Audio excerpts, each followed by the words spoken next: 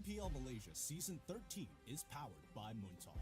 Enjoy a superior 5G network and lightning-fast gaming experience only with our official mobile internet hotlink. A big shout-out to ROG Phone 8, the official gaming phone, for keeping our players at the top of their game. Grind on with Nescafe to keep your gaming spirit going. Thank you to all of our sponsors and partners for your support in MPL Malaysia Season 13.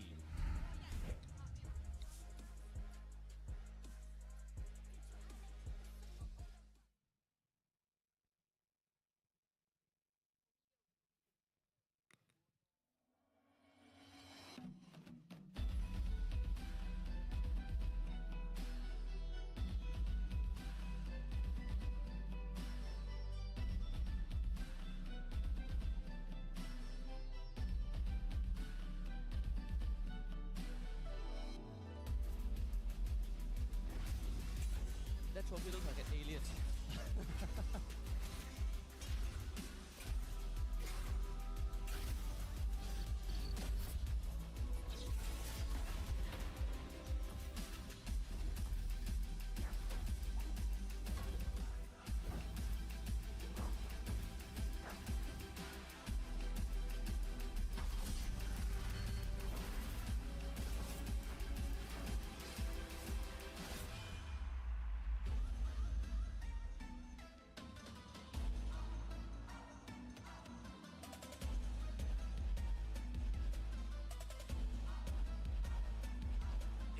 That's cool.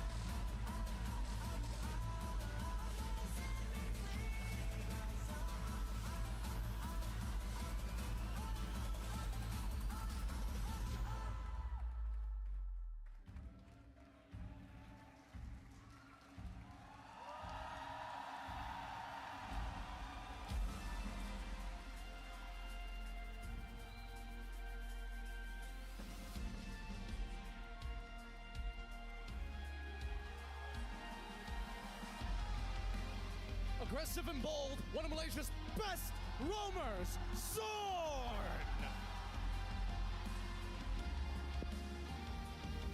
Dealing magic damage, the Kage that dominates every battle, Spicy Boy, Udu!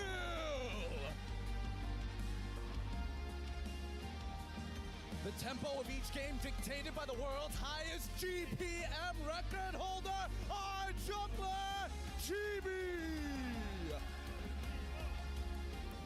The frontliner and the backbone in every combat, the EXP liner, Sabat! And here comes the brains and the strategists of the defending champions, homeboys!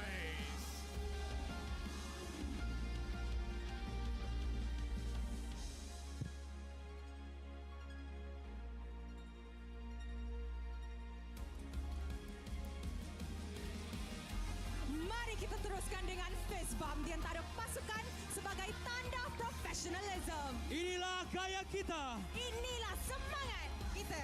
Kawan di luar gelanggang. Lawan di Land of Dawn. Ya, sebentar tadi kita dah menyaksikan kemasukan trofi keramat kita dan kemasukan pahlawan-pahlawan di dalam pentas pertempuran. Yes, kita nak mula kita punya Grand Finals Best of 7. Tapi sebelum tu, Sith, kita nampak full house hari ni di Stadium MBSJ. Apa kata kita buat macam a bit of a vibe check to see whether or not our audience is ready for this night. Alright, semua dah ready ke belum? Alright, sekarang ni saya berada di kawasan pasukan Homeboys. Kita mulakan dengan pasukan Homeboys. Make sure kita kalahkan pasukan Selangor Red Giant. Homeboys, are you ready? Nice one. All right, it's now my turn. Come on guys, all trust. Kita boleh kalah ke? Mesti tak boleh kan? Alright, apa kata? Let's see for the side of SRG. Selangor Red Giants, are you ready?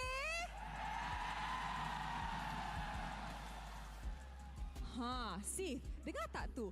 Side kita orang pun kuat. Wow, kedua-dua pasukan dah ready. Kedua-dua dah ready semua punya peminat. Jadi ayo bersama dengan kita punya caster, please take it away. The time has come for the ultimate chapter as we enter the very final series of the MPL Malaysia Season 13 playoffs. You're watching the English broadcast for the Grand Finals. My name is Safa and I am joined on the desk for this monumentous occasion by Husky as well as Gideon. Look, it's good to be here. It's good to feel this energy in the stadium right now. If you guys are in Malaysia, please come by MBSJ Serdang. It is electric.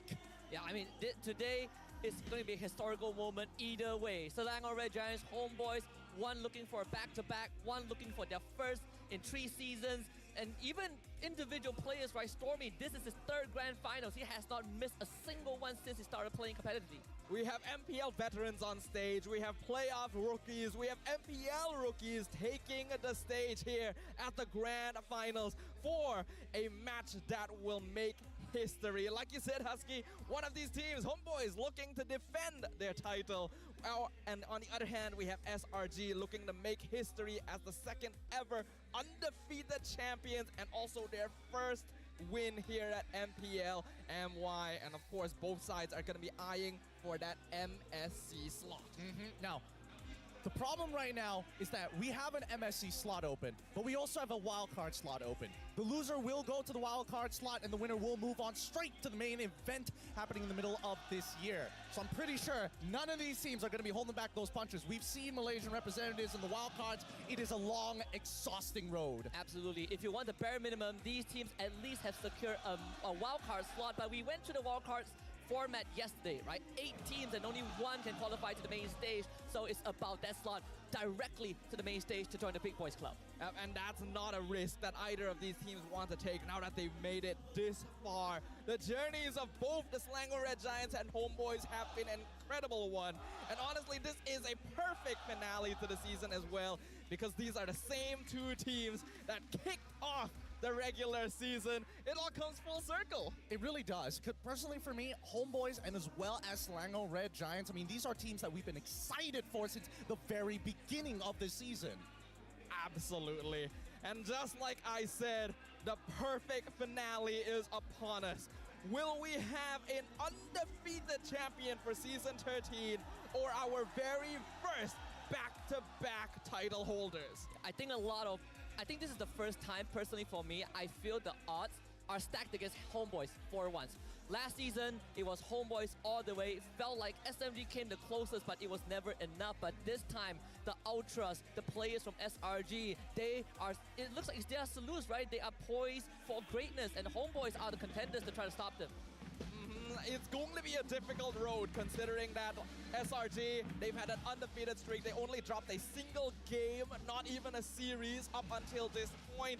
I think a lot of us were also expecting that the Red Giants and Homeboys would get to meet at least once before this in the upper bracket finals, but the playoffs have already shown us we expect the unexpected. This will be the first time these two teams meet one another since the beginning of the season. Yep, which begs the question, is the homeboys ready? And I'm pretty sure with the rest of this crowd, I don't know if you guys can hear me properly, but we are sitting on the SRG side of the stadium.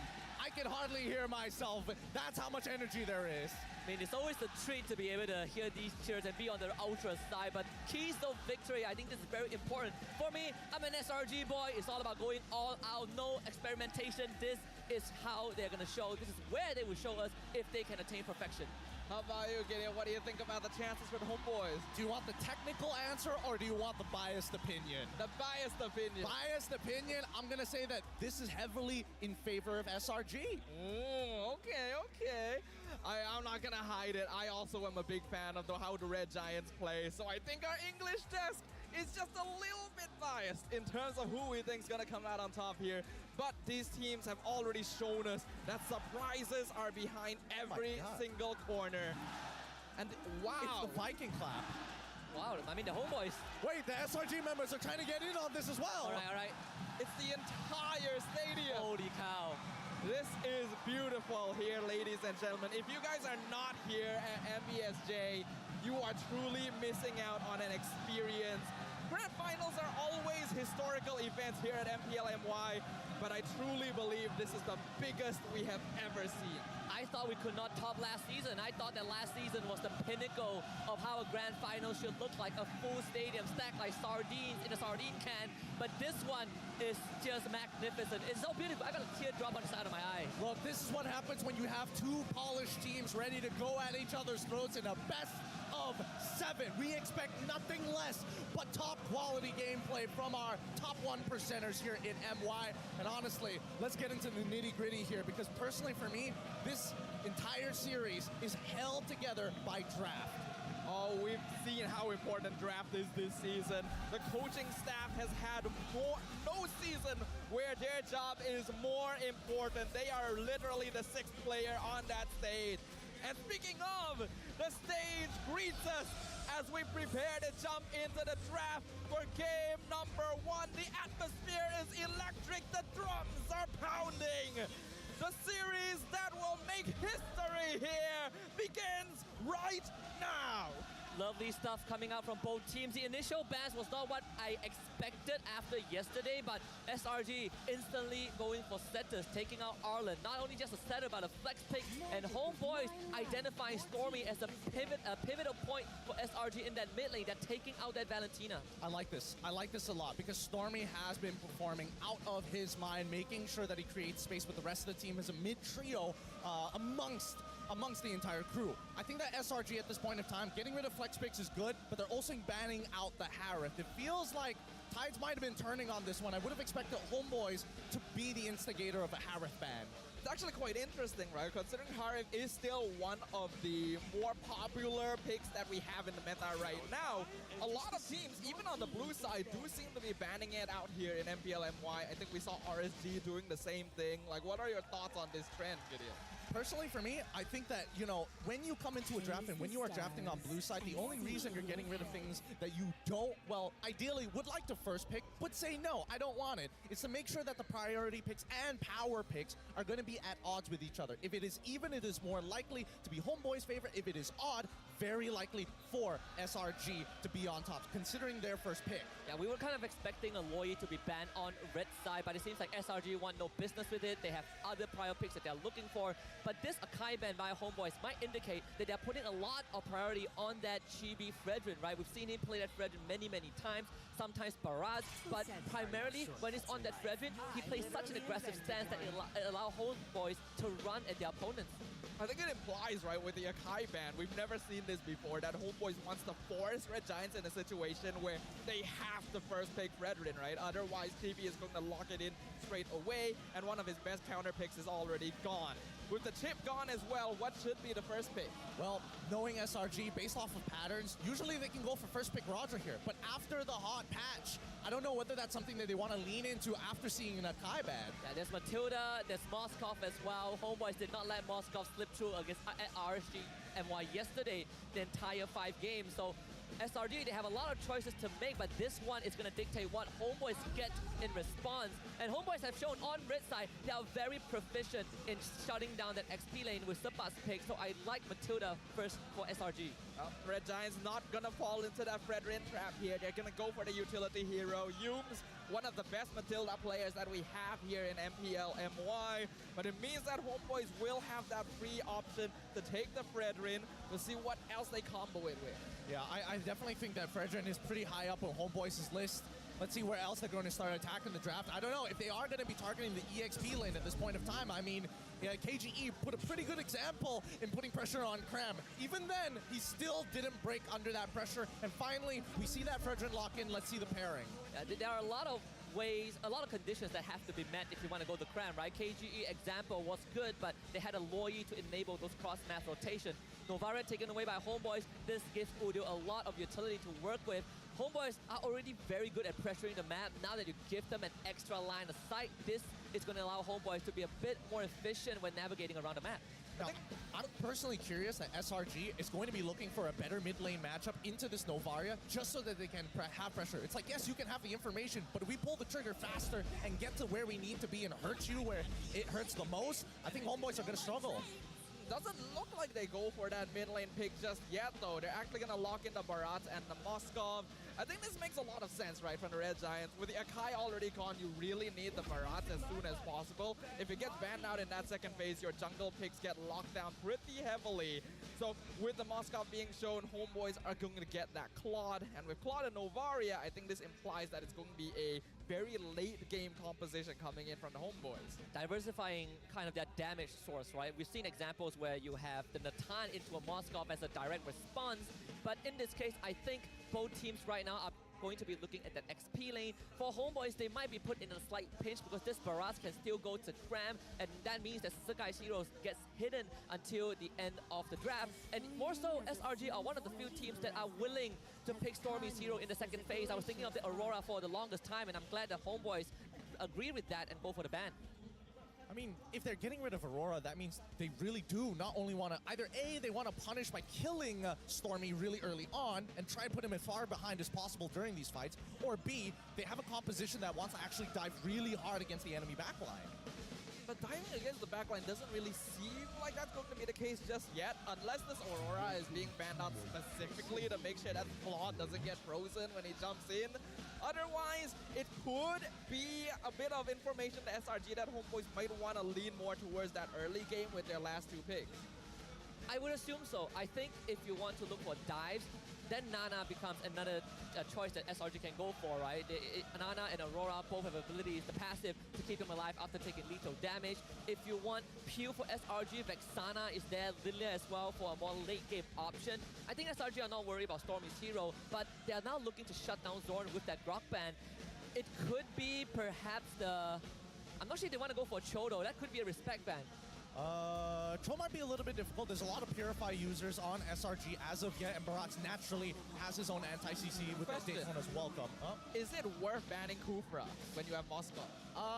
Is it worth banning the Kufra? That might be a little hard to say, right? Because inevitably, Kufra really struggles when you have that Purify. And with Matilda, that's an added layer to deal with. I think that SRG is approaching this well, right? Take away the Swiss Army knives, make sure that you have winning matchups, and more importantly, this Barats could be flexed into EXP. I'm looking at SRG right now because they have to decide where does Barats go. And Homeboy's answer yesterday against RGMY a lot of the times is if RGMY, if our opponents are on the blue side and we get Sapa's last pick without the CC, Thamus is always going to be the second option. But they're going to go for the Edith. It's a possible flex for Homeboys, but so far we haven't seen it played by Sapa. Yeah, this is unusual here. Homeboys seem to be taking a page out of RSGMY's book. They really like picking the Edith early because it reflects on both Rippo and Stowe. But you're right, Husky. I don't think we've seen the Edith on Sapa just yet. Even despite that, it's a question that SRG will have to consider. Yeah, personally, I think, Pops is doing a very good job in the draft by saying we're not going to predetermine who our EXP laner is because this could be a flex, and now SRG has to show their full hand. With Cram now on Thamus, we know that SRG is leaning towards the EXP side of the map to fight for early turtles, and the Nana, like you called it, again, SRG was worried about a dive comp. Homeboys, they at least have opportunities to dive, but they're more about peeling backwards. Let SRG be the ones who predetermine the pace. This could be Yuzhong or Sabakito, depending on how they want to play it, but they go for the Tesla, so committing only to those big team fights. I for Novaria, I wait to set up fight. Let's just go ham on SRG. All right, I like this, I like this. SRG, I think their comp is a little bit more default, a little bit more normal, but for the homeboy side, they've got some really bulky boys in the front to delay the game until Udil and Nets come online and just take over. Last thoughts on the draft, Gideon? Last thoughts, I'm thinking that as of right now, SRG, their composition, it's very early game oriented, right? They have late game insurance, but unfortunately, if early to mid does not go in their favor, I see a world where the homeboys can easily close this out 12 minutes. I think you gotta set your eyes on Cram, right? This Damos has to get up to a good start. Your natural matchup into Terisla is good, but I expect homeboys to put a lot of pressure on the XP lane.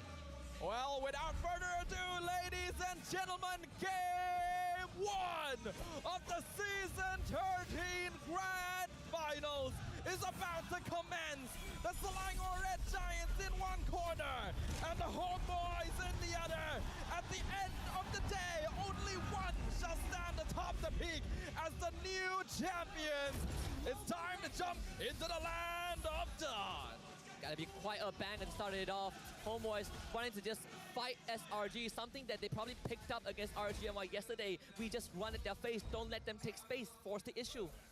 A lot of these early engagements, I'm hoping that SRG know what they're doing here. They can't overextend, and most importantly, information is extremely key for SRG to make these smarter decisions. We've seen them consistently adapt in the middle of the game, but ideally, with the information at hand, you can lessen down that time, give less windows for homeboys to actually look for the punish. Thing is, I think homeboys actually do have pretty big windows of opportunity, right? I think the genius with the Novaria pick, especially in game 1, is it allows you to dictate the pace of how you want to control the game with that Astral Echo. You always have information. You always are the one to decide when to engage and disengage. I feel like that's a little up in the air, right? Because it comes down to when he leaves the lane. And so far, based on the prior games we've seen from Stormy, he naturally has a knack for the laning phase. And afterwards, he walks with Yumes and sometimes even splits up the resources. I think that homeboys, as of right now, need to kind of corner SRG. So guys didn't really get the red tree, but the knockout from Zorn missed. Needs a bit of help right now. So guys escorted out by Sabat. Star Shatter damage not enough. Should be able to disengage.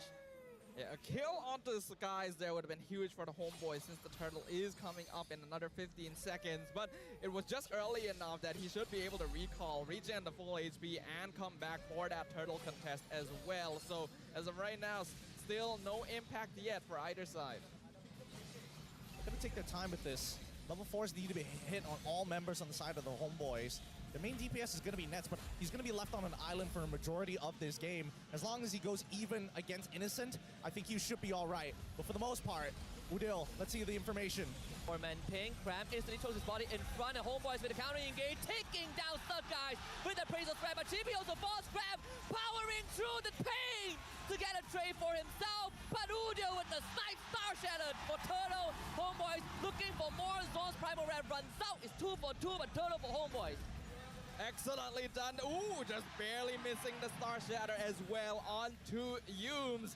Homeboys creates a little bit of space for themselves early on. The junglers initially traded for one another, but Selangor Red Giants are lacking a bit more fight presence once Cram and Skies are taken out, and that allowed for a pretty easy snipe on Udil. I'm liking this a lot. Homeboys have done their homework. They've done their preparation. During these neutral objectives, they expected the rotation, and they denied it straight away. More importantly so, we have to keep in mind that Daytona's welcome. It needs to catch a priority target, because unfortunately for Sakai's, he's going to be stuck in that animation while people like Zorn with that Primal Wrath is going to be gunning at him. Udil slowly melting him away, percentage max HP damage, and let's not forget that Subbat can slow down the progression of that backline from SRG.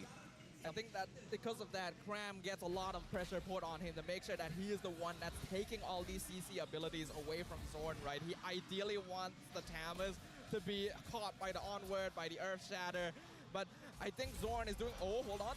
And Stormy, he doesn't have the passive. GB sticks onto him. Praise Red slams down. It's an easy kill. Daytona's welcome a bit late, but Ness will join the fight with the blazing duet. Subguys needs help, and he's not gonna get it. Homeboys finding 2 more kills in the top. Oh, he takes it. Innocent takes the ultimate, looks for GB, finds the kill and gets out, but Dooms dies in the process. Woo! 4 minutes into this game, we're already seeing 8 kills. 8 consecutive kills in quick fashion as well. A lot of it in Homeboys' favor so far as they're winning out these trades. But worse yet, for once, we're actually seeing these outplays being really negated. Homeboys not letting anybody off the hook. Yeah, this is hurting the Red Giants real hard. Up until now, we have seen Red Giants behind in the early game, specifically when they played against King Empire, but it's usually a bit of a controlled descent. In this case, Homeboys are really piling it on. Zorn will be pressured a bit, had to onward out of that, but this is the second turtle. Both junglers, same level. Udio spotting 4 of them in this pit. They engage onto Chibi. They want to get him out of here, but Sudguy's taking a lot of damage. Stormy finds the kill, but again the jungler dies. Turtle will fall this time. Zorn finds the kill. Primal Wrath bomb pounding onto Stormy, and Udio again, the sharpshooter from Indonesia, finds the third. Man, Chain Lightning coming in from the Primal Wrath from Zorn, steals it away. I mean, Yums can do his best here, but right now, Homeboys, they're amping up the tempo. They found their advantage, and every single time we see Sakai's get on top of Chibi, you see the rest of the team pivot straight into killing Sakai's. I love the target prioritization from the Homeboys right now. They know that there's no point putting all their damage on the Cram, deal with Skies first, then take care of the Tamas later and catch the rest of the stragglers with Zorn and Udil. Currently 6 kills, 0 deaths between the 2 of them. A near 4K gold lead for the Homeboys. Udio has been part of every single fight, and now the attention turns to Innocent, who needs help. And Yums is going to try his best to stall out the blazing duet, but Nets, he's going to get all the help he needs. Udio again, just not letting anyone go. Oh, there should have been some consideration for Stormy to drop his ult there, maybe to clear the wave or maybe to trade back against GB. But so far, this is the biggest lead we've seen, 6 minutes against SRG. From the regular season, 2 playoffs, nobody has achieved this much gold. Homeboys, they're gonna 2x this. I don't know where it's gonna stop, either 6,000 or 8,000. Yeah, normally the Red Giants, even when they're in a situation where they're losing the early game, know how to control it in a way where they don't fall too behind in terms of gold, so that there's still space to scale. But Homeboys is not giving them that timing. Udio just got a Divine Glaze. That is 6 insane. minutes. He's getting too much off of this. He's getting so much gold, and I think Homeboys have done it. They figured out a way to actually put Stormy behind. And in this case, with 10 seconds left on the clock before the turtle actually spawns, SRG, I don't know whether they want to still be a part of this. The guys can't even get his stacks. Yeah, SRG needs to back it off just a little bit. They gotta play a little bit safer. Unfortunately, oh, never mind. Might not have a chance. Cram, he's forced to just tank through this. Zorn does go down. Stormy finds the kill. Praises Red does not take out Cram. Big penalty zone from Subba to the back. But the damage insufficient, and Naz will come in as the supplement to fight 2 in a row. The arrow connects the butt. It's gonna be fine. Innocent will not take it, but Homeboys, they have the lead. Ooh, this is starting to look really scary here. It looked like Red Giants had control there. Cram was surviving a lot of that fight, but Subba jumping the backline perfectly. Chibi getting another free turtle. It doesn't feel like the Red Giants can do anything. No, they can't do anything for now. They need more time to scale. This early game is basically gone for. Cram has done his absolute best at creating space, chunking people down, and putting them at a lethal amount of damage. But so far, we're seeing more out of Zorn with that Primal Wrath in comparison to the circling eagle from Yums. And speaking about Zorn, he just bounced the guys. This is a dead dinosaur. Stormy needs to run away. The passive will expire at this point. Flickers away, but Zorn ain't gonna let him get away. Double kill for the Edith. This is unprecedented. The Selangor Red Giants came in as the final boss, as the favorites. A team that was unchallenged throughout Season 13. And the Homeboys are denying that title. I mean, right now, Zorn, can they at least get him? They do. Innocent's gonna be pinned down, but for long enough, though. GB slams down the Cram. He will get away. Homeboys taking both top and mid outer tier 2s. Oh, do it. He's gonna take it. Didn't get the pin. Okay. Not gonna take that risk. Unfortunate. This game, it's all about these small inches, right? Like, it's not like Homeboys aren't finding the angles. Zorn is. Everybody else has been following up on these Zorn engages very well, and SRG need to start respecting that. The problem is they can't really punish him. What happens when you try and go on this Edith? She comes out with the Primal Wrath, and she starts chunking you down. It takes too many resources to take out one guy, and think even for SRG, they might as well let this through. Take as many Lords as you want. We can play for high ground. We'll eventually be able to pick you off. Yeah, Zorn gonna be stopped by Surge Guys for now, but the target is gonna be Innocent. He's gonna be taunted out. Innocent needs to get away. Uses the Spectral Step. Gets dragged out. Innocent safe for now, but Sabat follows up. Not gonna let Innocent get out. He will die underneath the turret. Cram will be rescued. Udio will not find a snipe this time. Homeboys finds two.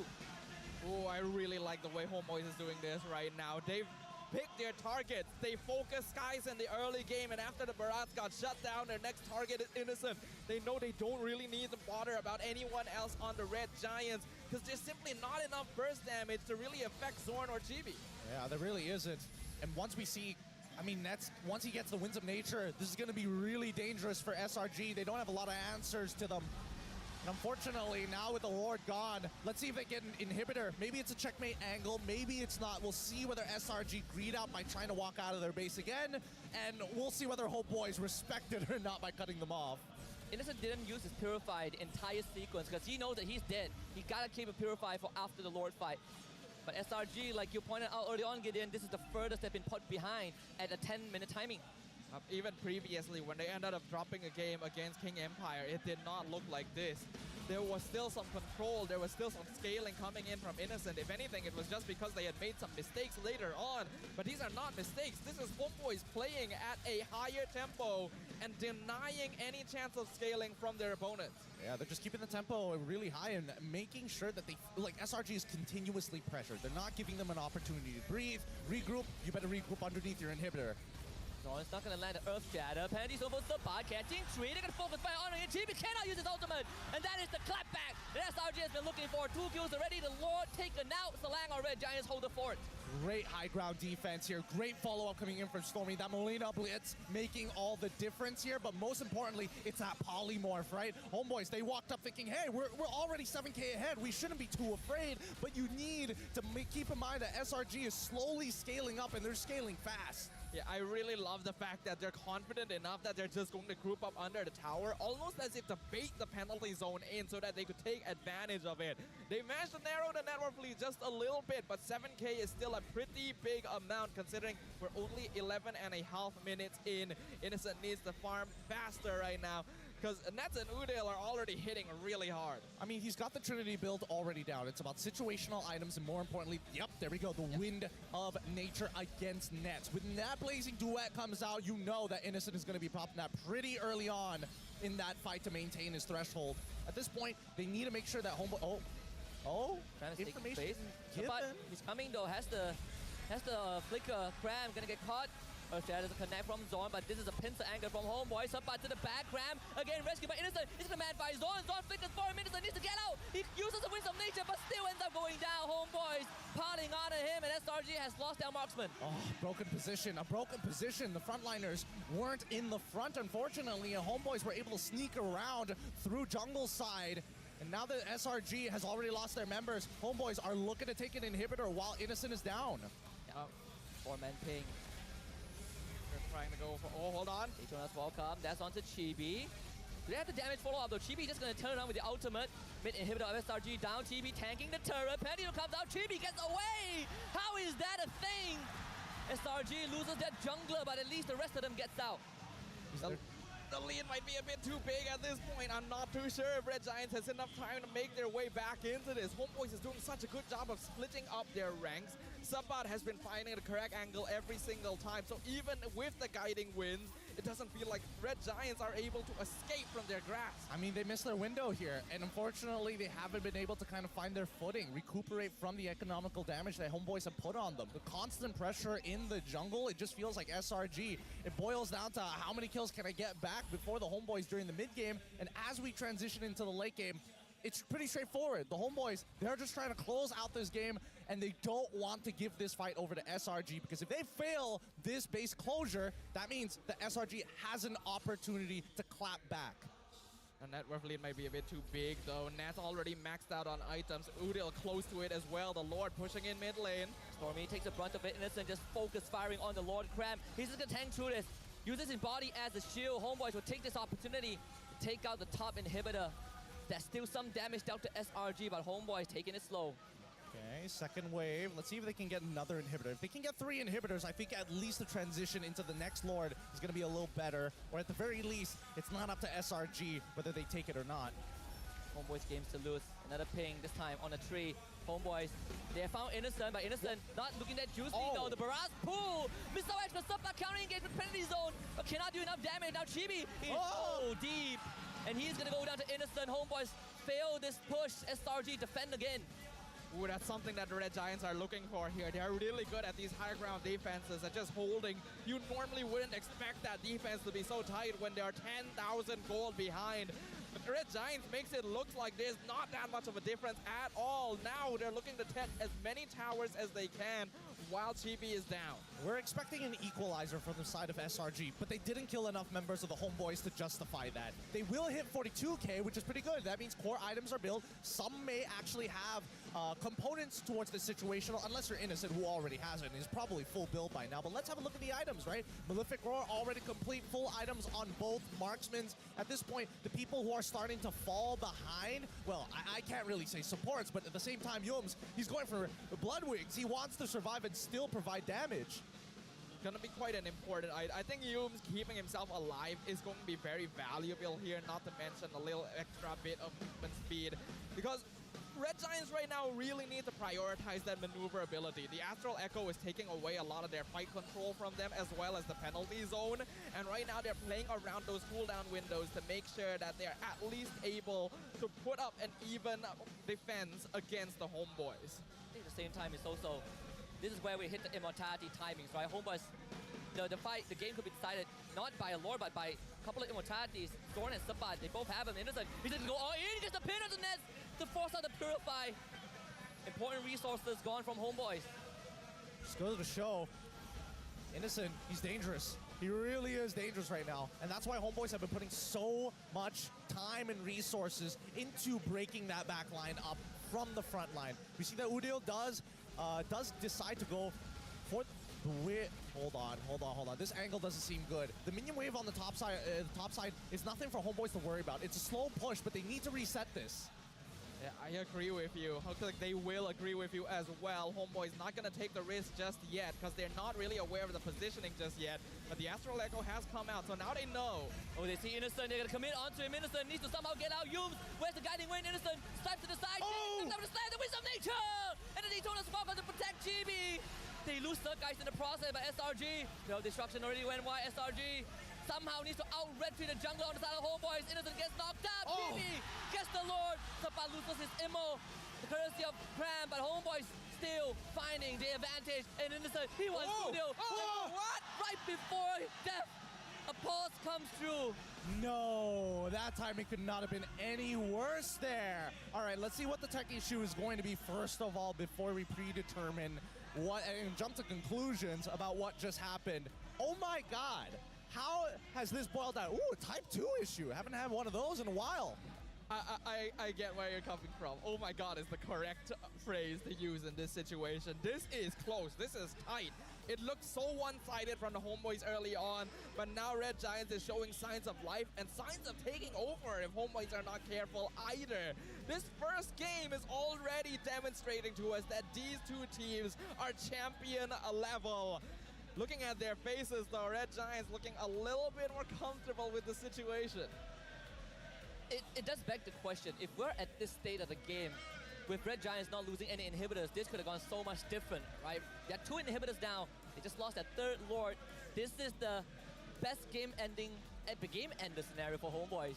It is, but at the same time, the problem is that SRG has finally scaled into this game, right? People like Stormy, people like Innocent are dangerous members if they're left alive. And I think at this point, Homeboys, need to figure out a more efficient way of taking them out. And yes, Udil can do a lot of the work, but it really comes down to who makes that first mistake. Do we see Stormy walk up too far? Especially Innocent. He has been dashing forward in certain angles, and that's when you see the homeboys instantly respond, right? Instead of resetting the Lord after Innocent jumped, wow, Chibi, he turned 180, walked right up to Moskov's face, is like, I'm gonna try and one-shot you. I think it's the right choice. Right? If Innocent hadn't timed the Wind of Nature perfectly to dodge that Appraiser's Wrath, he would have just gotten smushed on the spot. So we know that he's a player that has very high micro sense. But if homeboys are able to bait out that Wind of Nature in advance, it gives a green light for Nets to jump in with that Blazing Duet, and I think that's the combo that they're going to be looking for. And it puts us, I think SRG, this is the third time in the entire season that they're put behind. First time they came back, it was against Homeboys on day one. That was game one. Second time, didn't manage to come back. That was KGE. And, oh, actually they came back as well. The third time was against KGE in playoffs. That one didn't happen.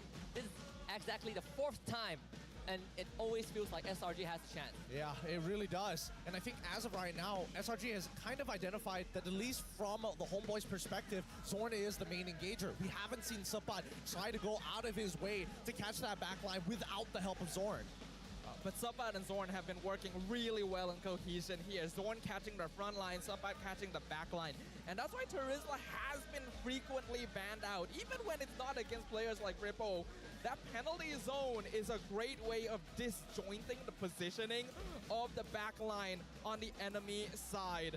Unfortunately, though, the heroes are going to start scaling off just a little bit in terms of like those tanky frontliners on both teams actually. So the positioning on Nets and Innocent is going to be the highlight going into the game again. I just want to quickly sidetrack. I like how everyone is putting their children on the line. That's how important this news is. We're going to go back into the game, and remember last time where we left off, Udio is going to die to Innocent. That one is a guarantee, so SRG still gets something out of this despite losing the Lord. KDA ruined by a tech pause. The man is like, I could have flickered, I could have done so many other things, but hey, here we are. 4, 1, and 14. The thing is, even if the Red Giants are doing a good job of responding, they're still 8k behind. We are 18 minutes in nearly. The Lord is pushing down mid lane. They only have one inhibitor standing. They've done a great job of defending up until now. But can they do it again? They got to stagger the Lord here. That's why they're walking up just to try and pull the attention of the rest of the homeboys. They're doing a pretty good job. The Lord is going to get melted. Subbat doesn't have the flicker, so not comfortable going in. Homeboys, they will lose that Lord, but the asset is still the minion wave, which SRG can easily take care of. So this defense is just flawless. Beautiful stagger. Beautiful stagger. Homeboys, they got a little lazy on the synchronization of their waves, and SRG, they just walked up, sped it up, cleared it up, and now we're back to square one, and the second wave will collapse, and maybe Homeboys put some fight in. They've got to start sacrificing things. Chibi, he's going to be the one to jump in to soak up all the damage. Subbat penalty zone doesn't catch his Innocent. It's going to be RESTREAM slam now. Lands on the Innocent, but Innocent still powering through. He is the damage dealer. They try to welcome. Ease up Subbat, spits him into his team. He goes down, but Innocent is still alive. Still alive. Innocent's going to take it. Let's come down with the immortality. Innocent will fight through him. Fight me! Fight me! Innocent, save me! Oh my God! Die! Innocent life steals up Udio. Finally gets the kill, but SRG have done more than enough. Oh, but Zorn, he's in the backline. He wants to target the crystal. It's wide open. They're gonna try and do his own. Loses the immo. Can Stormy hold him back? They need to clear the minion wave. They make sure that he's out of range. Chibi goes down. The defense draws the leg on Red Giants. Unbelievable in this first game. As Yums is gonna bring Stormy in. 4 dead for Homeboys. That's the equalizer we were looking for. SRG are back in this game in a holy crystal purchase as Stormy holds it above his head in victory. We're back, baby. Homeboys now, they still have a major advantage in this game, and that's because of the 3 missing inhibitors on the side of Slango Red Giants. As much as they have scaled into this game, dealing with these minions as they scale up 20 minutes is going to be a bigger problem for them than the actual members of the Homeboys. Yeah, the Homeboys still have a few chances to close this out, whereas the Red Giants cannot afford to make a single mistake because of what their side of the map looks like. But they're already showing us what is possible. Innocent positioning in that last fight was insane. And then diving in, nearly taking out Nets and Chibi without dying himself. Homeboys need to be stressed out a little bit now. Even though they have way more towers than the Red Giants, it doesn't feel like they actually have much map control. I mean, at this point, Homeboys might even consider rushing down the Lord just to force SRG to respond to them, right? They need to put some pressure, and there's no way that they... Wait, hold on! Cash, that's Innocent with some nature. Innocent needs to get pulled out right now. They're following out everything. Good sidestep. Innocent dodges it. The guys might be sacrificed though. He's not going to get assistant. That's the catch that Homeboys are looking for. Jungler of SRG down. Cram follows up. Bit of destruction connects. Innocent's going to take it. He doesn't know that somebody's in the bush. Now he's going to come back. Innocent finally goes down. Homeboys setting up the ambush. And a win angle for them. Stormy escorted out, but Homeboys, they have almost a minute to find the closure. Udo with the 3-man ping. Homeboys walking down that mid lane. They're all spotted, and there's Stormy. He's already gone. 3-4-1. Homeboys looking to close out this game. Oh, that was a mistake. Innocent jumping in, not realizing Sapat was there, not realizing he was surrounded. Sapat jumps in again. Final push. Homeboys just one game once. Got up to a good start. Grab, powering it through. Gives his life away. Yums needs 10 seconds, but I don't think he's going to get it. Ness has pushed the minimum wave in. Yums, he just control his body, and Homeboys looking for the first blood, and they found it. The defending champions make the first strike. They are now one game up in the grand finals, denying SRG and delivering them their second defeat of the entire season. Oh my goodness, the first time we've seen Innocent be forced in a corner and forced to make a super play. He excels at this, but it's still high risk, high reward. That also includes the consequences if you fail. Oh man, considering it got to that point, I mean, it's a minor W for SRG, right? They held on for way. I don't think any other team would have held on until that point. I don't think so, right? Like, this is a grand finals worth watching. This is the series. This is the matchup we have been anticipating since the beginning of the regular season. And boy, neither side is looking to disappoint here. Guys, I know we thought this was going to be a hype finals, but did you think we'd kick off like this? No, I really didn't. I definitely thought the SRG coming into the draft was already looking a little better here, but unfortunately, it looks like Homeboys have done an extensive amount of homework in how they're playing each of these phases and how to address, how do you deal with SRG? That is the question, right? How do you handle SRG? Homeboys, they seem to have found an answer, but will it work every single time? For now, though, the momentum from their victory is going to be pulling them forward, and our MVP of game number 1 is, of course, going to Spicy Boy himself.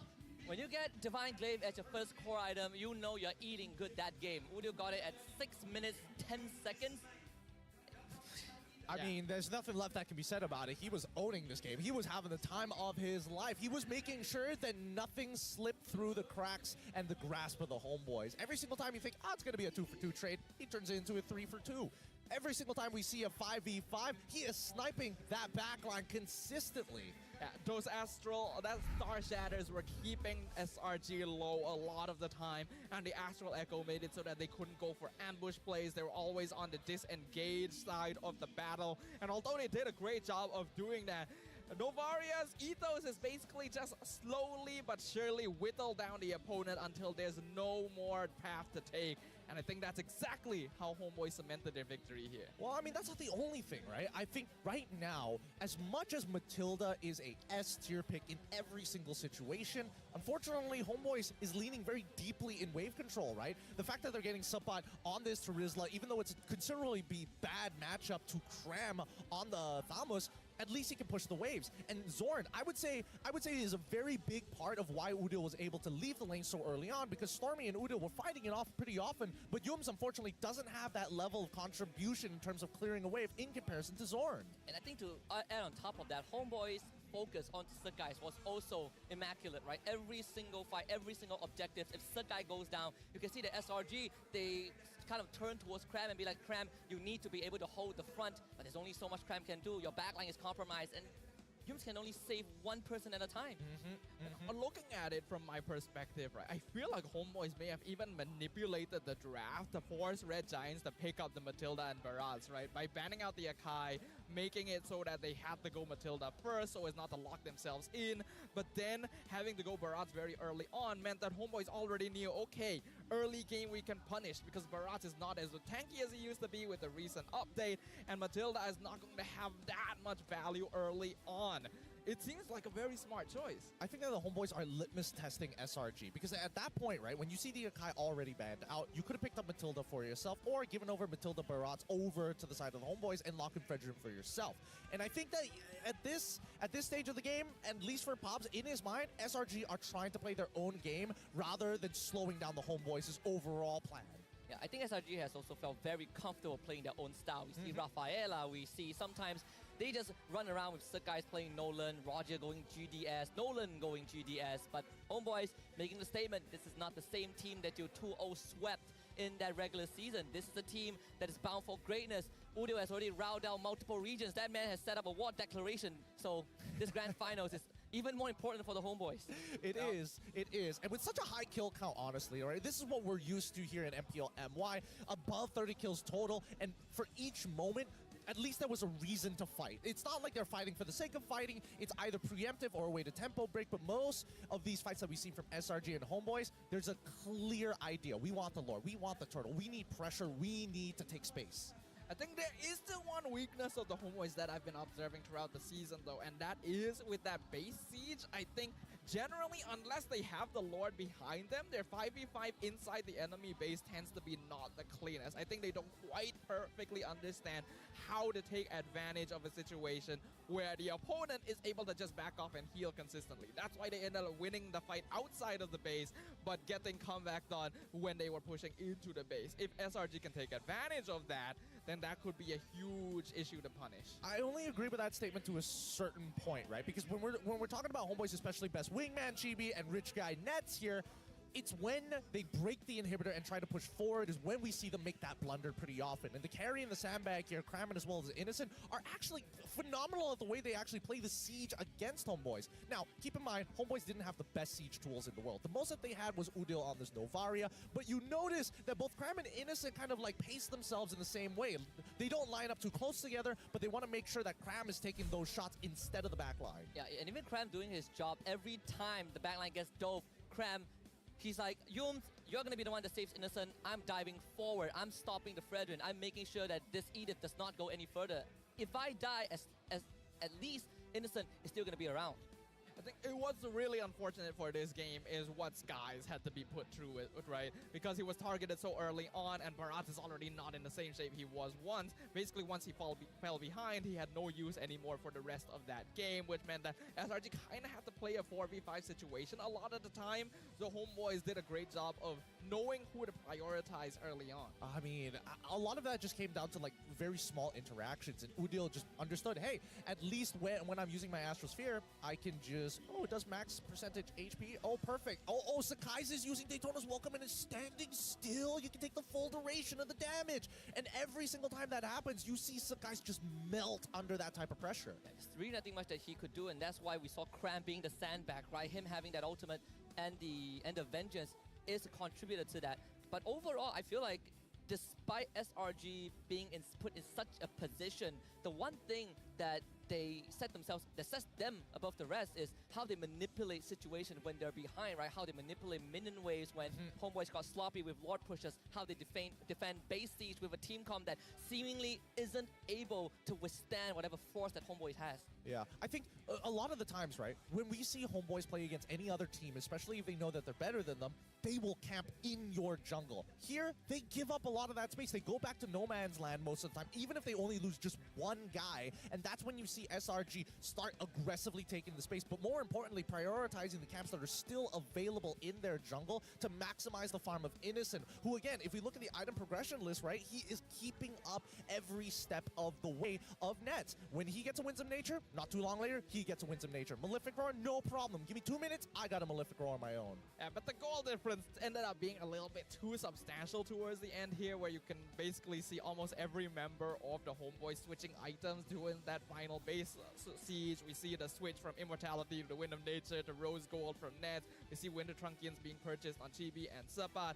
And that does make a bit of a difference when you have difficulty pushing straight in against a team like the Red Giants. If you ask me though, in regards to the topic where the homeboys kind of give up space and retreat when they lose one member, I kind of wonder if that might be intentional, because they know that with the Edith and the Terizla, they actually take better fights if Red Giants are outside their base. Yes, no, that's exactly it, right? Because keep in mind that as we look at these match highlights, when you do see the engagements happen, how far is Odil's range with that Star Shatter, right?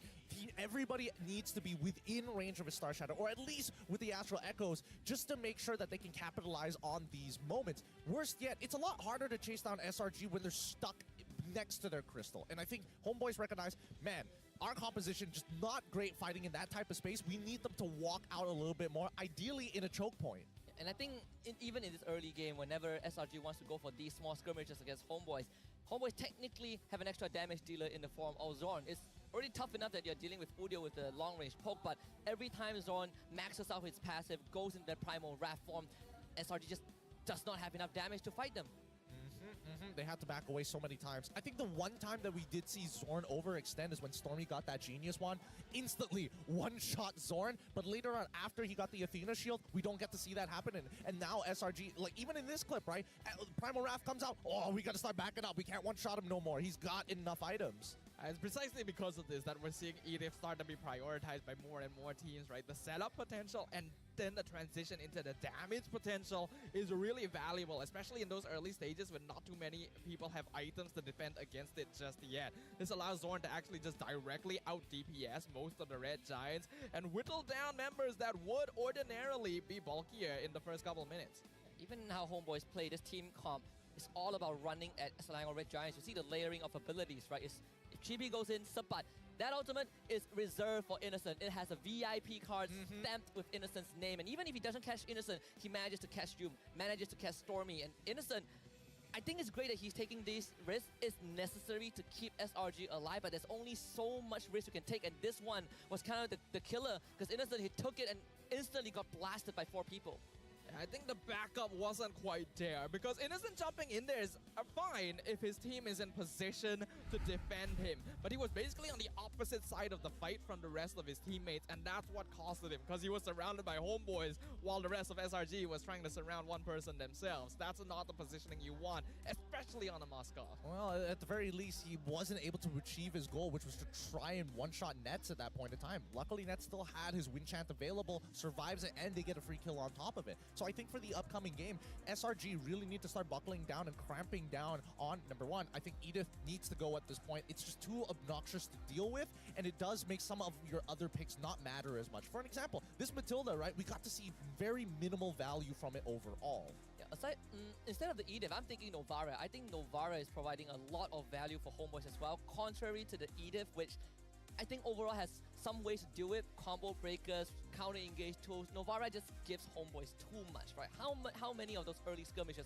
went homeboys' way because Udio was just sharp with the Star Shadow? Yeah, I agree with you. I think that if either of these heroes are going to be prioritized for a ban here, it should probably be the Novaria, because at the very least, I think Red Giants are in a position where they can contest the Edith themselves.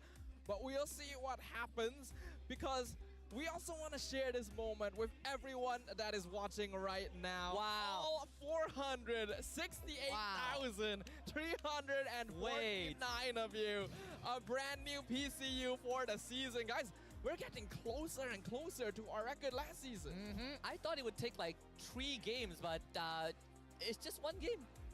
I mean, let's just start off with, come on, 500,000. Let's make it a nice round numbers between me and you. This is the bargain, all right, guys? Get your friends, get your family. If you have an extra device, pass it to your pet. I'm sure they're into MLBB. It makes sense. Don't worry about it. Don't worry about it. I bet your pet spider is good at Fanny. We just saw that first game, right? There's no way the rest of the games are going to be any less than that. Neither of these teams are going to allow that to happen. So you still have plenty of time to tell everyone you know to come and watch MPL MY, because these grand finals are hitting us real hard. But we have even more for you guys as well. You know, don't say we never give you guys anything, because we have even more. Just because it's the grand finals doesn't mean there's only gameplay. We have even more. You know what else we have? A lot of content, a lot of funny and informative content. Oh, skin codes. All right, Ooh, yes, that. yes. Yeah.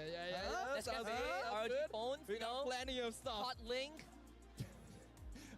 I mean, Not even the SIM card, it's just the hot link. We got the brand. we got the We got brand. no content for We you. give you This, hot let's link read it. itself. Hot link on that side. It's red behind, that's hot link. That's hot link too. I mean, we've got a lot going on for the competition today, and I think, thank you guys for watching and helping to break our PCU record slowly but surely. It's only going to get better. But of course, speaking of all that, you mentioned content. We got content. We got a video for you guys to watch right now.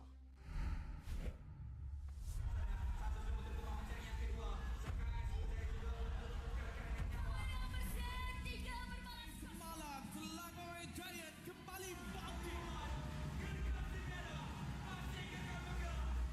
Sejak permulaan musim, Selangor Red Giants sentiasa berada dalam liga tersendiri. Dengan hasil keputusan yang sempurna, tanpa keraguan, merekalah pasukan impian yang sudah bersedia untuk bersinar di pentas antarabangsa. I hope we can represent Malaysia and show them Malaysia is strong. I want to show to other regions what we are made of.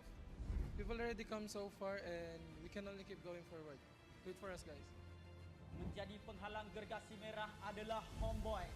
Mereka memenangi perlawanan demi perlawanan untuk mendapatkan slot ke Riyadh. Tapi sekarang mereka harus memenangi perlawanan ini untuk mencipta sejarah di MPL Malaysia dan membuktikan bahawa mereka mampu bersaing dengan pasukan-pasukan terbaik dunia. Saya rasa Nets lah yang paling keras terhadap diri sendiri. Dia tak pernah pun blame teammate dia. Nets banyak salahkan diri sendiri bila game tak jadi. Untuk final kali ni, kita tak pernah target untuk hanya ke wildcard. Memang kita nak champion back to back. Itu target kita dari awal season ni. For Zon, sebagai idola aku, so aku nak bantai kau. Siapakah yang bakal berjaya memutus slot mereka ke group stage MSC dan siapa yang bakal berjuang melalui peringkat wildcard? Selangor Red Giants menentang Homeboys.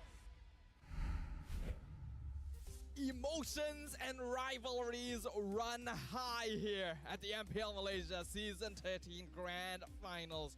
Both the Red Giants and the Homeboys have so many stakes that they are competing for on this stage right now. 10 players, all eager to get their fingers on that trophy, but only one who will emerge victorious. With so much stakes on the line, it's going to be hard, right? Especially for those who aren't even technically playing the game, the drafters. I feel like Coach Arcadia has a lot on his shoulders. Same goes for Pops. Netizens are always going to criticize every step of the way. But I think at this point of time, right, it's a chess match in a best of 7. In a best of 5, you get a little bit of a taste. It's blitz chess. Now you can really take your time and really strategically attack your opponent. Yeah, SRG, they're good at sprinting, but are they good when it comes to a marathon? Can they run a 10-kilometer run? Because Homeboys, they've done it countless of times, and this season they are more than prepared, right? They came from the lower brackets, and I think it's a good time to start talking about pressure on the stage, because Homeboys are not worried about them. They've been there plenty of times, grand finals, championships, some of them returning repeat champions. But for SRG, we have Sekais. This is his first grand finals. Yep. It's the first grand finals for the org as a whole, right? I still remember 3 seasons ago when the Red Giants joined MPL for the very first time and really showed us what new blood can do in this scene. With every subsequent season, they've grown even stronger, and now they've reached their peak. But standing before them are the defending champs themselves. I think, as much as we like to believe that this is their peak, there is more to be given. And I think Homeboys are really going to have to force it out of them. SRG is going to have to dig a little deep here, but I don't know. Maybe it's just like, Arcadia's like, that's a drafting problem. We can fix that real quick. Game 2, we'll get in the bag. We'll even it out 1-1. Unless Pops, we don't know. We don't know whether he's going to take full advantage of the side that he is given. I mean, when SRG lost their very first game against KGE, to them is, well, we got a bit overconfident. We were messing around with the draft with this Rafaela thing, and we still had to make KGE work for a win with like, 12,000 gold lead. So I think this is not tough issue to fix, considering the SRG have already been at the top so many times. But it's good to see Homeboys kind of pull them down a little bit. It's like, hey, you can't just look down on us. You have to be on the same level. This is the bench we're sitting on, and only one of us can leave it. It shows that even giants can bleed, even giants can be toppled, and the Homeboys one step closer to making history as our first back-to-back. But the series has only just begun. There's still so many potential games that can happen. One good thing about the Red Giants is that despite having a perfect season, only having dropped 2 games so far, they're actually not the type that's like, oh, I lost the game, my record is over. That was never the intent. The goal was always just to get that W no matter the stakes. So going into game number 2, what do you think we can expect?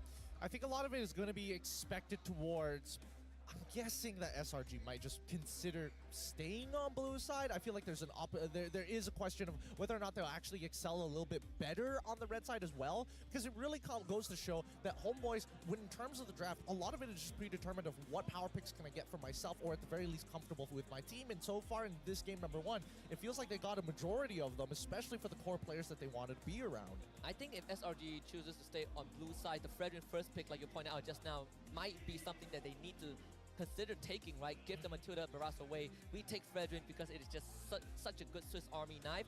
But I personally want to see if SRG would take red side. Give yourselves better opening. Sure, priority picks is going to go to Homeboys, but if we look back at game 1, there are a lot of picks open up, and you're never going to run out of choices. Well, here's the thing, right? The only way they did that was because they were dangling the Matilda in front of their faces. They're just like, Matilda is real good. It's good, real good first pick. Yeah, you definitely want it. Oh, the healing. Oh, the rotations. But then you have these other picks that kind of, supplemented in place. Matilda, it feels like, oh, wow, she's really great when you're ahead, but when you're behind, maybe you'll survive a couple of situations, but it doesn't really change the goal differential. It's the same situation with Baraz as well. Feels good when you're ahead, feels really bad when you're behind, especially after the update. So I think Homeboys definitely played a small hand there in pushing Red Giants in this direction. I imagine that Coach Arcadia is going to learn from this and realize, oh, actually, they may have us a little more figured out than we expected, and we're going to see things switch up. I do agree with Husky as well. Maybe the Fredrin needs to be contested somewhat, because very easily, Skies and Chibi are the best Fredrin players we have here. The way they use the hero is so aggressive rather than utility. So I am hoping for a really interesting game number 2. But how about you, Husky? What do you hope to see? Just like your interesting game 2, but I'm thinking about what we can learn from yesterday's series between Homeboys and RSG. I think when RSG were put behind 0-2, they came back 2 games in a row. In one of those games, I believe game 4, they took out Fredrin on red side. And that really changed the dynamic of how RSGMY was able to play that early game, right? I believe Chibi was forced onto the Barats, and they were able to shut him down so much easier with proactive picks like the Edith, where we saw from Zorn. So I think there's a case study there that SRG can look at to be like, maybe that Fredrin needs to go, either that or Novaria, and if the Fredrin is there, we have to take it. Yeah, and I think this should be the response when you see the Akai. Now that's something to keep in mind here, right? It does leave Barats out in the open, and there's not a lot of tank junglers. Afterwards, maybe the Abaxia might come into play then, but I would much rather be in a Abaxia versus Barat situation rather than have to deal with like, no, you're Fredrin, and I'm gonna try to play the game. Maybe, honestly, maybe even Guinevere might be a considerable answer. I just think it's a little bit unfortunate that even after all this time, even after all the nerfs, Fredrin still dominates the jungle, right? Like, he's just a little too good, you know? That six-pack abs is a little bit too attractive during the draft. I mean, we could say the same about Claude, just minus the abs, and add a monkey. I mean, a monkey is pretty interesting, right? Maybe the monkey needs to have abs. Oh. Think about it. Maybe Claw is more popular if the monkey had abs. We get a revamp and Dexter is a gorilla. I was about to say, have you seen a monkey with 2 guns? Have you ever thought of that? You know, you're right. That's more interesting. Have you seen a monkey that just... No, right? No, I have not, in a matter of fact. I have not, but that definitely is probably going to increase the appeal of the hero. Maybe even a mythic skin if you guys vote for it. I already know the Flint one was messed up. I know a skin idea, right? Muncho, listen up, all right? $1 million right here. Okay. Okay. The second skin, same as the rarity of Vexana's latest skin. Zenith level, one, all right. Get this. Dexter is now a big size ape or big size primate, all right? and Claude is the dog on his shoulders. Now Claude is the one that's, In collaboration of Planet of the Apes. Yes! I see the angle. I see. Perfect. Moonsault Marketing, get on this. Get on They're this. rolling the dough, baby. Hey, rolling in that dough. MLBBX, Planet of the Apes. That would be the play. That would honestly be the play. But for this upcoming game, right? I do think that the Edith is a bit of a problem, right? Tank junglers in general, but more so as a meta answer to a lot of dive compositions. They just struggle against it. Edith takes too long to kill. Fight. Come on, man. You can yeah, do better. Man's sleeping on the couch tonight. Do you see that arm cross? It's over, man. It's over. It's over. It's over. It's so done for We him. just witnessed the end of a man. On the second game of this best of 7. He F'd just in the got chat. here. But let's see what about Ozora Vecchi, the meme lord himself. We messaged him. We said that, homeboys are pretty good at snowballing. What do you think about it? And he says that, no, dang.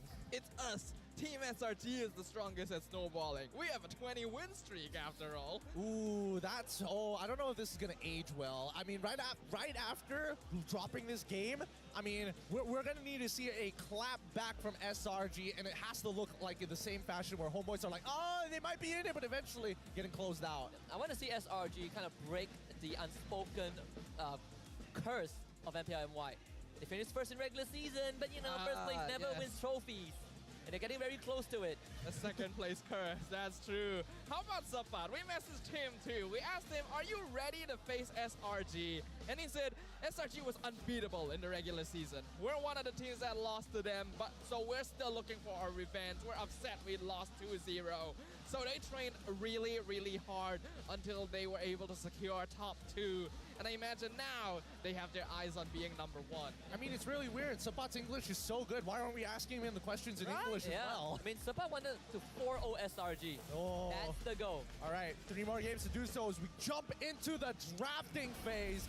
Let's get these teams to duel one more time. I want to see the way that they approach this, right? These first rotation picks have been quite detrimental for both of these teams. And I think that it's highly volatile to a point where if homeboys accidentally misclicks or mispositions, misselects a hero, that could be the end of that game.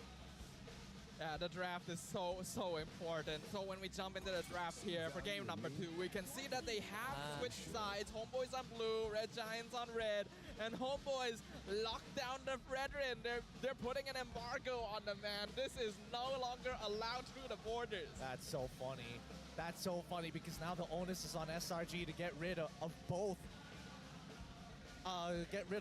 Harith as well as the Loyi. Maybe Loyi is questionable, right? Maybe it's like, yes, Chip, naturally, Zorn, he's good at it. But do you believe enough in Udil to carry the game on a Loyi? There's the Matilda that you need to consider about, right? Again, it comes down to picking your poison. What do you want to let through to homeboys? Because I'm starting to see homeboys, they're starting to lock down on the jungle for SRG, right? So guys didn't have a good game of 1. And now removing that Fredrin, telling SRG that we don't care about this Fredrin. We just want you to not be able to play. Maybe they're targeting because Chibi was the only one on the dream team of an SRG, right? They realize, the jungle, that's where we win. That is their first tip on how to beat SRG. Look at who's on the dream team, and then just target him. Just target him. Poor guy. I mean, it would be funny if there was a mic check where it's just like, I'm on the dream team, guys. It's me. Whoa, Kai too. Wow. Oh, hold on. Is someone pulling Exorcist? All right. Yes, he is. This is the important one. Does he get a skin? Does he get a nice skin? And roll. Come on. Hayabusa. To be fair, this one's a lot harder to hit. It is. Like, they don't use the bingo system. It's just roll, get some tickets, pray that you unlock it. You pray that you maxed out your ticket roll. Yep. Well, let's see if the ticket rolls are going to be in favor of the Red Giants this time. They're 1 game down. They're going to want to even it out so that they can regain some momentum. But this last man is going to have the weight of the world upon it. Matilda going to be the choice. What will homeboys go for first? Loyi, right? Loyi, I think. Oh, yeah, you're right. Or Novaria. or Nova. I don't think Novaria is bad, don't get me wrong, but at least this kind of opens up Stormy to breathe a little bit more. Either way, he's going to get a matchup where he is pretty comfortable in handling overall. Yeah, I mean, Loi's win rate has been through the roof, so it would be quite surprising if Homeboys chooses otherwise. Even when you look at the jungle, there's like, what, only Barrage and Boxer left as tanks. It is going to be the Loi. They're going to give that over to Udil. And we can see here, got a fun fact, Sapat, who's played 255 games here in MPL MY. I think it's a funny stat as well because I'm pretty sure this number can't be shared with GB. These two have been together with Homeboy since the very beginning. That's a good point. Unless they're also including all-star matches. Oh, yeah. And at that point, it's like, I don't know how to do the math on this one. Let's see. SRG currently... Well, I mean, they've only got 2 losses, but both with Novaria in the opposing That draft. was interesting. We found a problem. Let's just take out Novaria. Maybe that's the key. You know what? I know why. It's because for Red Giants, the sky is the limit, but they can't deal with stars. You can't deal with the cosmic wrath. I cannot see beyond the clouds. God dang it, guys.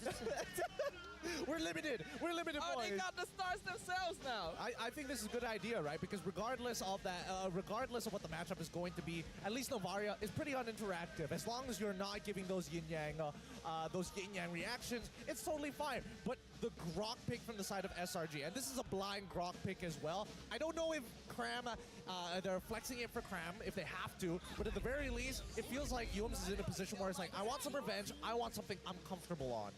Wow, the Claude again for Homeboys. They are just going to stick to this.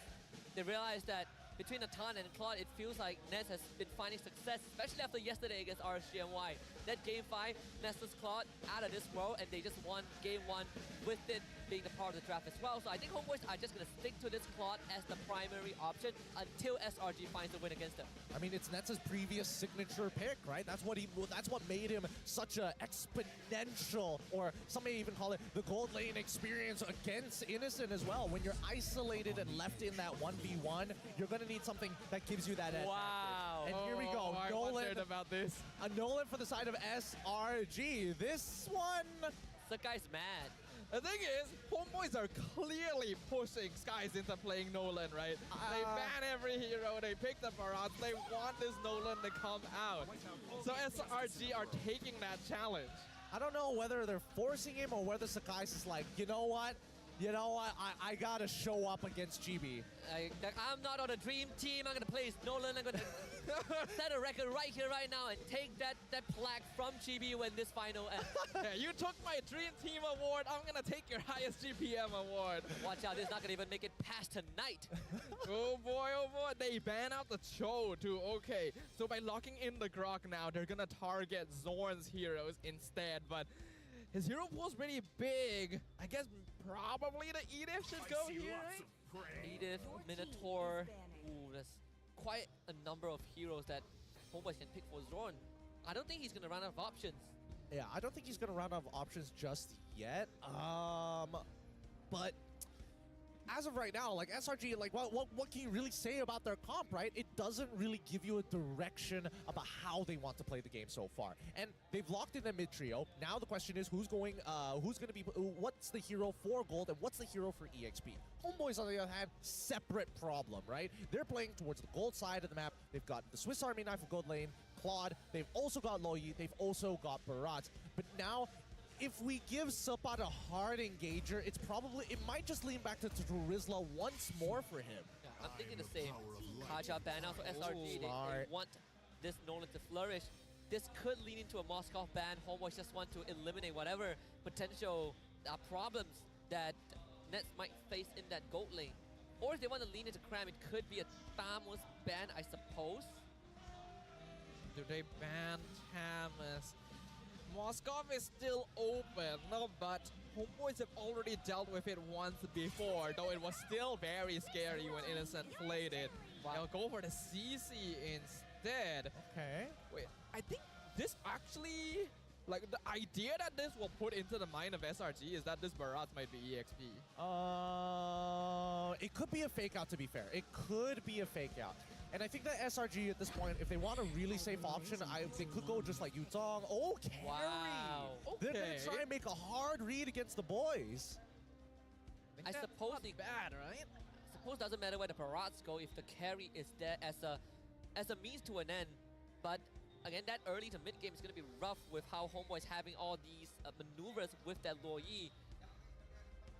Maneuvers are going to be many here. Obviously with the Luoyi, we've already seen how teams are able to control the map very well. But we've also seen that these teleport type heroes are strongest when you're able to have a lane control. And I think right now SRG is focusing on making sure they have some of that early game lane control here, especially by making sure that the heroes that counteract Grok are taken off the table. Well, they are going to need like at least a good setter, right? There we go.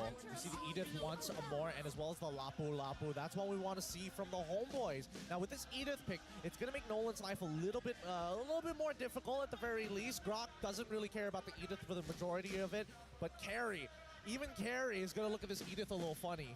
You thought game one, Homeboys have a dive comp, they have another dive comp, but in a different fashion, right? We saw Sepas Lapu yesterday as the conclusion to their lower bracket finals run. Was it against the Carry? I think it's either Carry or Moscow, but regardless, right? Once he gets to that back line, Carry is going to have a rough time. Regardless, if you take Purify or Flicker, you still have problems that you need to deal with, and there's no Matilda to save you this time. Yeah, Sapat is easily the best Lapu player we have here, but Red Giants going to take a page out of Homeboys. They'll go for the Terizla for Cram, and that's going to be the setter that they are looking for. The question is, will it be enough? Well, I think they needed something tanky that deals a decent amount of damage and can push those waves. I was thinking of Paquito, or if they want something more volatile, a Benedetta, but I think that Terizla works well. He's probably going to come in a little late to the fight, but at the very least, you have that body of the Smith to keep you alive and absorb damage from Udil. Hopefully that splashback to the rest of his team doesn't cost him the game. Yeah, I hope so here. Homeboys, they're going to be jumping in. They have advantage, but can they close this out? Can they deny the Giants from yet another victory? We just got to see if Homeboys can extend the lead, they are going to be in such a good spot. But we also got to see if SRG can come back from a defeat. It is game number 2 coming right up in this grand finals best of 7. Selangor Red Giants on that red side, Homeboys on the blue. Here we come. Oh, MPS J Serdang Jaya is shaking with a number of fans, bringing in the drums, making sure that their voices are heard live as they battle it out. Game number 2, Homeboys on the blue side up against SRG on the red. I love how many people they put around the purple buff instantly because they know Hughes on the Grok is definitely gonna try some funny business. He will successfully chase him away, and that will just slightly slow down Chibi as compared to Skies. They have both started on the same side of the map as well. I like this. I like this a lot. Force Udil to use as many chargers as possible. Force him to use mana. The more he uses his resources, the more likely Udil is going to retreat and go for an early recall. Look at the emblems and talents. Ooh, common emblem on Grok this time. Looks like Yums wants to be aggressive. So guys, I think he just spotted Chibi as well. Does have that XP advantage simply from that invade onto that camp. So guys, it's going to hit 4 first. That's what we expected from a Nolan.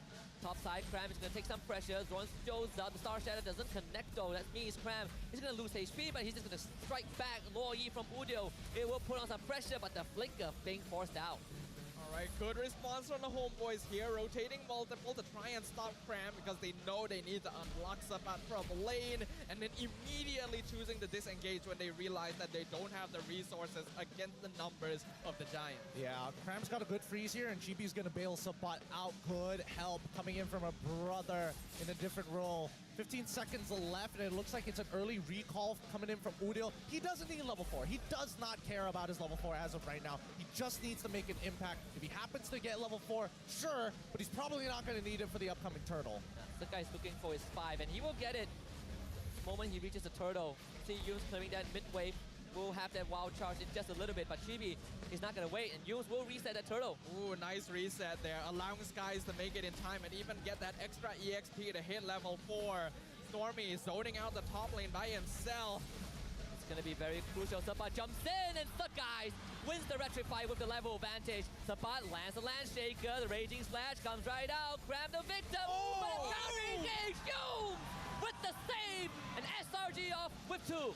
What a flicker wild charge. Instantly Zorn and Subbot lights out, and that's EXP compromise for the side of the homeboys. SRG have opened a wound up on the top side of the map. Man, Cram just dangled his body of a Smith like a bait in front of the homeboys, and they bit on it. Beautiful play. Red Giants having the lead now is exactly what they want, especially those 2 assists on Skies is going to help this Nolan heavily. It feels like the onward didn't connect against the Yomes. But at the very least, I think that the homeboys, one of their weakest points is when they start getting desperate for a trade. That's when you start to see them do sporadic movements. Oh my god. Wild charge. This one to Chibi. Cram, he's out already. Chibi needs to get out. What a penalty zone for Cram. All of them caught on the edge. This guy is a geometric genius.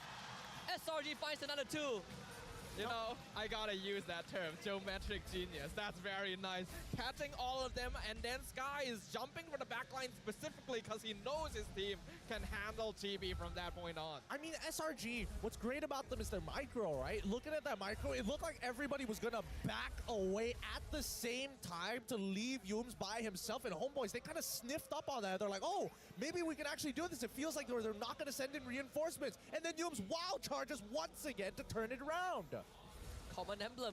That is a minor difference maker. Now SRG, Becky said that they're good at snowballing. They got a snowball rolling. And this is now going to be scary. We already mentioned how Bharat's going to have difficulty if he falls behind. Chibi going to be feeling a little bit of that pain that Skies had to feel in game number 1. But they do still have a lot of damage potential, right? Literally everyone else on the team is able to output DPS. So the Red Giants still cannot let their guard down here. The net worth lead not totally in their favor yet. Subbot, he's already forced so far away. That's what Echo ping onto 2 against the guys, gets the turtle, no issue. They get the cobble onto Cram, spit him out, go for the burst. Cram will flicker the safety, Zorn for the change, but Yums re-aggros it, and now it's gonna be Zorn that gets sacrificed. Selangor Red Giants coming back strong. Oh, you know, it's not often during the draft that we see a roam hero being picked so early, but Yums on this rock is such a Swiss Army knife that it just works. Wow. Wait, guys, you messed up. He wanted to put all that damage on Udil. Accidentally auto locks onto Chibi. Udil on the run, unfortunately, and I think Stormy, he's getting a little bit of revenge from game number 1. Recall, nah, brother. You're walking back. It's still a flicker, right? Still something of value taken out from Udil. And the more things of value that the Red Giants are able to take away from the homeboys, the better they're going to feel. These cooldowns are very important right now for the blue side of the map because they're already in a difficult spot, a 4K net worth lead now. Red Giants, we saw how they were able to farm and make up the difference in game number 1. When they have the lead, though, it's a totally different ball game. Yeah, I mean, with this lead, and especially since Yums is a full level ahead of Zorn, you can see how much Zorn is like trying to punish Yums specifically. He needs to get this Grok out of the way before he can start opening up the map efficiently. If not, they're both going to be side by side, rubbing cheeks against each other. And it's annoying for Zorn because even if he wants to crowd control Yums is just power of nature. What are you going to do? Crowd control me? No, not an option. He just holds his pillar slightly different and you can't throw him over your shoulder, right? And that's gotta feel rough because Zorn was in so much control in game 1, but oh, Cram. Push back, Subbot, he's gonna be forced away by Suckai's Zorn now. Cram will just bear the brunt of the damage, even go for the penalty zone to force Zorn out. Suckai's, the poke on the Wudio, that's half his health bar. Third turtle coming up, no penalty zone for the Turisla. Yeah, and it looks like Cram, he's not gonna go back into lane. They're gonna rush this down, rush this turtle down in the meantime, and I think this should mean that Subbot will be able to take that top tier 1 as a trade. I think it's not too bad a trade for the homeboys. Structural damage is going to be a lot more permanent, and then the slight gold and the XP buff that Red Giants will get from this. So, oh my goodness! He still gets the kill. He wants to get away. Oh! Missing the Earth Shadow, and that means Sukai gets out. The Red Giants the block from Yums. You ain't going nowhere, boys. Udil, you're next. Grab another catch on the edge. Killing spree for Stormy. Matt's just gonna dance his way away. 4 for SRG! Oh my God! What a play coming out from the SRG! What a clapback! Putting homeboys back in their place, telling them, hey, you can't beat us just yet. That was just a fluke.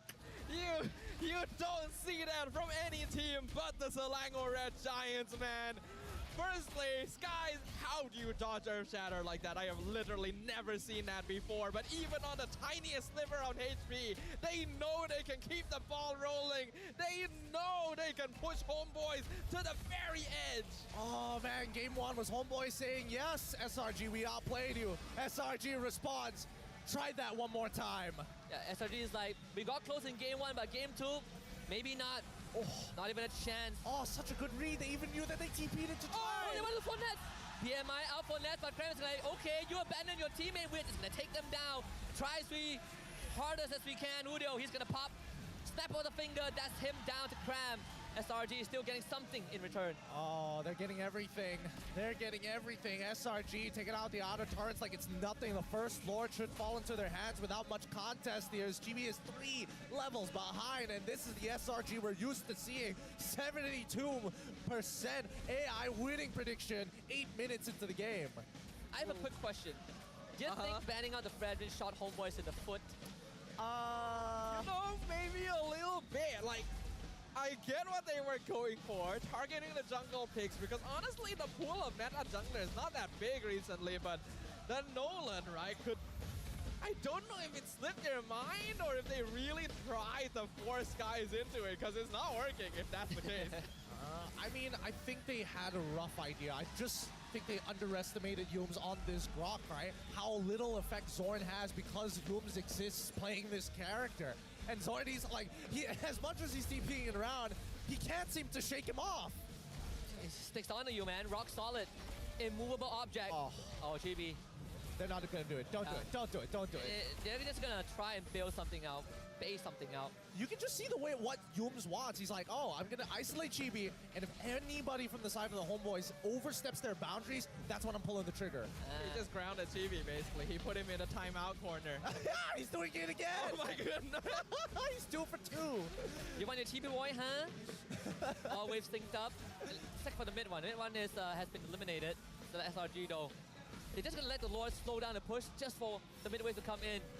GB taking some pokes. Here is the stage. Kram only onto 1, but that is Nesta. But with a re-engage, Kram will throw his body to ensure the SRG get the top inhibitor.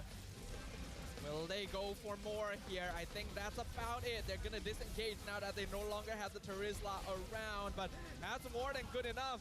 10 minutes, 10,000 net worth leads. Guys really trying to take that award from GB. Oh yeah, oh yeah. And if you can do it before that 12-minute mark, that would be the most ideal. But this is checkmate angle for SRG. Homeboys, they're not gonna make the 42K mark in time. And let's look at the items. Not even a golden staff coming in from Nets just yet. Their scaling has been significantly slowed down, and Udil is not having a fun time, only having the enchanted talisman complete.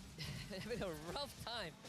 That feels bad here. Really bad. I gotta ask, do you think going for the brute force breastplate and guardian helmet from TV here might be a little bit greedy considering circumstances? Maybe that's all he gets. GB slowed down again. All right, GB, detention time is bedtime. Go to sleep. Think about what you did last game. How does that even work? You're supposed to be able to dash over walls with Detonas. He literally timed the perfect peak at the end of his dash. Yep.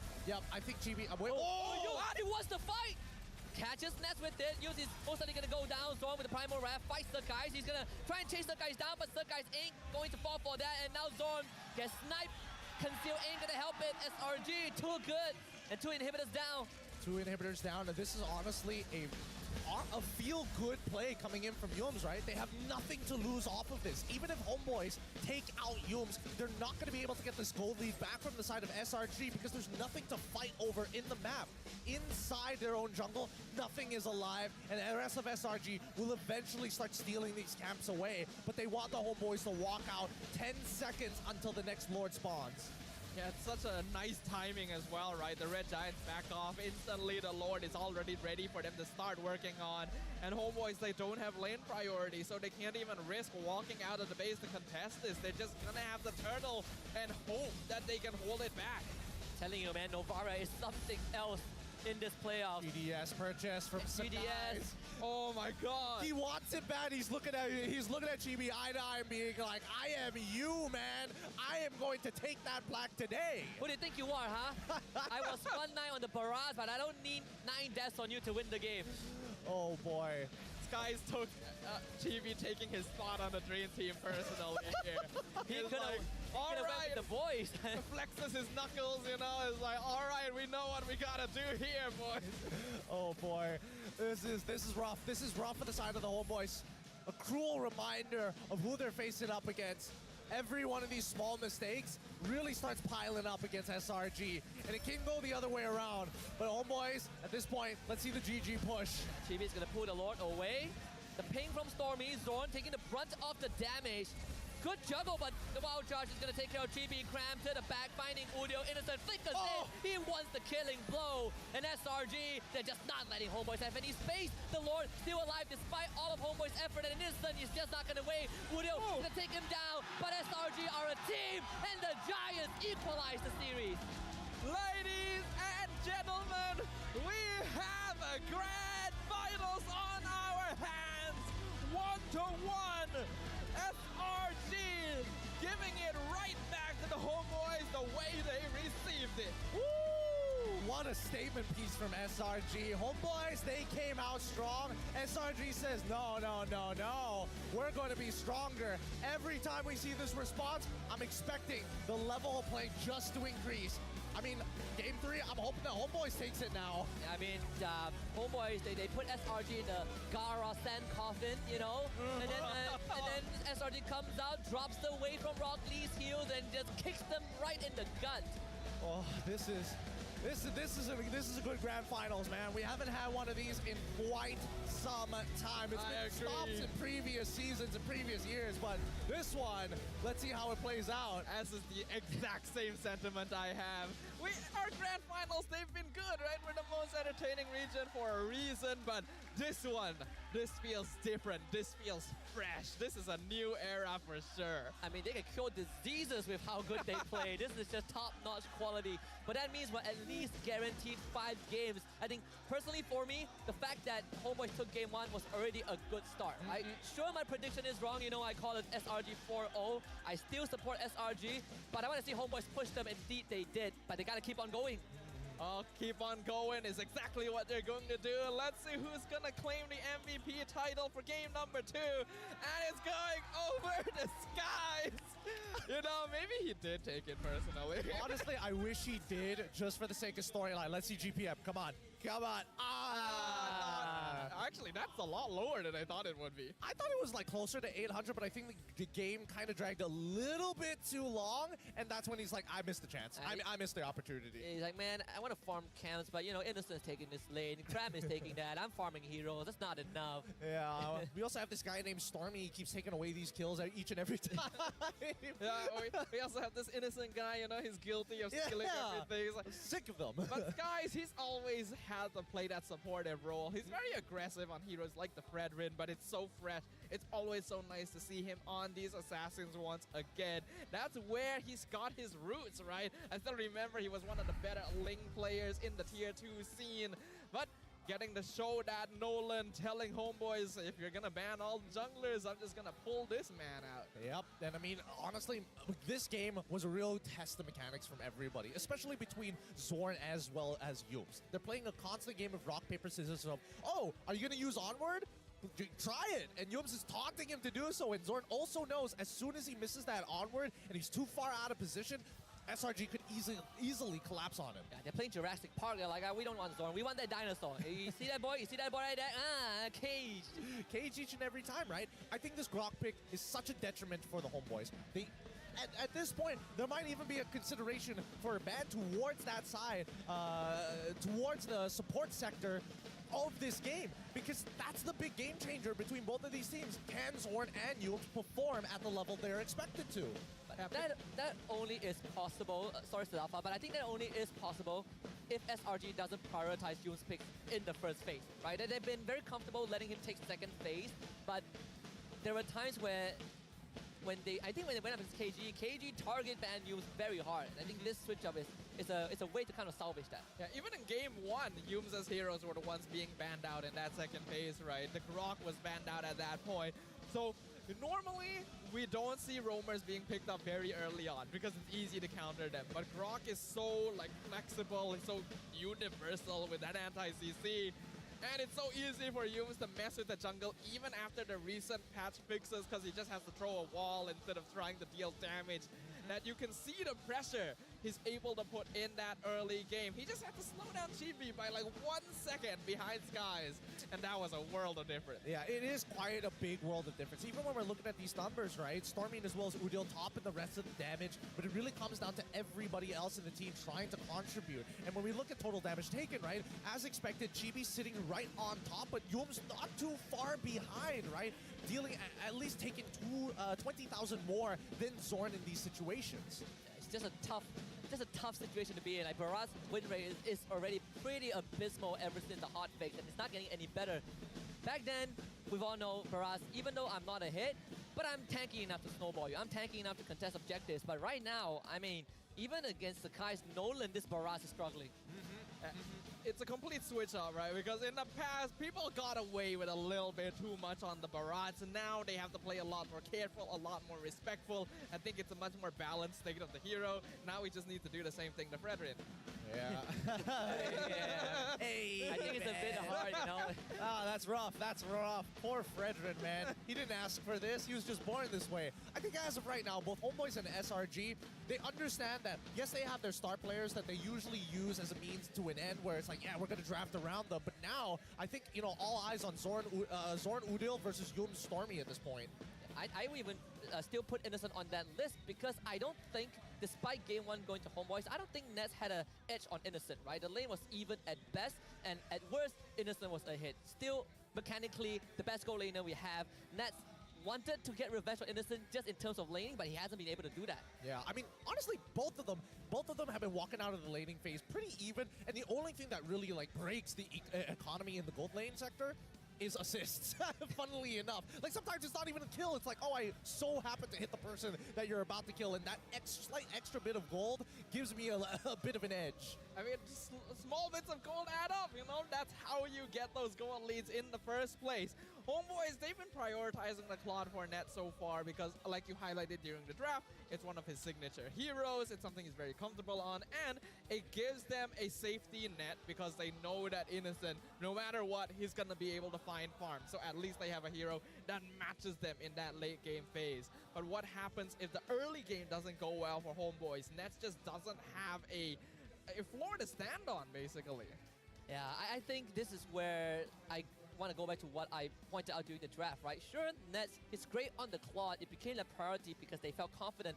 But we might see a switch up into a Natan or most likely Moskov. Right? I think Natan makes a lot more sense because even if you're behind, the one thing he has over Claude, he can clear waves slightly better, right? He's less reliant on hitting 3 items. He just needs 2.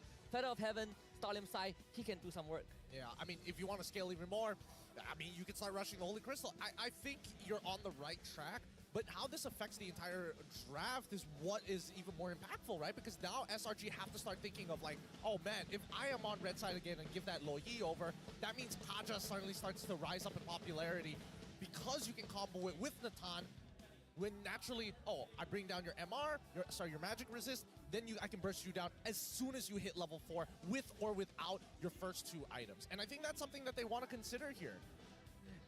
So many considerations, right? The longer this series goes, the more the chess match is gonna rise in complexity. Let's have a look at the highlights once again just to see what exactly happened in that game. Starting from the very first minutes. This very first fight where Cram baited them in, Yumes jumped on in, and Homeboys realized, oh, this is different. I don't know. It feels like right there and then, that's when they lost the game, right? Because it really didn't feel like Homeboys was able to find their footing, like you mentioned earlier, throughout this game, because Selangor Red Giants just held on to this lead really, really hard. And then every single time we see Homeboys set up an opportunity to actually collapse onto SRG, they just get stat checked, or you have this. Yeah, I don't know. It happened twice this game. Not right? once. It happened twice.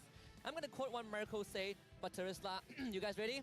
I didn't practice this, by the way. And no matter how many times you kill Taristla, he's still good. He's 0 and he's 0 and 4, 0 and 6, still good. For a moment, I thought Mirko was on desk with us. Whoa. Mirko is watching this. He's probably going to drop me an angry text, but shout out to you, my man. I mean, he's dropping an angry text while the rest of the fan base is going to be like, what do you mean? Mirko never left the MPL MY stage. Yeah, that's him. You know, like, why are you still over there, Mirko? Like, when are you coming home? Now, when this game, if this game is to continue to progress, I think it's going to come down to who is going to break blue side. And I think that's a big problem here, right? Red side, there's a lot of ways to kind of manipulate the draft in your favor. More so that SRG is pretty committed to banning out the Harith. Loyi, maybe if they have the opportunity, maybe that's something they're holding in their back pocket for game number 4 or 5. But I think that Homeboys at this point of time probably want to jump back over to the red side, want to make sure, hey, if they're going to be banning out these same few picks every single time, at least we might have access to Frederick. At least we might have an opportunity to get ourselves the Loyi once more. Novaria, we saw it last 2 games dominate. And Taristla. These are the only 2 heroes with the 100% win rate so far. These 2 heroes, 100% win rate, so I think their stocks are gonna start rising a little bit going into game number 3. Honestly, I don't want this series to end. I want it to keep going 50-50 here.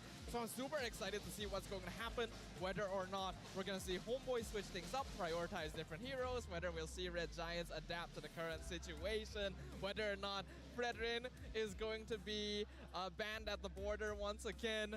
I think we gotta ask the questions to someone else, right? So you guys already know what that means. Let's go ahead and throw it over to Rose for the interview segment. Terima kasih kepada kasa-kasa kita. Hi guys, this is Rose. And dengan saya kita ada Si, Anip dan juga Saiful. Hi boys. Lama tak jumpa korang. Ya. Lama tak jumpa, betul. Kan? Sihat semua? Sihat. Masih boleh cakap bahasa Melayu? Masih lah. Masih, tapi sikit-sikit. Oh, sikit-sikit. Ingat dah ada macam slang Singapore dah sekarang ni. Alright, so alang-alang korang dekat sini, kita nak interview sikit sebanyak. Melihat sekarang ni grand final di antara pasukan Homeboys bertemu dengan pasukan Selangor Red Giant. Kita dah melihat sekarang ni, dah 13 season MPL ni dijalankan. Adakah kita memang expect tahap macam ni untuk kedua pasukan memainkan? Maksudnya? Mereka punya performance memang dah improve tak? Improve. So, tak expect kan sampai fans semua semangat apa semua. Macam tu lah. Okay. Anip. Okay. Actually kan, I memang rindu Anip punya gelak. Rindu Ya. Your laugh is really contagious lah orang kata. Dulu bila I selalu interview you dekat musim 11 kan, you selalu gelak, buat I gelak juga. Okay, Anip, sekarang ni you datang MPL musim ke-13. Macam mana beza suasana MPL sekarang dengan yang musim sebelum ni? Dia sekarang lagi makin meriah. Memang yang main memang akan deg-degan. Tu apa? Memang dia punya jantung nak tercabut orang kata. Macam mana bunyi jantung Oh, tu bunyi jantung. Itu memang orang kat sana cakap jantung lah. Oh. Alright. Okay, kita dah lihat bagaimana daripada korang sekarang ni bermain untuk pasukan Homeboys Singapura. Alright. Soalan dia sekarang ni, bila korang nak bawa Flame Boys pergi dekat MPLSG? Dia soalan dia macam agak berat Dia sebenarnya dah tersingkir kot. Tak, next. Next season, musim depan. Sekarang. Kau jangan kau. Aku cakap next. Okay, kalau next, mungkinlah akan bawa lah Akan bersorak dekat jambatan tu. Kat border. Dekat border. Bro, awak ada lagi soalan? Okay, ada soalan lagi untuk Anip actually. Okay. Anip, kita tahu hari ni best of 7. Now, Anip mestilah dah ada experience main game lama-lama. Lagi-lagi masa season 11 kan? Betul. So, you rasa kan untuk grand finals match ni, apa score prediction Anip?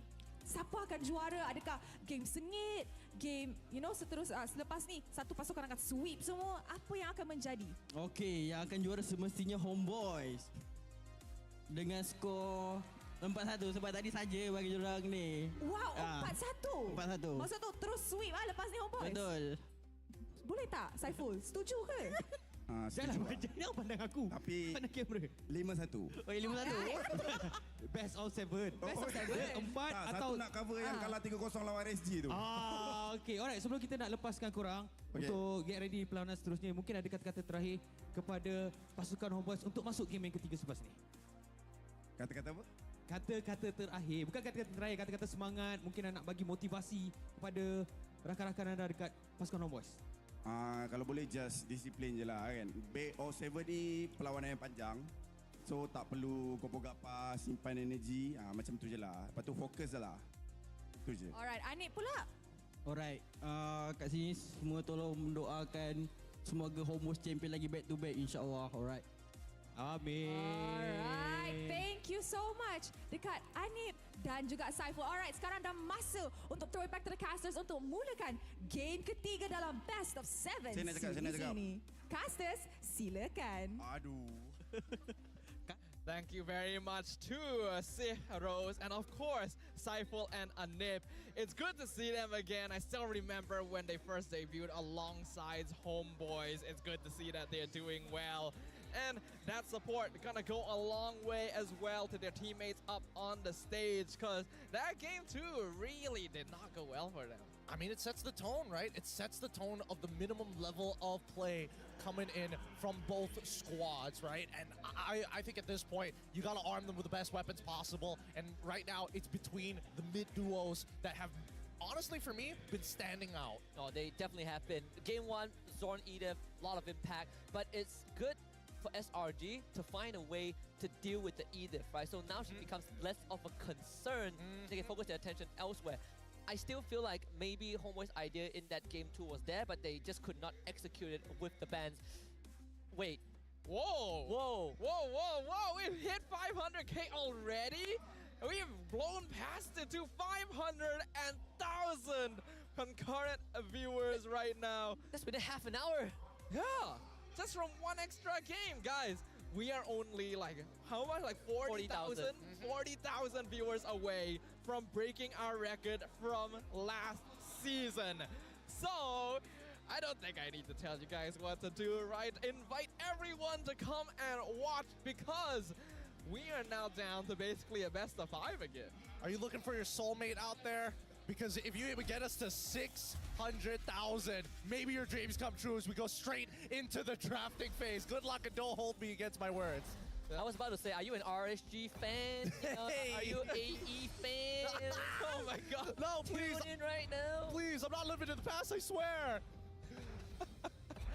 Well, let's hope that we are not living in the past, because we're looking to the future right here, and that future is going to be one of these teams holding up that trophy on screen. The Red Giants, they're on blue side, Homeboys on red, and they will ban that Novaria. All right. 3 mid laners banned out. Oh yeah, you're right. It's so funny. I love it. They're like, guys, we figured out the Edith, but what about Novaria? Stormy is like, let's just ban it. Genius, Stormy. Or maybe Stormy was like, I'm gonna first pick it. Arcadia was like, no. No, Darn it. we're not first picking Novara. Are you out of your mind? Becky's like, ban it, you genius. For the most part, I think it's a good idea, right? Because now, at least SRG isn't so inclined to be like, oh yeah, well, you know, Matilda's so good at that first pick. There's so many power picks left. No, not really. We take it a step back, right? We take it a step back, we breathe. Because look at what Homeboys is banning. They're holding that Harith ban up until the very end. If teams get a little too jittery about it getting let through the draft, at this point, I don't know, it could be one of those Harith games that get played with and maintain its high win rate. Yeah, that's what I'm wondering, right? Will Red Giants maybe Don't do go it, for that please. Harith Yeah. first pick? What if? do it. What if? I'll do one better. What if they banned the Fredrin here? Oh. Okay, never mind. no. Man, for a moment there, I was like, dude, if that timing would have been incredible. But it looks like it's going to be the Harith ban once more. Homeboys, do they get rid of the Fredrin? If they don't get rid of the Fredrin, will the Red Giants first pick it? Previously, they went for the Matilda instead, and that costed them game 1. Surely they won't repeat history. Surely the man with the six-pack needs to go.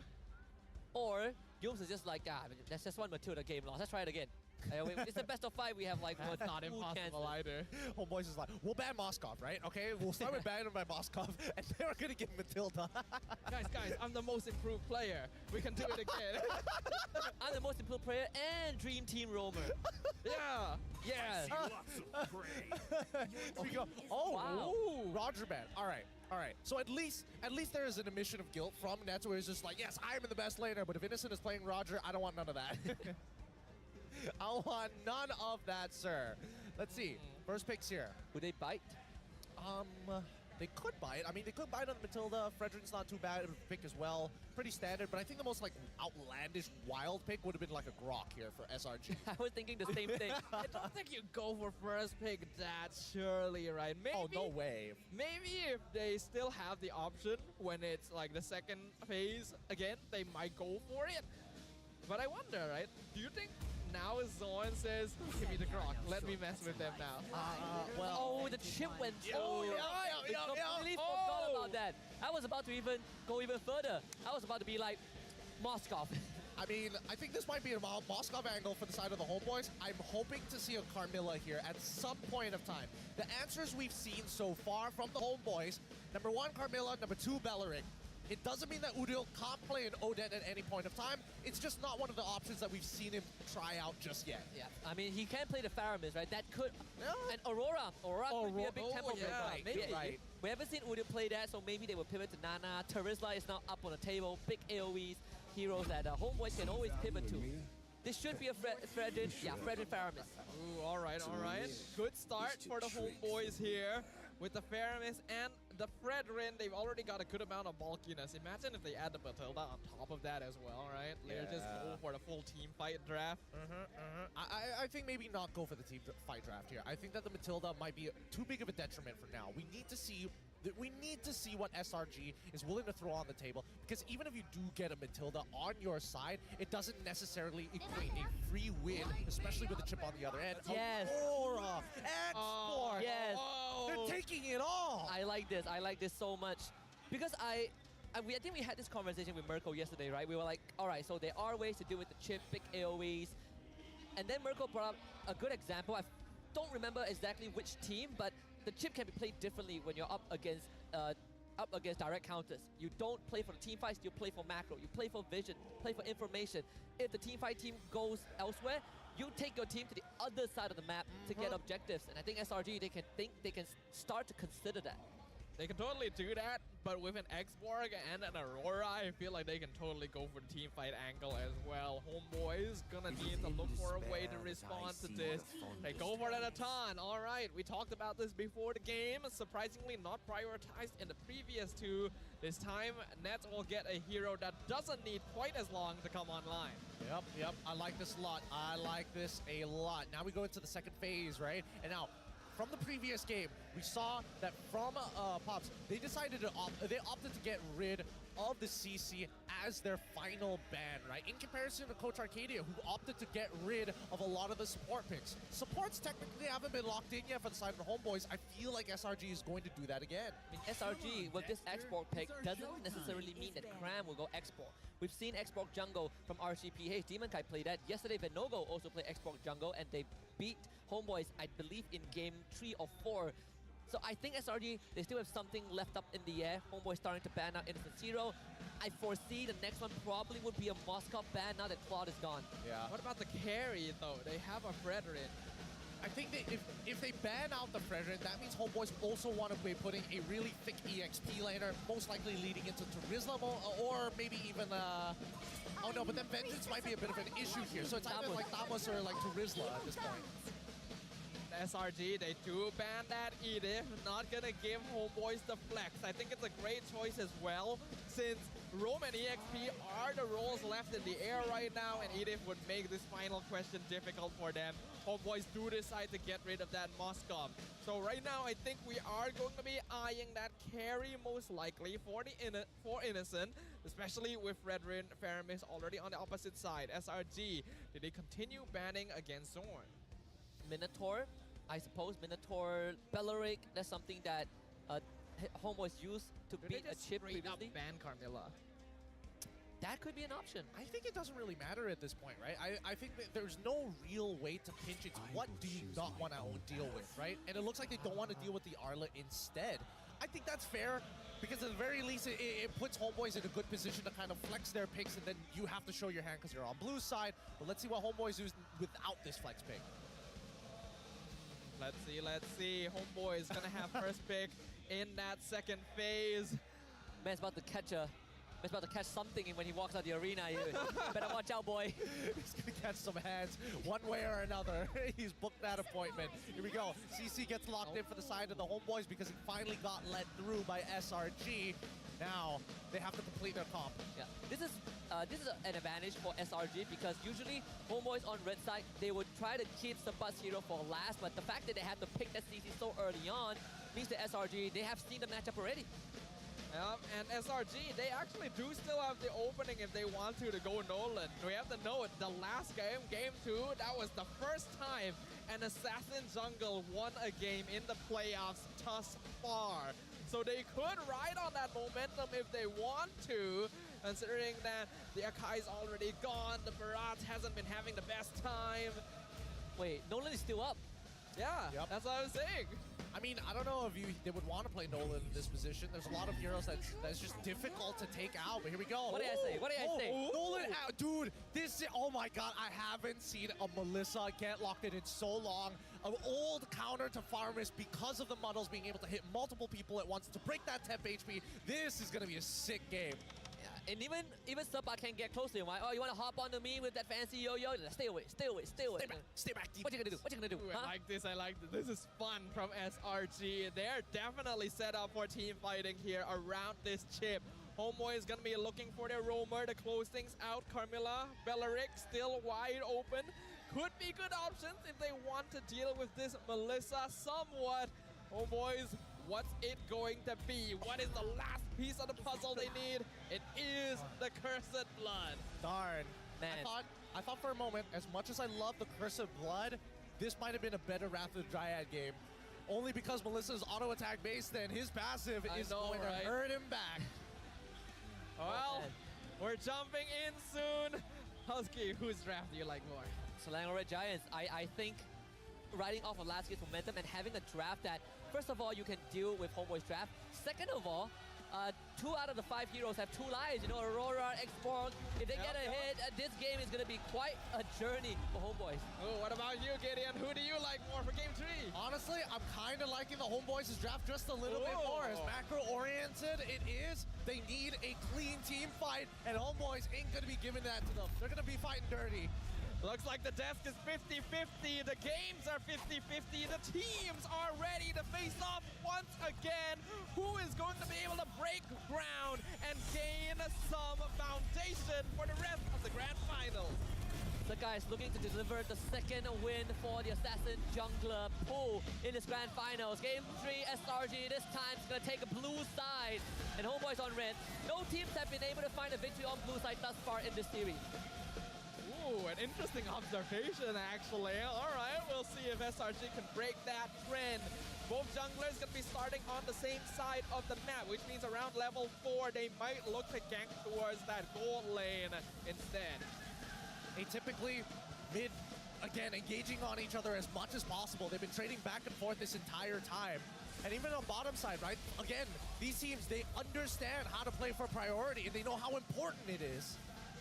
I just noticed as well, Innocent went Inspire with Assassin, with that Master Assassin emblem. He's going for full damage. He's believing that his ultimate will keep him safe no matter what. Yeah, strong beliefs. And with the chip recent change, well, the buff to the shortcut, right? You get an extra shield when you come out of it. It does allow you to survive longer against Homeboys in this AoE, but Innocent, he's feeling really good if he's going to take that Inspire. So guys, also trying to look for Udio. He's not going to find it though. This guy's already level 4. Chibi's still looking for a camp somewhere. Oh, Chibi's gonna go down! First blood for Stormy! I mean, what you can do about it? Wow. That was fast. It was a fast reaction, and honestly, that 2v1, I definitely thought that Chibi had an opportunity, but until he hits level 4 and gets that energy eruption, he is not as tanky as most people think. And he's not gonna have the camp as well. So guys will be stunned up. Concussive blast, this damage. Udio flickers. He wants the guys down, and he will find it.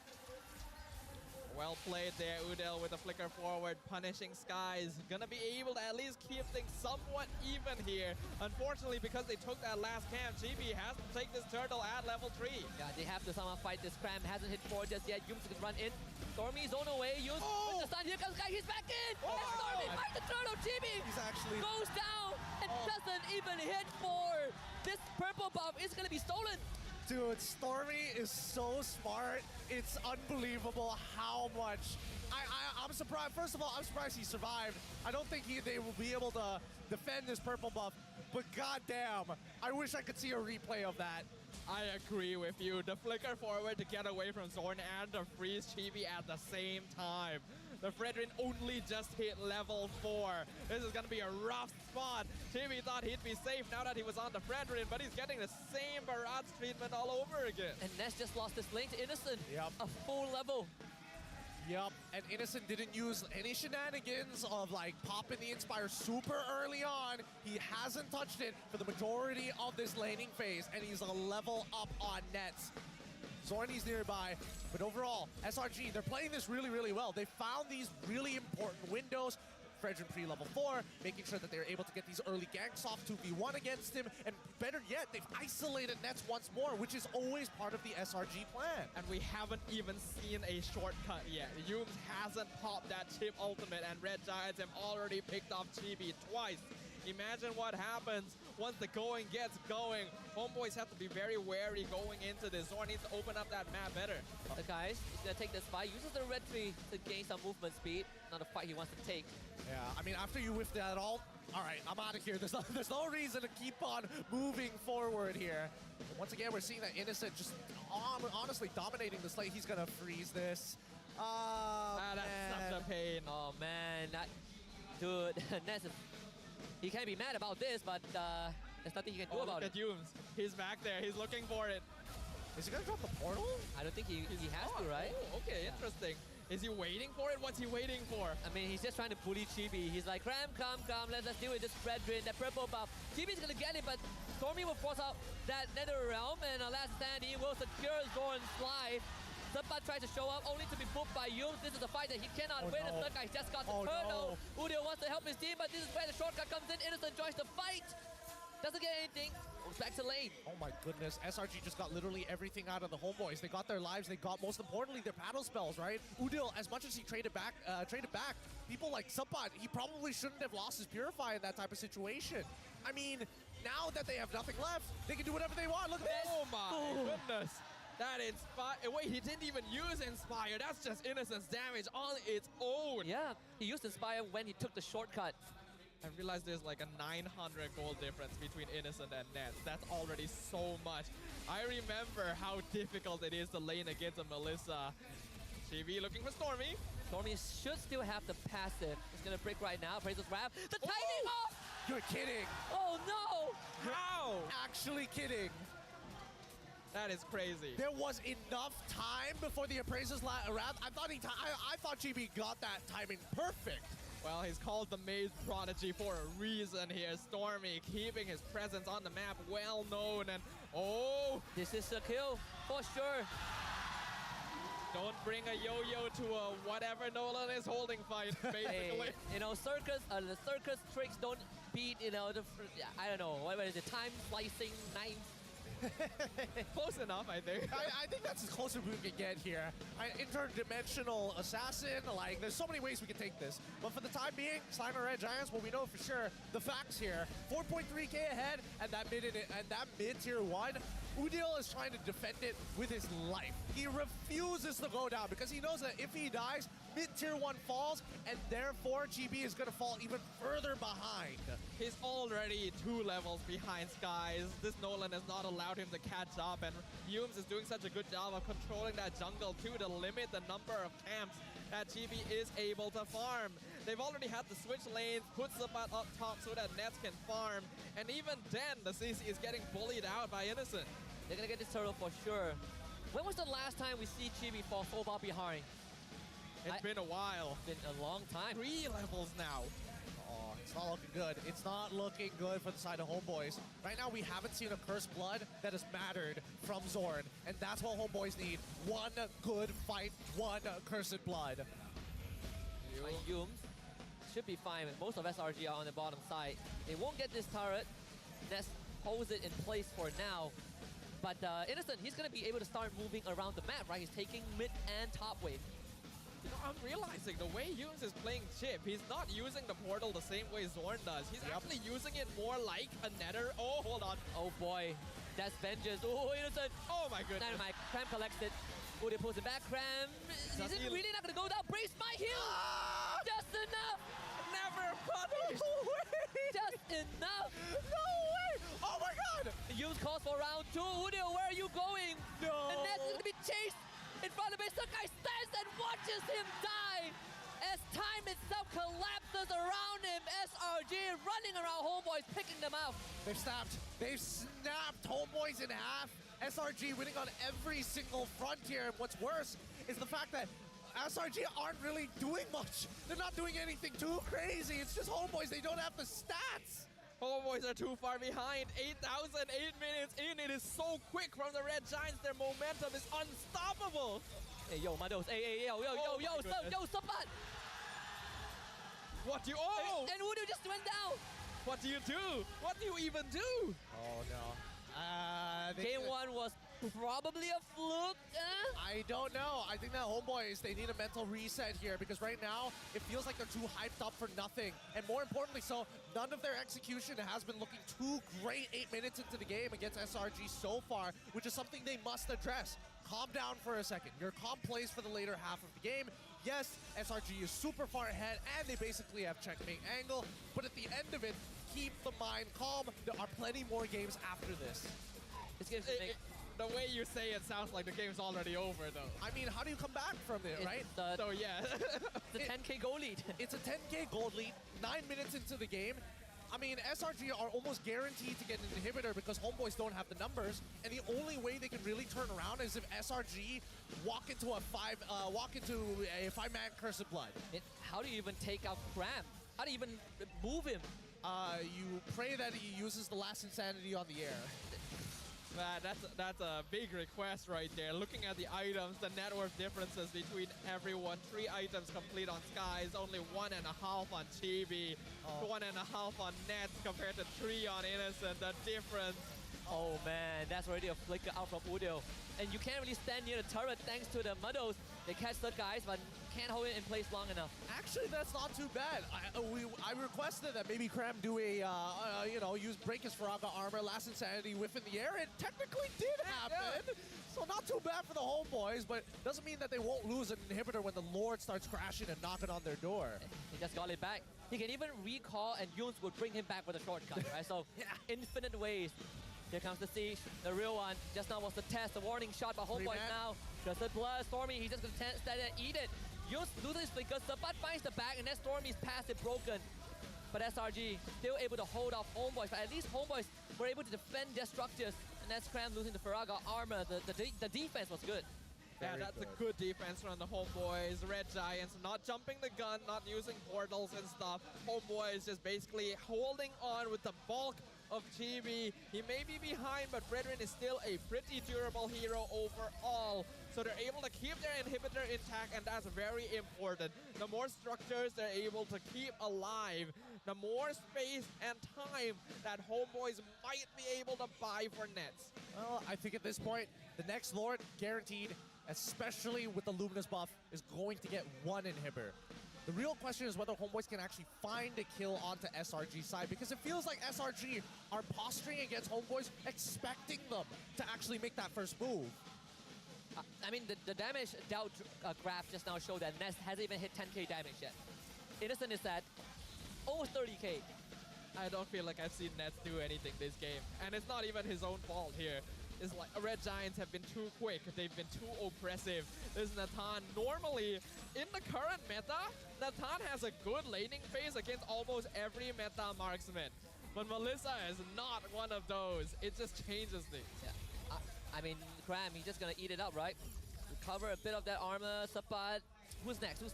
Udio, Chibi, you're a tank. I like tanks. I like those odds. Doesn't even break the Faraga armor. They pull him back. Okay, this time he finally goes down, but Innocent is there, and Udio ends up having the flicker. Innocent is just babysitting Cram, and Cram is like, yes, I get to play the video game. I mean, as an Xbox player, a seasoned Xbox player, I know the game is within my grasp when I can stand in front of the enemy base and just flamethrower 5 people. And then you pay off your marksman for insurance policy just to be nearby in case they, if feces hit the fan once again, losing Faraga armor, and then Innocent steps out of the bush. You're like, whoa, I'm sorry, I didn't know I was getting involved with this. Cram just walks and says, I broke my Faraga armor. Can I borrow your doll for a moment? I need a new toy. His calls must be hilarious. It's like, the armor's still up. Wait. Not down yet. Not yet. I thought the big sword would break my armor, but nope, it's still good. He broke his sword. Oh boy. Oh, look at this. Nets for once. He's not going for a greedy build. Forced to actually pick up some steel leggings. Oh, that feels bad. It's not a good sign when you gotta buy pants on the gold lane there. Man. Selangor Red Giants, nearly 14,000 net worth lead, 13 minutes in, a 5K goal difference between Skies and Chibi. Maybe he'll get that GPM this time. And Chibi hasn't even completed his anti-cuirass yet after so long. Fin inhibitor already shattered by the Lord. Homeboys looking to defend this, and off-screen, Sapai just went down. Sakai's an Innocent, takes care of him. Yum doesn't even go down. It's a 4 against 5. Selangor Red Giants posturing around this area. Sakai trying to look for nets. Repositions with the entropy. But still, the problem is not solved yet. Now Cram throws his ultimate. It's his turn. And Wudio to with it. SRG looking for the second point in this best of 7. Sakai to the back. Goodness. Finds an explosion. Time collapses. 16,000 goal lead. And SRG takes the lead in the series. It's 2-1 for the Red Giants. Way to add insult to injury. Freezing Nets in his own base and taking him out right before the crystal explodes. The Red Giants are here to prove that Game 1 was a fluke indeed. They want to take down the defending champs. I mean, you can see Udio walking off of that stage with a smile on his face. He knows SRG's here to play. They're feeling it. They're feeling so very warm. Oh, boys, they got to go above and beyond if they want to take on this squad, because right now, Sakai's, he's got all the space in the world. Second Nolan and Assassin win in the playoffs. All Sakai's. By the way, I looked up at the terrace. Ultra fans the Ultras are ready to throw some hands for the Flame Boys. The moment the crystal broke, a few guys just stared at the Flamers and went like, what now? It's just the instant death stare, the realization that their team has done it. Like, we don't support toxicity around here, but we can't even blame them for being hyped about that one. That was very one-sided, even more so than game number 2. It was. And I mean, like, every single situation, you could see that the homeboys were a little bit more hesitant in actually approaching SRG, but still, they still showed weakness, and that's when SRG just kept on clapping them each and every time. I'm trying to figure out if the drums ever stop. Now that it stopped, this time it's for real, but has it ever stopped in between these 3 games? I really don't know. I feel some It's hard tremors. to tell because like our hearts are pounding so loud during the game itself that it sounds like they're always there anyway, right? Well, let's see whose hearts pounded the loudest. Whoa. The MVP for game number 3 goes over to Cram, showing off his Dream Team award. X-Borg has always been one of his pocket picks and showing us what it's capable of once again. Disgusting game coming out from Cram. Absolutely disrespectful to the homeboys, making sure that no space claimed was ever held for long. 56% kill participation because his job is very, very different from everybody else, right? Even though he has that perfect KDA, you look at his damage per minute and his damage taken per minute, and you can see how close it is. He actually dealt the most damage the entire game, I think. That's how crazy I wouldn't it be is. surprised. X-Borg has a tendency of doing that, especially when he's so ahead that he can go War Axe, Ice Queen's Wand, Oracle. He is so farmed. He's winning against Sabat in lane. He's chasing people away. He's eating the Appraiser's Wrath, and it doesn't even chink his armor out. Udil may have been spitting fire yesterday, but today it's all Cram. How long, though?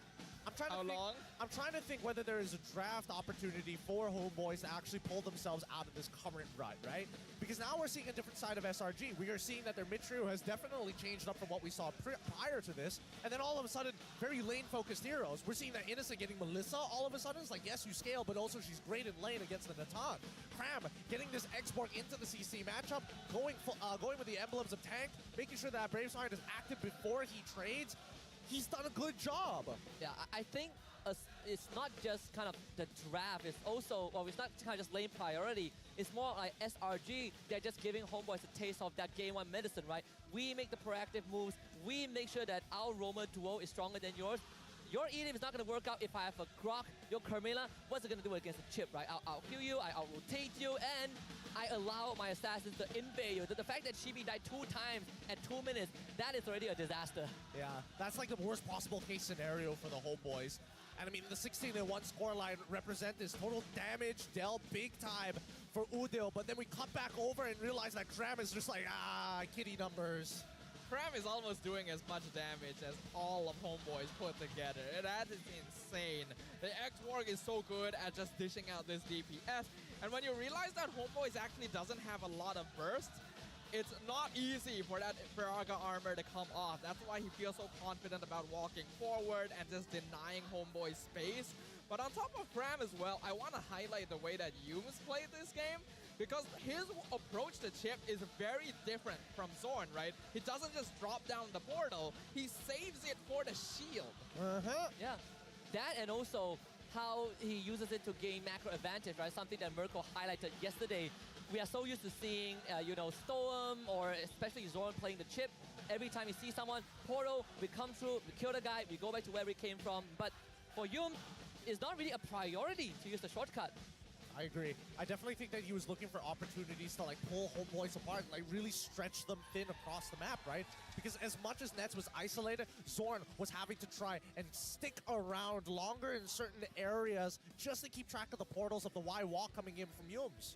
Starting to get a bit painful though, because SRG, they have shown a myriad of heroes and they're winning the games with it, which begs the question, if you're on Homeboys, who do you really want to prioritize? Where do you want to attack? They've tried so many things, right? They aimed the skies in the previous games. They tried aiming Humes. They tried aiming Innocent this game. And Red Giants just pull something new out of their pocket every single time. Going into the next game, I think what Homeboys needs to identify is that if Red Giants have a lead, it's not going to be possible to stop them. So they need to be the ones to create that early game, right? In game 1, you got to recreate that sort of early game lead again. Can they even find the situation? Because right now, SRG, this is 2 games in a row where we've seen that the game pretty much is done for off of the very first team fight. Yeah. And most of the time, it's not even like a full team fight. It's like a 3v3, 4v4, and all of a sudden, next thing you know, 3 members of the Homeboys are dead already. Especially when you have Nolan on the side of SRG, right? Like, for 2 games in a row, Chibi basically got the same treatment he gave everyone else when he was playing Nolan. He's getting invaded early on, he's being put behind, and if his jungle clear was slightly slow, just a fraction of a second, he dies, right? There's nothing that he can do, and he relies on Zorn to help him, but Yums is just holding Zorn. Is like, you're not going anywhere without me. It's an interesting relationship, right? It's an interesting relationship when you are playing one of the best tank junglers in the meta right now, but you're struggling to deal with this assassin, all because of how you interact with your support. And I think in this case, now we have another opportunity. There is another opportunity to punish this draft. Something to keep in mind for the future if we do see Carmilla get locked in so early on. I think right now what Homeboys is trying to figure out is how do we win 2 out of the 3 lanes? Because that's what we're seeing time and time again.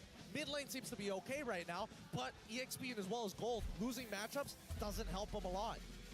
Prioritizing winning lanes is going to be very important if they want any of that early game lead. But we can see here in these highlights that these initial first couple of plays from the Red Giants just instantly claimed the game in their favor. The micro mechanics, the juggling of movements across different players. Every single player on the Red Giants is operating at maximum capacity. This was probably the most painful 30 seconds for Chibi. Doesn't hit level 4. Forced to rush the turtle down, ends up dying, doesn't get the turtle, and respawns at level 3. It couldn't get any worse than that. It really couldn't. It really, really couldn't. And from then on, I mean, the story kind of speaks for itself. SRG just completely dominate this game, and Sakai basically gets to do whatever he wants. I don't think anybody really threatens him for their lack of quote-unquote damage here, other than Nets. But even so, Nets was losing his lane pretty hard as well against Innocent, that he wasn't able to get to that 2 to 3 item point. I want to quickly follow up with what Gideon pointed out, right? The interaction between roamers and junglers, because I think there are some heroes that we see examples where your jungler is clearing one buff, the hero starts to leash the second buff. Yep. And it has to be done in a condition where your mid laner has priority and damage to keep the enemy jungler away. That's why Guinevere, Carmilla, Edith, Marsha can do it. But in this case, because Yums is so oppressive, Zorn does not get the space to help Chibi get ahead even if he wants to. I think the way that Yums used the chip in this game effectively held Zorn hostage. Because that Carmilla is designed and picked up specifically to counter chip, specifically to counter the portal. But Yums holds on to it. He makes sure that Zorn sees him. And he is constantly in a position where it looks like he can drop the portal down. So the Carmilla has to be standing there in preparation for it, but it just never happens. And because of that, there's no roamer presence, no support presence for the rest of the team. Maybe that's why they banned the Arlet, because Arlet is one of the few heroes that can deal with the chip reliably early on. Yes, no, that's partially one of the reasons, but also because with that final slash, and especially with the composition that they're trying to build from the side of the Homeboys, is very team-oriented, right? So when they're stretched thin like this, unfortunately, there's going to be a lot of holes in the dough when they're trying to bake this bread. I think at this point, it's really hard to say whether Homeboy should stay on the blue side or move over to the red side, because these issues have not been answered. And it felt like right at the beginning they had a rough idea of Edith being a potential solution, but now that Yums on this Grok is more than enough to keep him at bay, they have to start expanding in other horizons. That seems easier said than done, though. Like, in terms of expanding horizons, it seems like Red Giants have already been doing that preemptively against the Homeboys, expanding their hero pool, looking for different angles of approach against the team that did manage to take them down in game number 1. And that's what makes this team so scary, right? That ability to adapt and understand their opponent.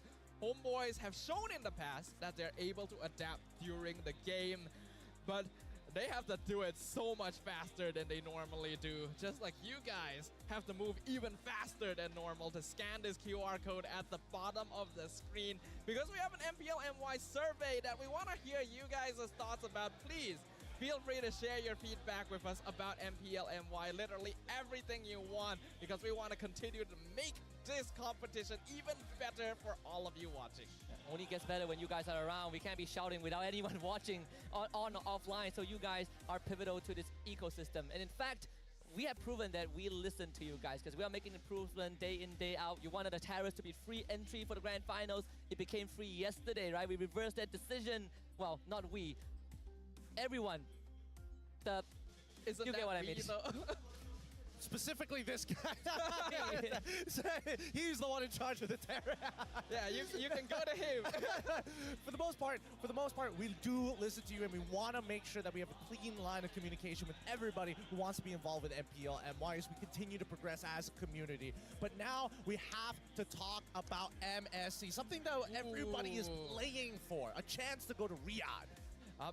So for those of you who may not know, first place of the tournament, the champion of MPL NY, goes straight to MSC. Second place will go to wildcards. And as of current, we already know quite a few of the wildcard teams that they'll be facing off against. We got Xeno Zenny, Entity 7, S2G, Train to Kill. Like, do any of these teams like stand out to you guys? Looking at S2G Esports, I personally have been very, very, I would say, I've been gravitating towards the Turkish MLBB scene, because I think they are starting to show a lot of promises, right? Like Fireflux, like last season. Right, Fireflux Turkish, right? I'm trying to make sure. I'm trying to make sure I get it right. You got him. Yes, Fireflux, for example, like last year at M5, they had a blast. They didn't make it as far as their fans wanted, but I think it's a good start. So maybe this wildcards, the Turkish region is gonna kind of heat it up again. You say that, but I'm looking at the TBD, the to be decided regions, right? China, number one. I want to see whether or not their team has caught up with the rest of the meta. EECA is always an exciting region to watch. Their casters always sound metal, but their players are really, really aggressive. And let's not forget about Mongolia as well. Lil gonna show the rest of the world what they're capable of, and I would very much want to see them at MSC. Hey, yo, I want to see your stats. Do it. What are the stats? How do they look? 50. Wait, no. We gotta look closer. We gotta look closer. There we go. Ooh. Hey, man. 53. He's above. He's like, wait. Oh, man, he's just pushing it. How many skins does he have? That's a lot. Oh, this guy. Oh boy. Man, if only we could figure out who that guy is. We absolutely don't know who that is. But let's talk about what's going to be happening next. Oh, actually, no. We're going to check out some other fans here. Flame Boys, let's go. Your turn. All right. How does it compare? Wow. Improvement. Wow. Support. Ooh, support me. That's aroma right there. We appreciate you. Thank you very much for your service. Your sacrifices are worth it. You are the Yums in my game. We all could use our very own Yums, but this... I think that Homeboys, they can draw blood, but they cannot close out against SRG. They're still a league ahead, and I think so far this Grand Finals have proved the point. I think that Homeboys are catching up here, right? But there's a lot of tech that it seems that SRG is a little bit more ahead in certain interactions than others, right? And I think, that's why they are looking so good as they are, right? They feel like a well-oiled machine. Homeboys, they have strong plans, but if things keep on shaking up and the messier it gets, their team fighting is great, but it could be harder. Well, besides that, we also have a WhatsApp video to have a look at. Hey guys, nama saya Lefel, and kalau kita nak berbual pasal prediction Grand Final, saya rasa tak akan tukar daripada regular season, sememangnya antara Selangor Giant dan juga Homeboys, di mana pada pendapat saya, finally kita akan jumpa kita punya back-to-back champion. Saya rasa Homeboys akan jadi champion pada season ni. So, kalau salah, memang teruklah kes aku. Sorry, Didi. Well, interesting, yes. We gotta wonder whether the LaFell curse is gonna strike once again. And for our English-speaking viewers, basically, LaFell was predicting that Homeboys is gonna win. We're gonna get our first back-to-back champion. Yo. Uncle, oh wow. Wow, Uncle has 840 skins. Jeez. Actually, how many skins are even in the game? As a Layla player, you're disgusting, Uncle. Hey, Layla is surprisingly strong in lane, Yeah, she is. I'm not gonna deny that, but still. But yeah, back to what LaFell was saying. I know that we have a slight SRG bias on this desk, but do you think there's substance there? Do you think Homeboys is gonna bring it back? Let's ask you, Husky. I personally always held on hope that they can bring it back, but I feel like I need to see some signs of that before I could kind of, be more firm on that statement, because right now, for 2 games in a row, SRG has had Homeboys figure out from the draft with those early priority picks like Croc and Xborg that really put Homeboys in a position where they can play their draft, but they don't get to execute it. So I want to see signs of Homeboys recovering in Game 4. Same here. I think that, SRG at this point have been making some honest-to-God hard reads, especially that Game 2. Like, that very much was a hard read coming in from Coach Arcadia. I think at this point, I'm looking at Pops, and I'm thinking there are more questions left than answers. Yeah. A whole lot more, especially when you lose to such different drafts 2 games in a row. So this time SRG takes red side, and Homeboys are gonna be banning out the Novaria first.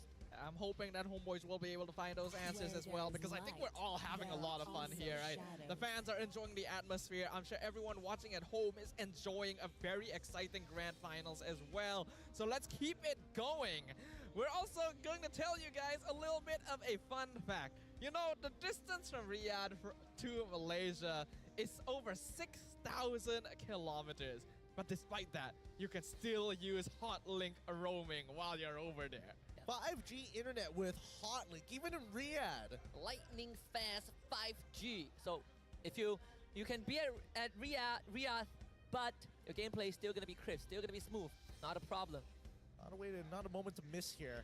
This draft, again, the banning phase has been extremely slow coming in from SRG. Usually they're pretty like crisp and quick with this, but now they're making sure that they're covering all their angles, and I like this because it just goes to show that even if SRG are ahead, they make sure that they do the preparation necessary in the draft and to consider the options, because now Homeboys, they've adjusted slightly, banning out the Nolan, getting rid of the Novaria. I mean, if SRG comes up with a new problem for them, the Akai is let through, right? Yeah. I know yesterday Homeboys play an Akai roam because they try to mess around with the Leomord Angela, but with Akai true, if Homeboys pick Fredrin, which there is a high chance, Akai can easily go to Sakai. But will they prioritize the Akai as well is the question that's going to be open here.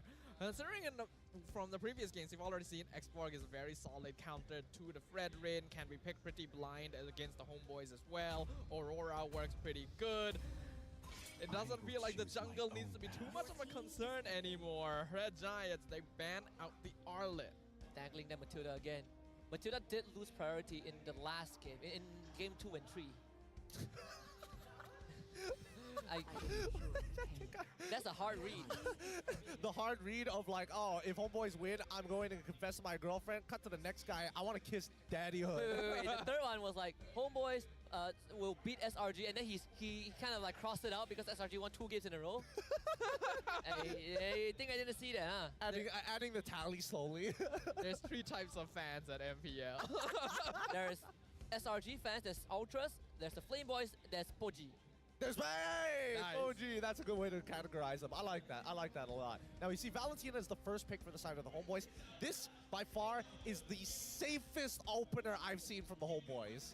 Matilda, Fredrin, Roger, Moskov, everything left for SRG.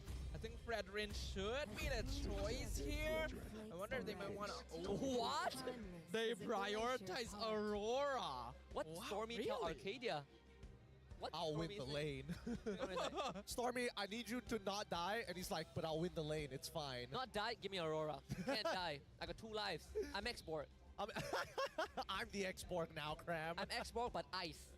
You know what stops us from winning games? It's those darn towers, right? How about we freeze them? How about we stop it in its How about we tracks? stop the towers? We saw a couple. I mean, we've seen Stormy really abuse the mechanic a couple of times. I think, what was it? What game was it in the regular season where we saw him use the Aurora? Can't quite recall either. I remember that he successfully got like 8 different dives off in the span of like, what, 6 minutes? And they had a Matilda on that team, right? So, Yum was just like pulling Stormy around. He's like, all right, Stormy, we need you here. Freeze tower. Freeze tower. Oh, Claude Grok from the side of the Homeboys. Okay, is this the approach of like, all right, let's go back to the comfort picks, or are we looking for opportunities to stop SRG being aggressive? I think they're just keeping it open. They're going for Claude as a safe pick. And then the Valentina and Grok are just generally very universal. I think they don't want to fall into the trap they did previously where they kind of locked themselves into a certain playstyle with their earlier picks, and then Red Giants just pivoted their gameplay to another direction, right? This time, they want to make sure they have a proper response so that they're not caught with their pants down. Such an open draft for SRG. You literally can't figure out what they want to achieve. Sure, they show Aurora and Fredrin. They show 2 lanes. Still, not really an answer. The Edith now taken away. Ooh. Wow, a direct matchup into the Grot, which didn't go in the Edith's favor in game 2. Interesting. I want to see whether this is actually going to make any difference here, right? Because like based off of the previous logic of like, wait, Yum's on that Grok, beat Zorn on that Edith. Constant rock, paper, scissors. Is that going to be the case here in this game? Or maybe this could be a potential flex pick for Cram specifically. We'll have to wait and see with the next upcoming bans in the second phase. What's the problem for Homeboys when they went up against RSG and why?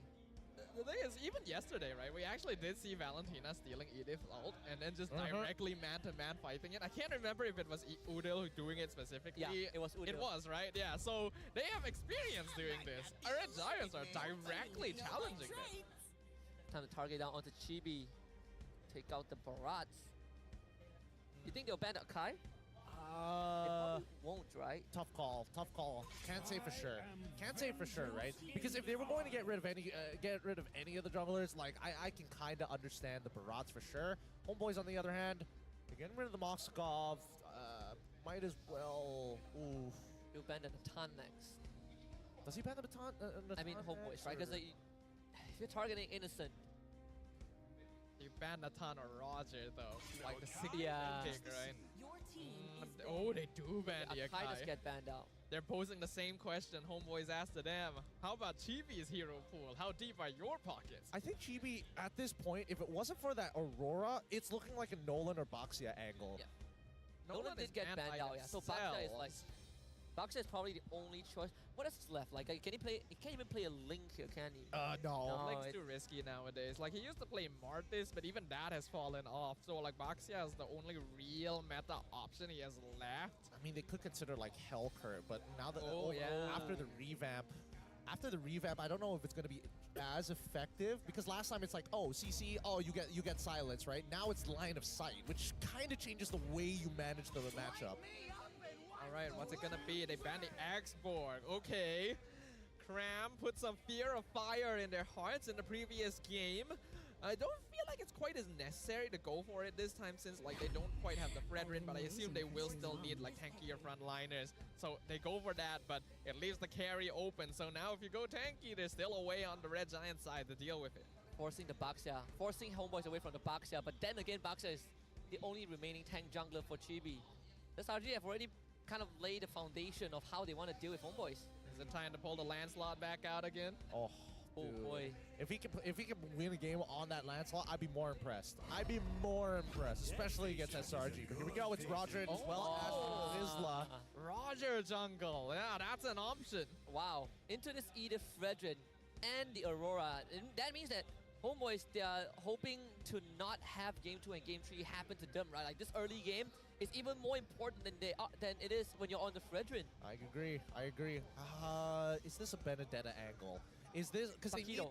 Paquito's also not too bad, but against into the Terizla matchup can be a little bit awkward, right? Because these early engagements from the side of SRG probably is going to be a little bit better, but eventually Homeboys should be able to outscale it overall and maintain like the outer circle, right? It's being an infighter compared to an outer fighter, and right now I think that Homeboys definitely want to be on the outside early and then later try to go in.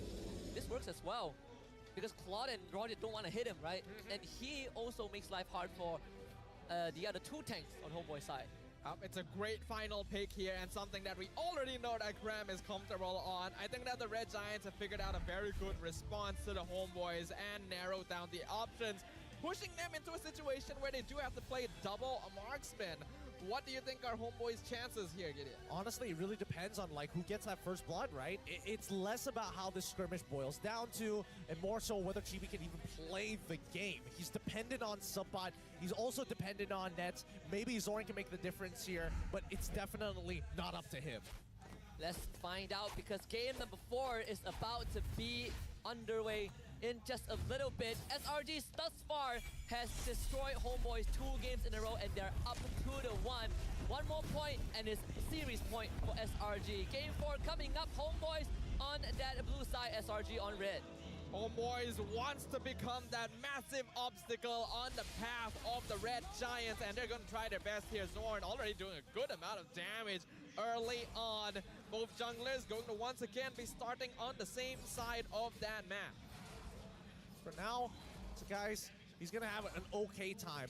The question is whether Chibi is able to find that lead initially, right? Because Chibi, he wants to scale hard, but he needs to snowball hard. So guys, he naturally just gets stronger over time. With this being said, at least they now have some information about starting paths. Man, Cram is so nice. He leaves the entire orange buff for Sakai. And he knows that he's going to be able to catch the wave in time as well. Here comes Chibi trying to steal something. He's not successful though. Red Giant's not gonna force any sort of engagement here though. Stormy gonna be the victim. Yeah, no point trying to go for the Lycan Pounce here. Stormy still has his passive. You're just wasting time as you can see that Sakai is quickly catching up. Most likely gonna hit level 4 first. Yeah, he's already level 4. Perfect. This is exactly what we want to see. And at this point, oh wait, they got the timing right. Oh, Yums. Oh, that was close. Wow. Yep. 1-0 for Yums. Using that flicker as well means that Zorn's pressure during this turtle fight is gonna be lessened massively. And we saw what Yums did with the Grok at the first turtle fight in Game 3. That's an important timing that they've now delayed from the Homeboys roamer. See some difference as well. Zorn going for just a lot of movement speed and the tank emblems as opposed to the common emblems that Yums went for. Yeah, okay, so slightly different here. But with now 6 seconds left on the clock, it looks like Selangor Red Giants have taken a very good position on the north side of the map, hiding by Tribrush, making sure that they can maintain prio over the EXP. And now they're going to start the Lord Dance, right? As expected, supports as well as mid laners looking for level 4. Yums will be quite a distance from his, but Kram is going to straight up jump onto Zorn. Chibi is around, looking to see if Kram's going to drop down low. Now Vengeance and Penalty Zone both traded in. The Lycan Pound and some damage. The bot finds the first blood. The guys gets a big taunt, but no ultimate for him. Homeboys finding 2 kills. Udil up to his shenanigans once again, stealing that Primal Wrath, doing so much damage.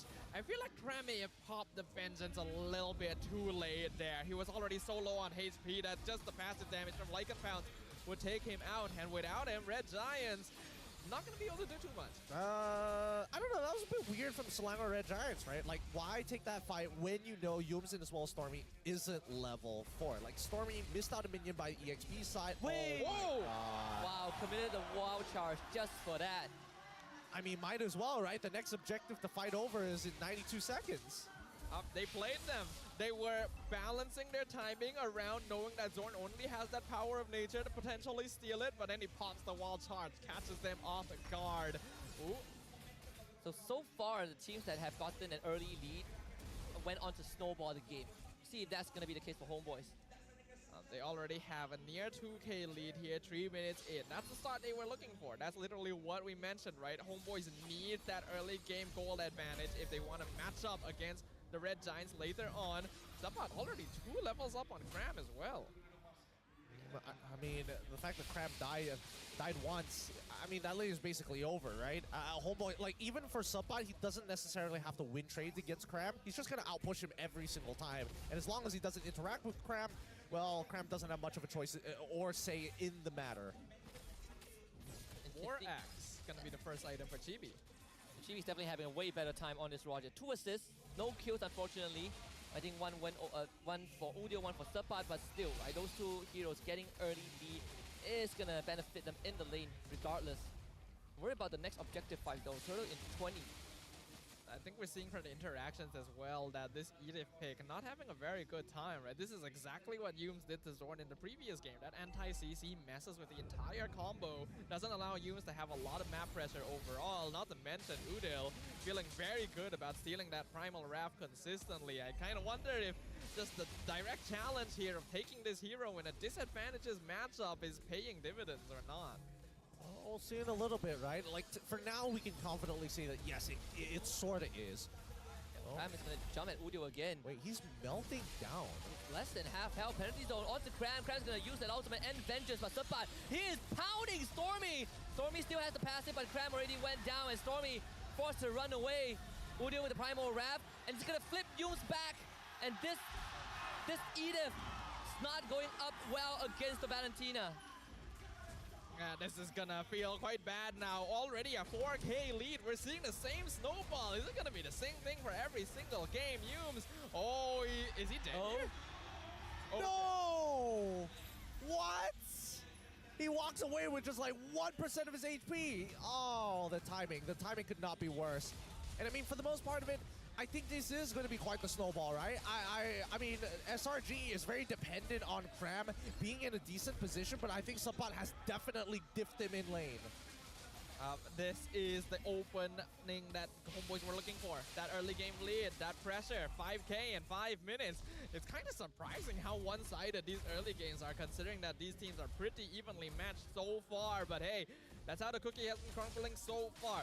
Nets going to be able to farm up very safely. Already a level up on Innocent. These gold laners going to be that late game win condition. Oh! The wall blocked off Yums. He's going to use the Primal Wrath, but Zapat catches him with the penalty zone. And that means Udio finds another kill. Might be an angle for a dive, Chibi. Thinking about it, doesn't commit. Kram is in a rough spot as the Damus right now. There's nothing he can do in a fight. Yeah, this is a hero that feels it really hard if you fall behind. And that passive damage from Chibi hitting hard. Level 10 versus level 7. This damage is no longer in a position where he can actually execute the role that he was drafted for.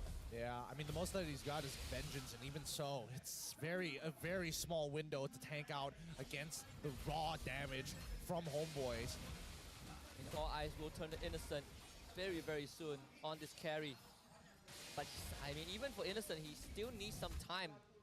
Behind Nets in terms of experience, so it means that Nets has won that lane. Homeboys are in full control of the map right now. They just need to continue doing exactly what they're doing. They have better utility, more CC, more damage overall, because Red Giants are still going to be waiting on some scaling on Innocent and Stormy. This is go time. What Homeboys need to do is make sure they don't allow the game to delay to a point where Innocent becomes a problem again. No, Sepa was found, taunted. Innocent won't full commit into this. They know that it's too risky. But I don't know how SRG are going to contest the turtle, though. Chibi is 3 levels ahead. It's about to be 4. I think they just have to wait for an overextension, right? Oh. I think Yoom's overextended. Third guys comes in, attempts to steal, doesn't find it. And he's just getting melted. It's not even close. Not even a competition. It's a one-sided smackdown. Oh, man. SRG, they just don't have the tools, unfortunately, right? Unless Stormy makes like a super play, able to get like... maybe, I want to say 3-man, but I don't realistically see 3 people clumping up too close to each other from the side of the Homeboys. And they're not going to make that same mistake. They're going to try on Chibi here. Chibi needs to somehow outplay this. Where's the Lycan Pulse? That's the iframe. That is what we've been looking for, and Chibi, he's going to beat Yooms as well. Yooms, 1v2, Chibi is stepping on the Yooms. Oh my goodness. The Primal Rat Form almost getting him off, but Udio will find a collection. Wall charge, and the follow-up layering is just immaculate. Stormy will walk away, but Cram finally shows up. Sakai's barely surviving, but Cram might be sacrificed. Sakai doesn't even survive. He popped to the execution strike. Oh, this game might be over. Nearly 10,000 goal difference. 9 minutes in. Homeboys have just completely dominated the field. The Red Giants don't have any space to farm anymore. This is unexpected, to say the least. I would say it's pretty unexpected too, right? It's not like Homeboys is winning by gigantic miles, right? It's not like they're diffing them so hard. It's just small built-up interactions. Every single time, Homeboys is just etching them out at 100 gold. Oh, you made an even bigger mistake. Maybe I'll get 500 gold off of this interaction. And SRG, unfortunately, has blundered more times, and Homeboys is able to win out in these types of situations more often to get them to this point. There's not much to say about this because there's just so many things going right for the Homeboys. And the fact that Homeboys are 11k ahead without a Lord is just insane.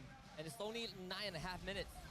Yeah, I'm realizing that the Homeboys having multi-pronged setups is very valuable. Looking for Zorn. This could be an opening. Zorn does end up going down. Blazing from that down here in the penalty zone. I think it's lights out for SRG. No chance of coming back.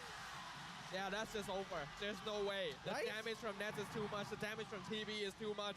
Both of these are meant to be the win conditions for the Homeboys, and they're both already online.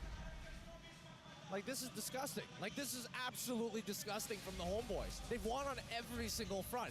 They only need to win 2 out of the 3 lanes. They decided, you know what? We're going to go 3 for 3 in the lanes. Every single team fight is going their way. They've got so many angles of approach. They've got so much damage built in. The Red Giants really needed a foothold early on to be able to build a foundation in this game, and it's just been taken out from them. The carpet's been pulled from beneath their feet, and they are slipping, and they are hitting their heads real hard. The fact that Innocent doesn't have a flicker against a Terisla makes it even harder, right? It's the Terisla or Grok. Both are an issue, but you only have a solution for one. Lord will be coming down that mid lane, but Homeboys are at just an insurmountable lead. 13,000 and counting. All right. Now, SRG, they've got an opportunity to maybe turn this around, right? In terms of high ground defense, probably not the best in the world, but they do have an opportunity if Homeboys, and only if, they clump up too close together. I think that the Homeboys probably should split up ever so slightly. Yeah, 4-1 just like this. Even Udo has this crazy damage. Homeboys, you can just slowly whittle down the structures. 2 inhibitors down just like that. Wild charge, Zorn to the back, Sapat with a penalty zone. Use doesn't even get to respond. They're gonna be frozen underneath the crystal, but Homeboys with just sure goal lead will tear SRG apart. That is the equalizer. We are guaranteed 6 games. Wow! Wow! Wow! Ladies and gentlemen, what we have just witnessed is the most one-sided loss that the Red Giants have had the entire season. Every defeat, they've had a chance. But in this one, Homeboys did not give them a single glimmer of hope. Man, both of these teams only throwing haymakers, right? There's no jabbing, there's no feigning. They are honest with what they do. It's either I dominate or you dominate. There is no in between. And some of these top level heavyweight fights, you know, you come in 30 seconds, it's a knockout punch. Oh, this grand finals. We knew it was going to be something special. We knew it was going to be something different. But every moment it continues to surpass all expectations. The grand finals are now 2-2.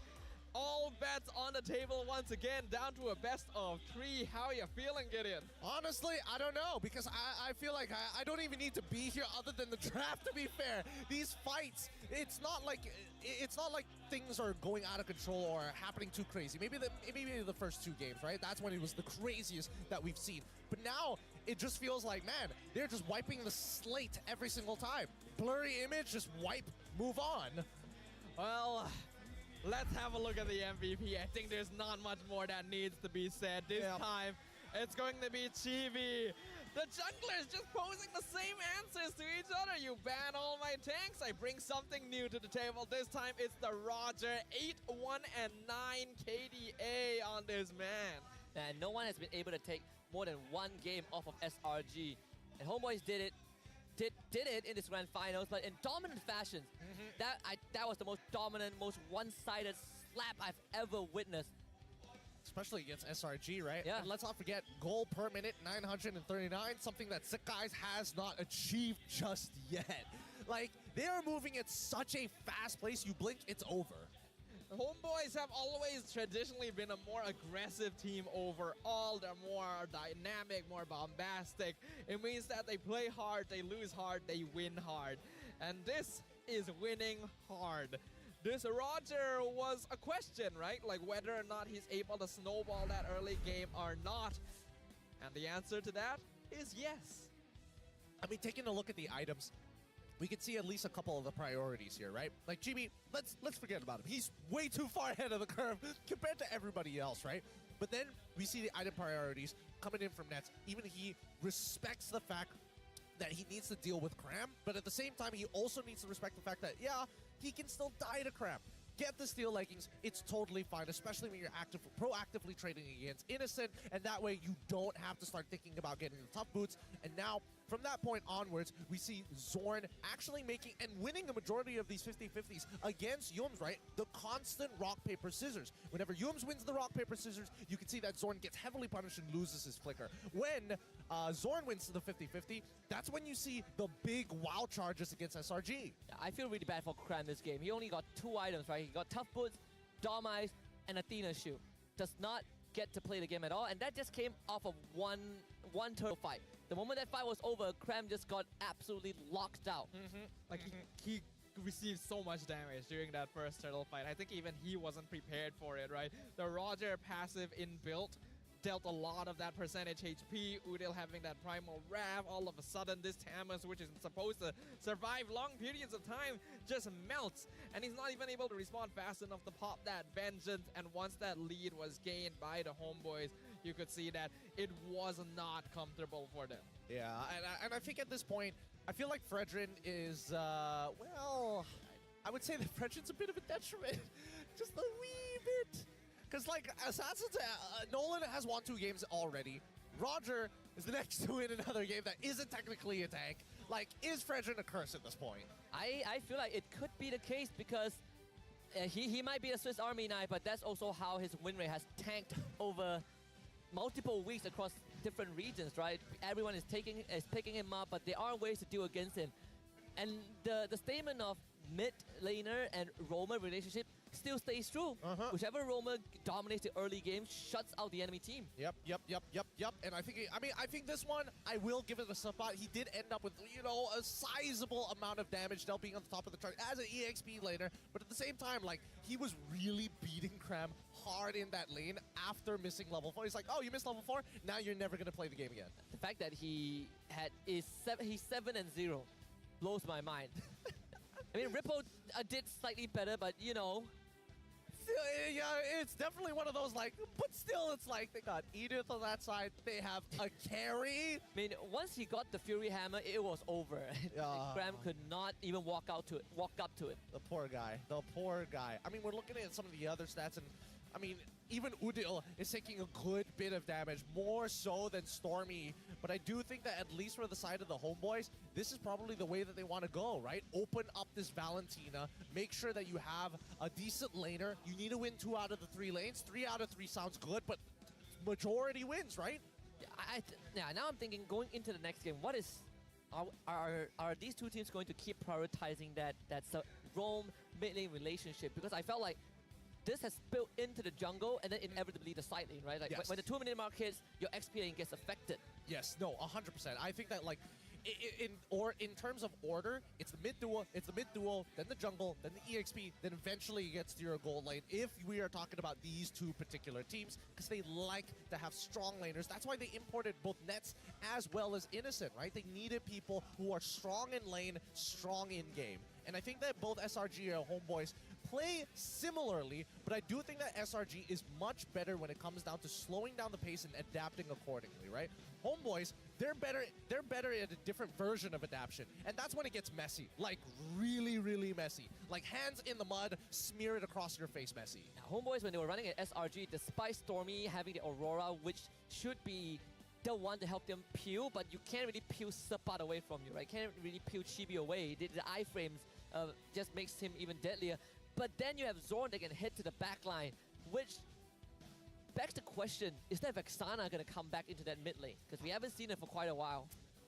Let me think about this. Will we see Vexana once more? Probably not if Valentina is open. I think right now it's just about who has been trading more effectively at level 1 and level 2. And we've seen that whoever recalls early on in that lane usually misses out something, right? Like at the end of it, we saw that Stormy walked away from EXP level 3, which means he either lost EXP, lost the minions somewhere, either in the EXP lane or in the mid lane. My general thoughts is probably in the mid lane because it felt like the entire wave was taken care of on EXP. I suppose right now it's fair to say that Matilda not a priority anymore, right? After game 1, it seems like both teams just started putting Matilda on the backseat just a little bit. They're not really looking at her as much. But in terms of roamer selection, we've only seen a handful. Matilda, we saw Edith, Grok, Carmilla. Wonder if the Ruby will come off for SRG, because that's something that Yums has been playing. I think Ruby is a pretty good consideration here, right? Ruby does well against assassins, does well against tanks, great at peeling, right? And that's something that they need, space for their gold laners in these types of fights, right? And I think that if they go for the Ruby, it's not that bad, but Grok is still a problem. So again, there needs to be a certain amount of beds being invested into that sector. I think it needs to happen earlier on, right? But then that begs the question again, the power picks. I mean, we know that Udil can carry pretty hard here and be the wingman, but like, nobody really wants to be in Sakai's position, constantly being a sandbag, and then the opposite jungle being the rich guy, and you're getting pounded.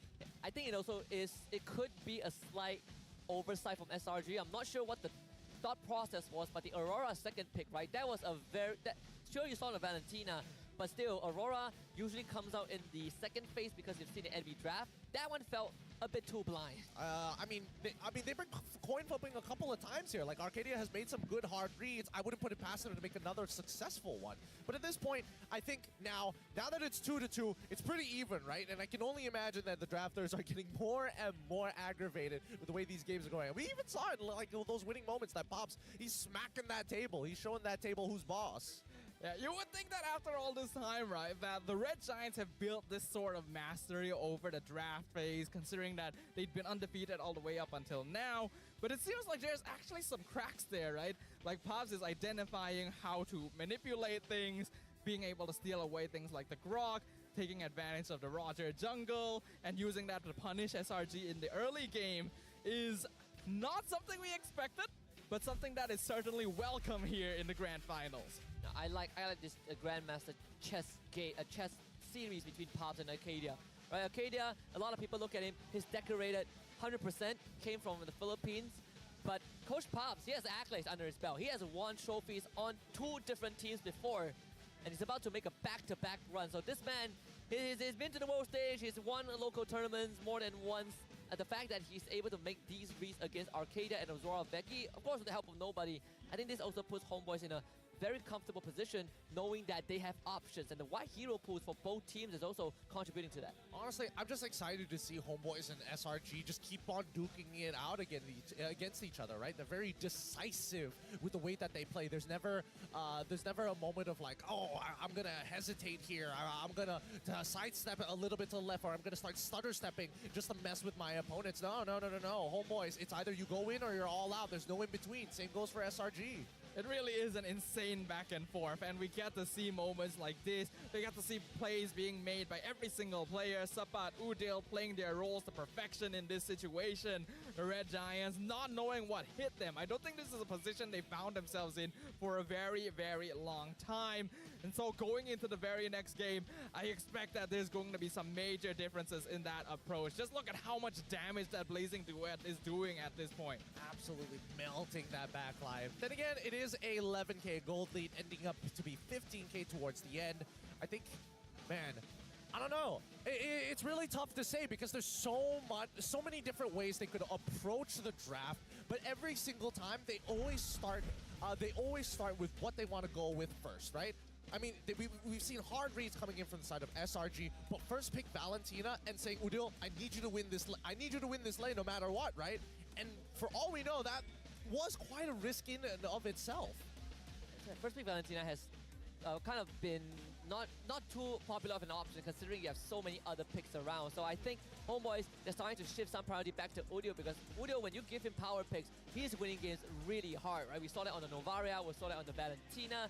This could continue to be something that Homeboys look at, but the fact that SRG lost the previous game, I want to see if SRG would go to blue side again. Yeah, the blue side question is one that has been posed a couple of times. We're already seeing teams win out games on one or the other. So I'm personally very curious about, I still don't know why the Harif is consistently being banned out on the blue side too. Like, I can't believe we haven't seen the hero the entire playoffs. Yeah, I mean, you can't really do much about that. Harith is just way too good in its current state. But I think that we're only going to see the Harith only get let through once there is something more important to get banned out. And I think maybe for the side of SRG, hopefully there's going to be a point where they have to say, all right, we have to let go of this Harith and we need to pick it up when we are on blue side. And Homeboys sure as hell are making a good argument with this Valentina. The thing about the Valentina first pick, right? It's kind of like the vanilla flavor, right? It's something that people won't usually go for, but it's always going to be reliable and a nice, refreshing treat whenever you need it. Did you just slander vanilla? No. He's just talking about how vanilla acceptable. is a good, refreshing treat. It's not that popular. I was like, man, you must be a chocolate guy. I am a chocolate guy, but vanilla is good. Well, I think it's a lot more popular than most people think. But okay, all right. So here's the Neapolitan to break it down to you ice cream fellows, right? Because the start of these drafts so far, the safest picks, Fredrin, Valentina, right? Those are the two flavors of the month that everybody has either kind of thought about or at the very least dabbled in. Mainly because, hey, Farmus is always going to be an option. Farmus comps, super annoying to deal with, but it feels strange, right? It feels like both Homeboys and as well as SRG, if they're going to play a team fight composition, it's going to be a little bit different, right? And Farmus isn't going to get picked up super early on unless there is an insurance policy of Valentina not being there. I saw one guy who is also about to catch some hands when he leaves the stadium because he wore a Homeboys jersey with SRG jersey underneath. Oh, showing that on cam, boy, you better watch out. Man's prepared to take the top one off if necessary. No. He's got an insurance policy as well. If when both sides are about to gang up on him, it's like, you got to pick one. He's going to rip both off. Bounty Esports jersey, baby. He's like, yeah. Who's going to fight me now? Learned that from Poji for sure. Though now with how the series has been so far, I wonder if that Lo Yi would kind of get led through again, right? I mean, it's not like Homeboys won with the Loyi in Game 2. They actually lost quite badly with it. Yeah, it's a tricky thing because I think teams have played enough now in this season that even picks that were once considered like power picks have solutions that have been figured out against them, right? Like the Loyi, like the Chip. Either way, we'll leave that for later. Let's once again throw it over to the host for an interview. Terima kasih kepada caster-caster kita. Hai semua, this is Rose once again bersama Sith. Tapi bukan tu sahaja. Sekarang kita bersama dengan Sultan Rick dan juga Uncle Chikanuk. Wow, tadi sebelum ni kita dapat lihat bahagian pasukan ataupun Selangor Red Giant, dia ada satu post berkenaan yang posting pasal korang berdua. Dan kat sini kita orang nak pencerahan. Apa sebenarnya role korang dekat dalam pasukan Selangor Red Giant? Kita mulakan dengan kita hormati orang yang tua, Sultan Rick. Tak habis-habis main personal Okey, Uncle lah. Kita dah lama tak jumpa Uncle. Role Uncle dekat Selangor Red Giants adalah sebagai community manager dan juga brand ambassador sekali. Jadi untuk community Selangor memang kita orang akan fokuskan lebih lagi daripada sekarang hingga ke masa akan datang lah. So kita nak ramaikan lagi community untuk Selangor Red Giants dan akan ada banyak event-event community yang kita akan bawakan especially untuk cross culture antara e-sports dan juga traditional sports. Faham. Menarik. Okey, untuk Sultan Rick pula. Okey, macam semua tahu saya lebih buat kepada ke arah konten.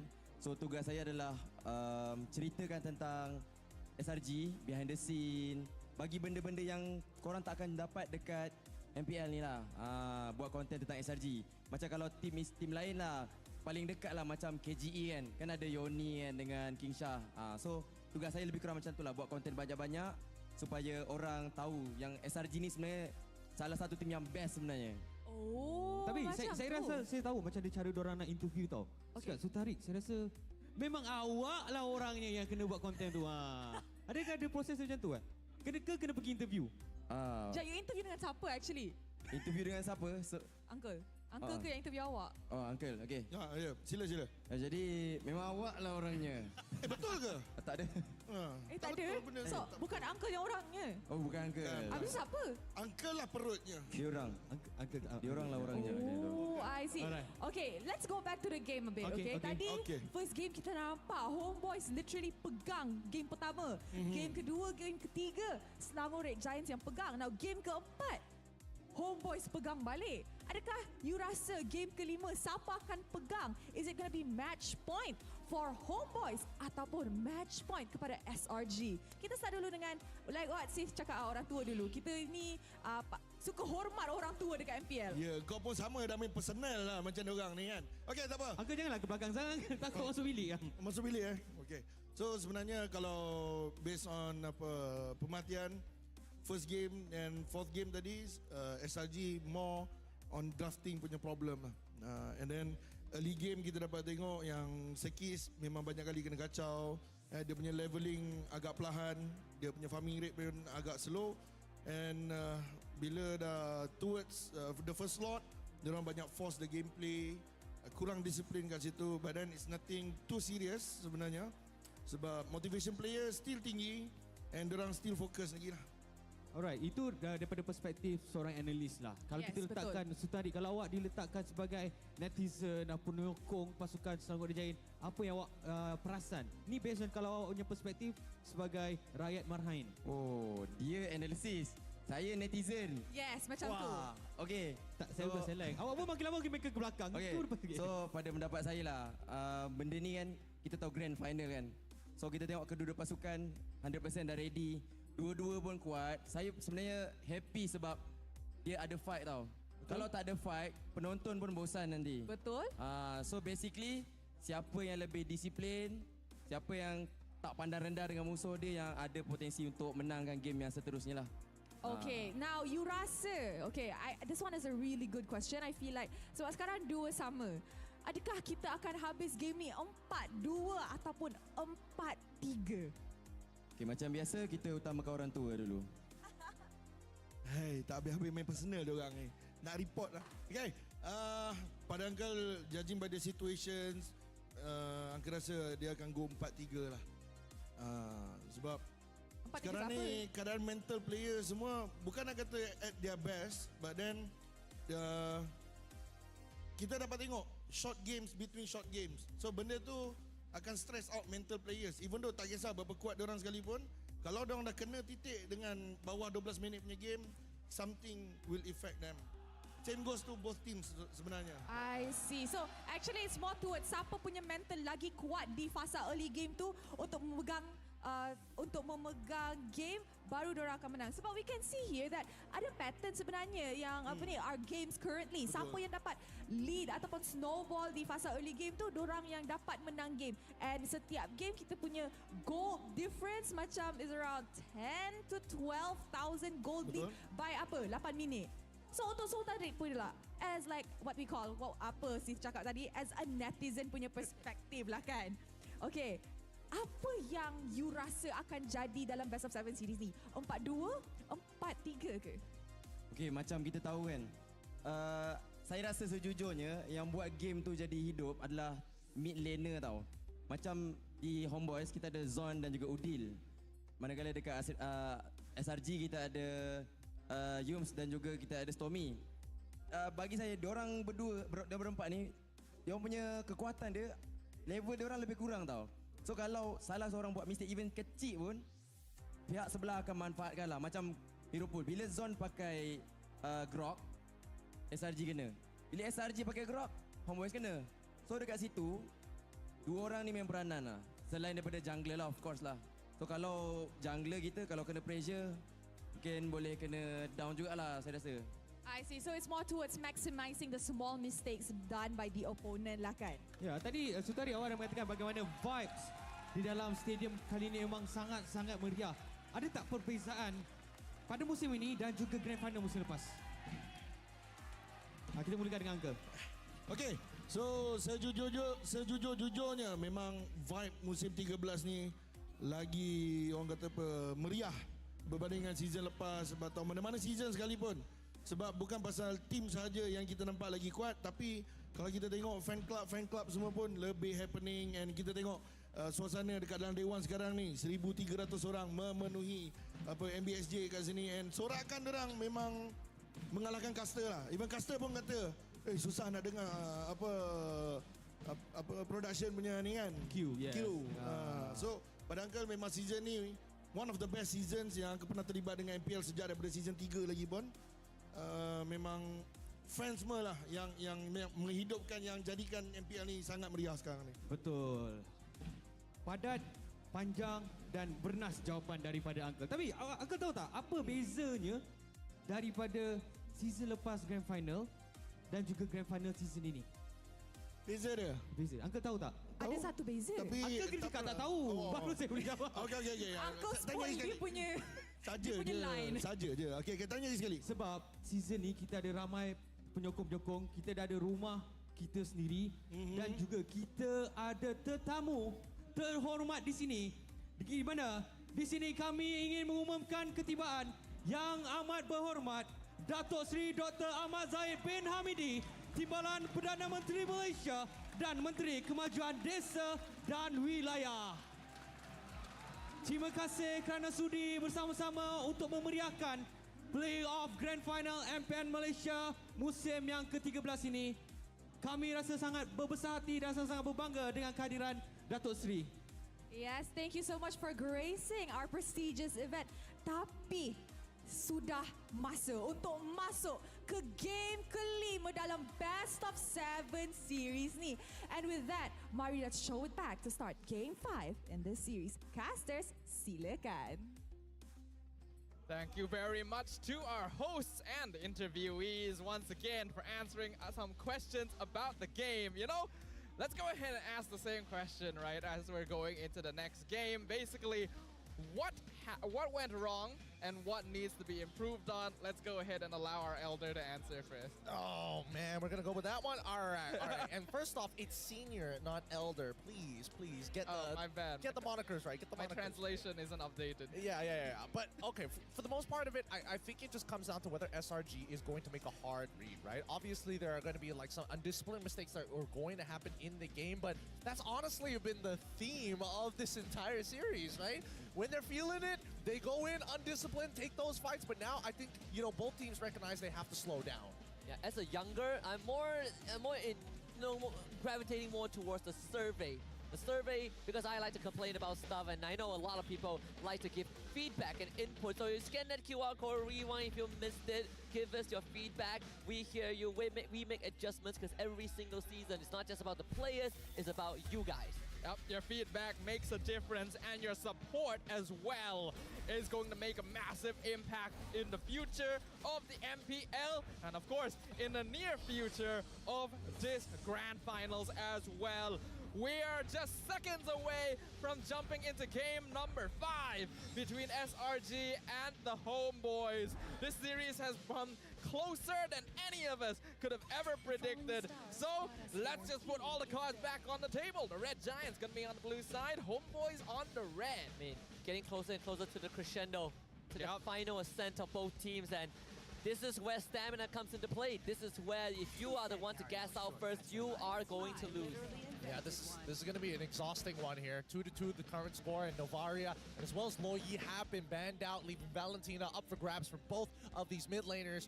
Homeboys, they're thinking about it, right? Because SRG is holding on to priority. I think Coach Arcadia at this point, I don't think he's going to make any hard reads just yet. This might be a simple opening for the side of SRG on blue. Do you still ban Harif? I mean, they've been banning Harif regardless of what side they're on. I think it makes perfect sense if they want to ban it, right? Because Homeboys, they're more than happy to throw other prio picks at SRG that they're most likely going to pick up. Yeah, I think probably they'll still end up banning Harif here. If they don't, then ooh, that's a big surprise for once. But no, that's the same voice line. That hero gonna be banned out. I think my big question, right? Do SRG go for the Valentina the same way that Homeboys did? Because Stormy was one. Oh, never mind. Never mind. A bit too early. I think Pops heard that. My bad, guys. Homeboys be like, oh no, the counterplay. We might as well ban it out.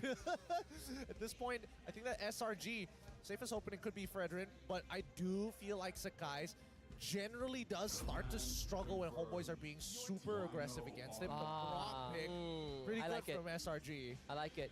I was thinking of Matilda, but then again, it has fallen out of priority, so the Grok is nice. That's kind of what Homeboys did in the previous game, right? Prioritizing the Grok for Zorn very early on. And we've seen it's 0-2 for the Edith when she faces the Grok this series. Let's see it. Let's see it. Whether Zorn's like, this time I'll win the rock, paper, scissors. I'll get him. It basically means you need a different option against the Grok, right? I'm trying to think of what would be a way to go about it. Maybe the Matilda might be kind of interesting because at least you don't have to interact with it as much, or you're not as based around with crowd control. The Fredrin is open if Homeboys want to lock it in right now. Wow, they're going to go straight for the Roger. You not only take it away from Innocent, but we've seen Chibi's Jungle Roger pop off, and they even throw in a second layer. It's Udio's Farsa. Talk about hard reads, man. Look, I don't know if this is a hard read or Homeboys are just like, yeah, you know what, Farsa, Grok, not a big deal. We'll outscale it. It's not like the Guardian, the Nature's Barrier can cancel the ult, or even the Wild Charge. That'd be crazy, right? Yeah. Under ordinary circumstances, we see the Grok, we see someone pick Farsa and say like, what are you thinking? But Udil has done this many times where there is a Farsa counter on the opposite side and he just goes for it anyway and makes things work. The damage setup is very solid for the Homeboys. Red Giants gonna be sticking with what works. They'll lock in the Fredrin here and the Vexana. Yeah, back to basics. I was asking Gideon whether we would see the Vexana, and I'm glad SRG falls back to that, but man, Homeboy's tripling down. Zorn Cho now out of his cage. All right. Let's see what the bans are going to be, because so far, when it comes down to, like, if we're comparing bar for bar each of these 3 picks, I would say as of right now, SRG does have like a very slight advantage. But we'll see whether Homeboys are able to supplement it, right? Because Cho, at this point, he not only needs to take Concussive Blast to help out that wave, to help Farsa get out of the lane, because Vexana and Grok can easily clear it at level 1, but also they need a strong side laner. And getting rid of the export, good start from the side of Homeboys. What would be the side laner they're looking for here? As of right now, the EXP lane pool is still very wide open. Unfortunately, from what we saw previously, I think Tamis is no longer going to be quite as prioritized now that both Roger and Farsa have been shown the hero melt a lot quicker than we would have expected. So that will raise stocks on things like the Terizla, which Red Giants do ban out. Yeah, I was thinking of Terizla for Red Giant, but sadly they're on the blue side, so it's too big of a risk to let through. Without Terizla and X-Borg, I think SRG, I wonder if they will start pivoting towards the Paquito, but even then they won't have priority, right? Homeboys will be able to pick it if they want. I mean, worst comes to worst, like Yuzong is still available, right? And I think the EXP right now is quite volatile. We're not actually seeing an Arlet ban just yet. Maybe from the side of Homeboys. No, Moskov. Let's see whether SRG think the same way. I just thought of something. SRG did play Esmeralda.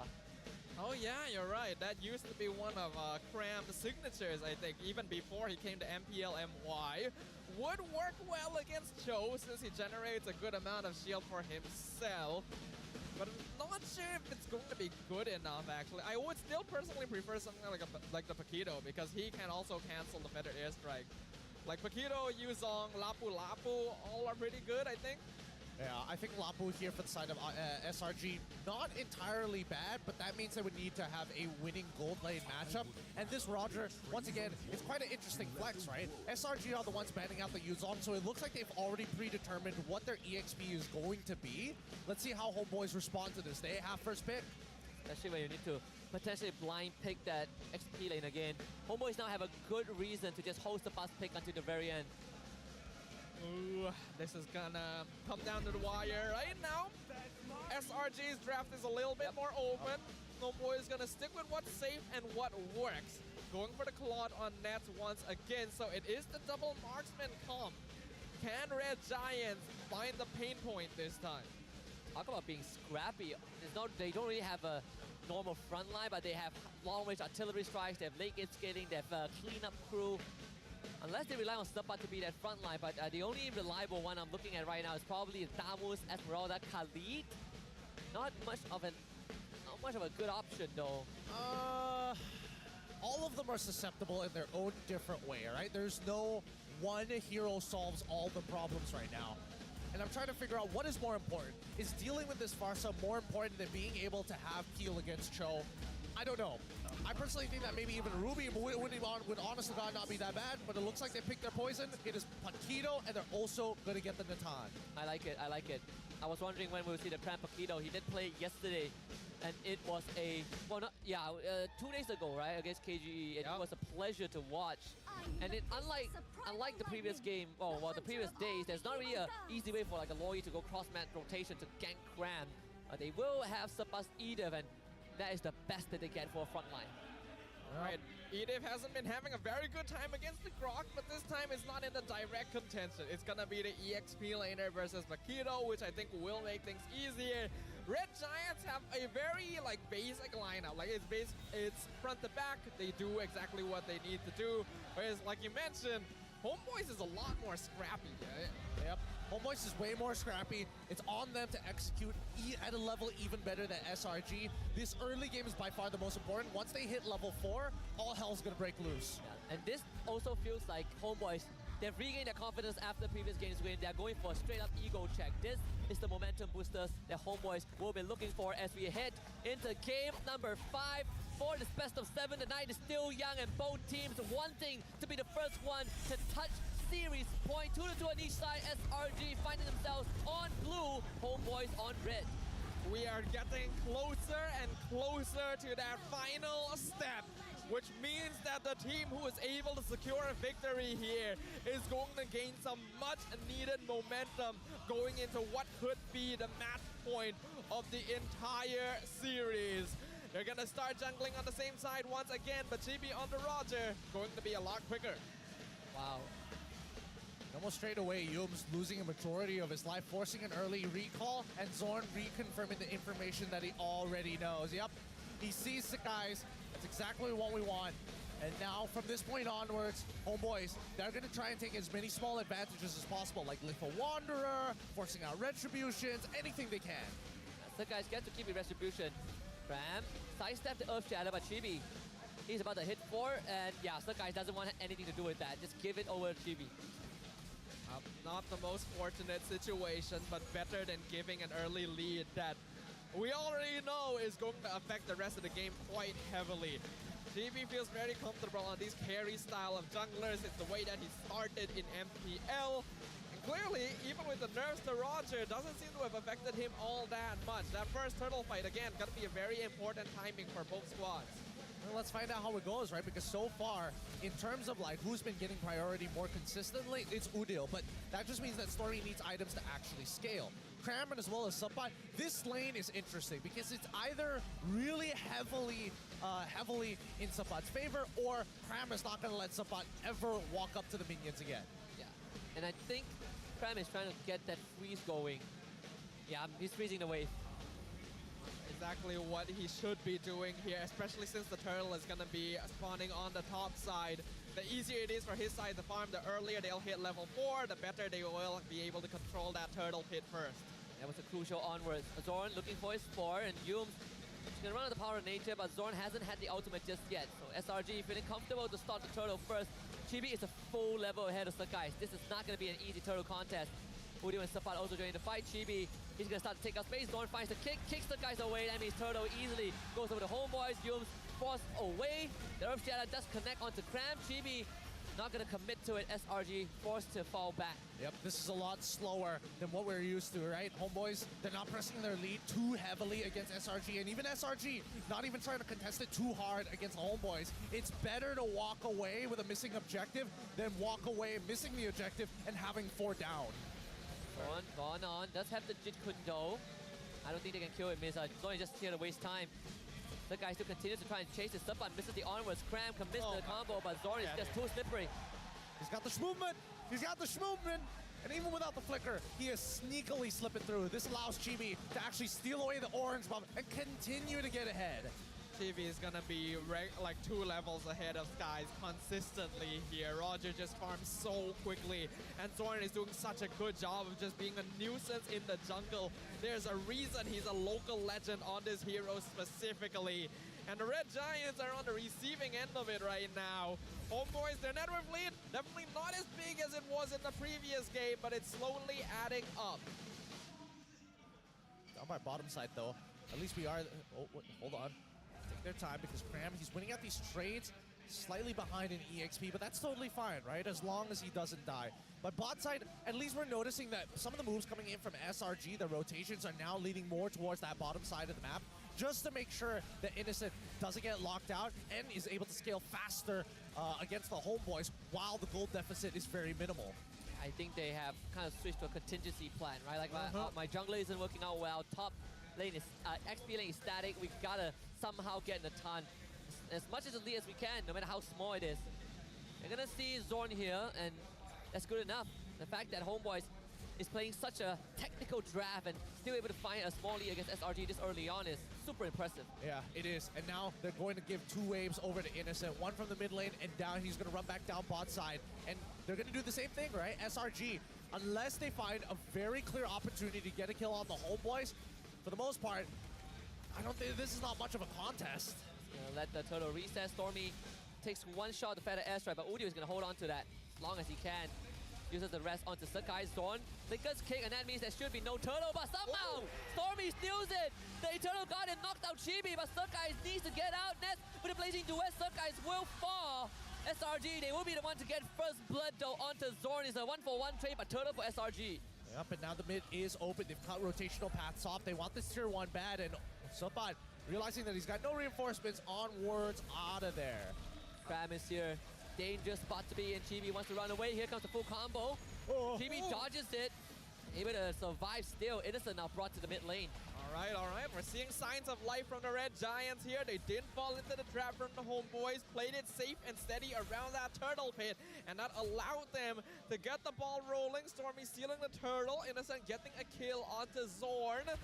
Unfortunately, they did still end up losing Skies though, so this jungle level difference is continuing to plague them. Yeah, but at least for Sakai's, he might be able to get a couple of his camps to catch back up. But GB, he's power farming out of his mind, right? By the time we see Sakai's hit level 8, we should see GB be hitting level 10. Cram is having a good time against the bot. That is the expected result. As long as you don't overstep your boundaries in this matchup, it should be favored toward Paquito almost 100% of the time. A net worth lead, not much for the homeboys, and we've seen this in many previous games from SRG as well. Doesn't matter if they're behind in that early game, as long as the net worth difference isn't that much, they will scale up. It's the closest any game has been, honestly, this entire series for both teams. 6.5 minutes, and no one having a substantial lead. Conceal was used by Yumes. Yeah, wow, the Zorn is too good with the Shunpo timing. Yep. He's too good, but Cram on the other hand, thought he was lucky. Oh, wow. Not enough to execute in the Lycan Power. At least they get the tier 1 top. Wow, I'm surprised he actually made it out of that one. Okay, fair enough. They trade 1 for 1, 1 tower each. They're going to go and recall back for this upcoming turtle fight. And I think for the most part of it, like SRG, they're probably going to be sticking to their current plan and playing around nets and leaving Cram to clear waves. I think that's probably the best way to go about it right now. That's a wild charge. Catching Zorn without CC immunity. Subbat gets the flip onto Yumes. Yumes flickers out, and here comes the entropy. Yumes still goes down thanks to Subbat, but it's double kill for Innocent. And I don't think Chibi can stay here for any longer. No. It takes a lot of damage, but still gets down nets. Escorts in with a blazing duet, cancelled by Cram. SRG is starting to strike back. Good peel from the side of SRG. Really, really good stuff coming in from Cram as well. Making sure, I mean, Stormy and Cram are both looking at the back line to see how far they're catching up to that front line. They want to continuously put a wedge between the two. Now, this means that Turtle will, well, should fall into the hands of SRG, but considering the mid laners, it's a little tough. One flicker kick. That is just Guys, but Nets and Chibi are onto him, and Cram will make sure that he gets out. All right, this is what SRG have been looking for here. And now this is a little bit worrying for the homeboys, right? We know a lot of these games come towards the gold lane scaling. And Innocent has already been fed 3 kills in total.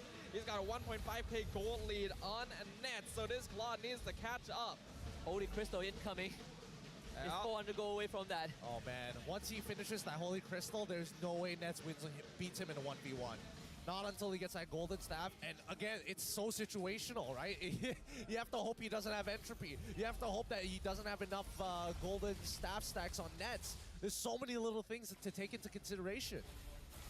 We are definitely getting a much more even game though for game number 5. It's back to 0. Concealed play from Zorn. They're looking for someone. Cram gonna be the first one they see, but he spots them out too. Let's see if Cram can get out of there. The flicker to get himself behind his turret, but Jimmy wants to finish Zorn. Still surviving. He trades Zorn for his life, and Jimmy is in a rough spot. And I don't think he's getting out of this. Wow. The outplay from Cram. He's done his job. He falls at the end, but man, did it take homeboys a long time to land that final blow. And in that time, he bought enough space for Skies to come in and punish the homeboys, and now they're upping the ante. And Sapa cannot move. That is, I mean, just one outplay. And SRG has found recovery. By the way, Cram has lethal ignition Paquito. Yep. Yes, he does. He is here to kill. He's full damage, baby. He wants to be able to hurt. And whenever he has Flicker, he's an absolute machine. He's dangerous. We're looking at the rest of the damage dealt ranking. Udil on top, right under him Stormy, and right under Stormy, a pretty close race for second here with Innocent. One thing that they have to be wary of, homeboys, they're not all that far behind just yet. Only 2,000 gold difference. So they can still scale up quite easily with a Claude and a Farsa. Yo, Innocent! Oh my goodness, that's Flicker already. They almost got nets too. Cram was focusing him down. So the multi-pronged attack from Selangor Red Giant shows they're feeling a lot more confident. Jungler level down, but it's fine. Lord secured for SRG. The pivot point slowly becoming apparent for the Red Giants. Yep. This is, I mean, Homeboy's still trying to recover from the damage, right? A lot of them at this point, 27-31. Not that big of a deal for the side of the Homeboys. Checkmate angle might not be achievable for the side of SRG as long as the Homeboys are very disciplined and really pick and choose where they take their fights. Their cores have not died at all, basically, like other than one death on Chibi. So Nets and Udil should still be farming pretty all right. Not quite as quick as Innocent, but enough to remain in the game somewhat. As long as they're able to get some kind of shutdown, get a little bit of a pivot, they're still in a perfectly fine position, actually. Lord is coming on bottom though, so SRG will get the top, will get the mid tier 2 at least. Innocent level 14. It's 2 levels and when one shot Udil. He's so dangerous. He's so dangerous. Once that Holy Crystal is done, he is just tapping people left, right, and center. TB caught by the fear. Zorn, he's still waiting for an opportunity. But they are going to lose this bottom inhibitor. What can Zorn get? Stormy rooted down, but still, they're not going to wait SRG. They don't see any signs of life from Homeboys, and they're just going to pounce. Fight script around the throats of the Homeboys. They want the series point, and Homeboys lost 3 in an instant. Udil and Zorn to keep this alive, but Udil doesn't even get to use his ultimate. And this is probably the quickest game of the series. Crab runs out of Fountain Rage. SRG finding series point in the most dominant fashion possible. Woo! That early game, both teams had to calm down, take a chill pill, get into Zen, trying to protect themselves. And when they had the time to strike and finally press their lead, they push Homeboys' button. What an absolute marathon between the two. A much more disciplined approach by both teams this time as they're just waiting to scout out their opponents, waiting for that one mistake. The ones who found it first were the Giants this time, and they are now at match point. 1 game away from making history. It's going to be up to the defending champions to switch things up to bring it down to the wire. Oh, goodness. I can't believe it started with a cram outplay. Yeah. Look, SRG, each one of those members are dangerous, man. A Cram is nobody to be messing with just yet. He may be a pillar, but it doesn't mean he doesn't have that killer instinct. Right now, I'm just trying to figure it all out, right? It feels like both teams are very adamant on breaking the tempo against each other, right? They're not holding on to necessary resources right up till that Lord Orbital objective. A majority of the time, pre or even post objective, that's when they fight. Yeah, I mean, it's just crazy how SRG, they just found just one small chink in the armor, and just one small slip from Homeboys. They not only trip Homeboys over, they pushed them down, they stepped on their back, and they took everything from Homeboys. Chibi was constantly 2 levels ahead of some guys, but it really felt like it's not a problem. Yeah, you normally think that when your jungler is so far behind that the game is already going to be over. It's going to be so difficult, but not when you have the innocent beast himself on your side. Getting those 3 early kills on that. I believe it's Nathan, not Carey. I'm pretty sure that's a mistake there. But on Nathan, supercharged him so much, so quickly, that it just became impossible for the Homeboy side to deal with him. Yeah, can you imagine what it's like to be on the other side? Like, Nets has to deal with it because, like, good lord, the man is on Claude. He decides to try and take Master Assassin and try and challenge the Natan. Makes sense, but once he gets outscaled, and obviously when it comes down to Art of Thievery, in comparison to the skill 1 of Natan, major range difference. Yeah, Natan, we already know he has the better laning phase against the Claude because his skills just have more damage built in. So if you give him early kills, if you give him a snowball, there's no way for Nets to compete. And there's honestly no way for anyone else to compete too, because when Nets is far ahead, he just jumps forward, man. He picks off Udil, picks off Zorn, like he doesn't care about his life. He doesn't. And I think that here's where it gets really, really risky, right? Because again, Innocent knows that once he has that Holy Crystal, he can start one-shotting key members on the side of Homeboys if they don't use a battle spell. Nets doesn't have that type of option, right? He is very much dependent on everybody else to build up that Art of Thievery stacks, to build up the Golden Staff stacks before he jumps into that backline to one-shot Stormy, to look to maybe melt down Cram, and even then, there's no 100% guarantee that he can do so. Unfortunately, with this draft, Homeboys already put themselves in a tougher spot because of how scrappy the lineup is. Then you have to consider that it's very cooldown based because you're playing around Way of the Dragon, you're playing around Feathered Airstrike. All the Red Giants needed to do, wait for both spells to be used, right? Every single turtle fight, Feathered Airstrike is gone. All right, now we can engage, and there's no answer after that from HB. Yeah, there's not much answer unless you can like peel back effectively. If Udil ends up losing his stun early on, well, he has to wait a good amount of time before he gets it back. Man, this game was like very, very close. It could have very much been in Homeboys' favor if they had won out on the previous 50-50, because Chibi was decently ahead, right? And Udil was getting to a point where he was going to be unstoppable even if Yums tried to go for the big interrupt. And there might even be the argument that maybe the Feather Airstrike could have been used against Yums to chunk him super early on. But Homeboys use them to try and secure objectives, right? To zone out the Red Giants because they know they're not quite in fighting shape yet. They just want to secure objectives, see if they can catch Red Giants off guard. But by playing safely in that way, they're wasting resources a little bit too early on, and it ends up costing them. On top of that, right, they are losing out a lot in terms of lane priority, right? Because Innocent is winning in his lane, Cram is winning in his lane, Stormy doing a pretty good job in the mid lane as well. Only Skies was being put behind, and Red Giants just played around that. Well, but man, it's frustrating. It's quite frustrating for the side of Homeboys. It could have been a slightly better, but now we look at the damage taken, and where have they applied the most? Yeah, Sapat.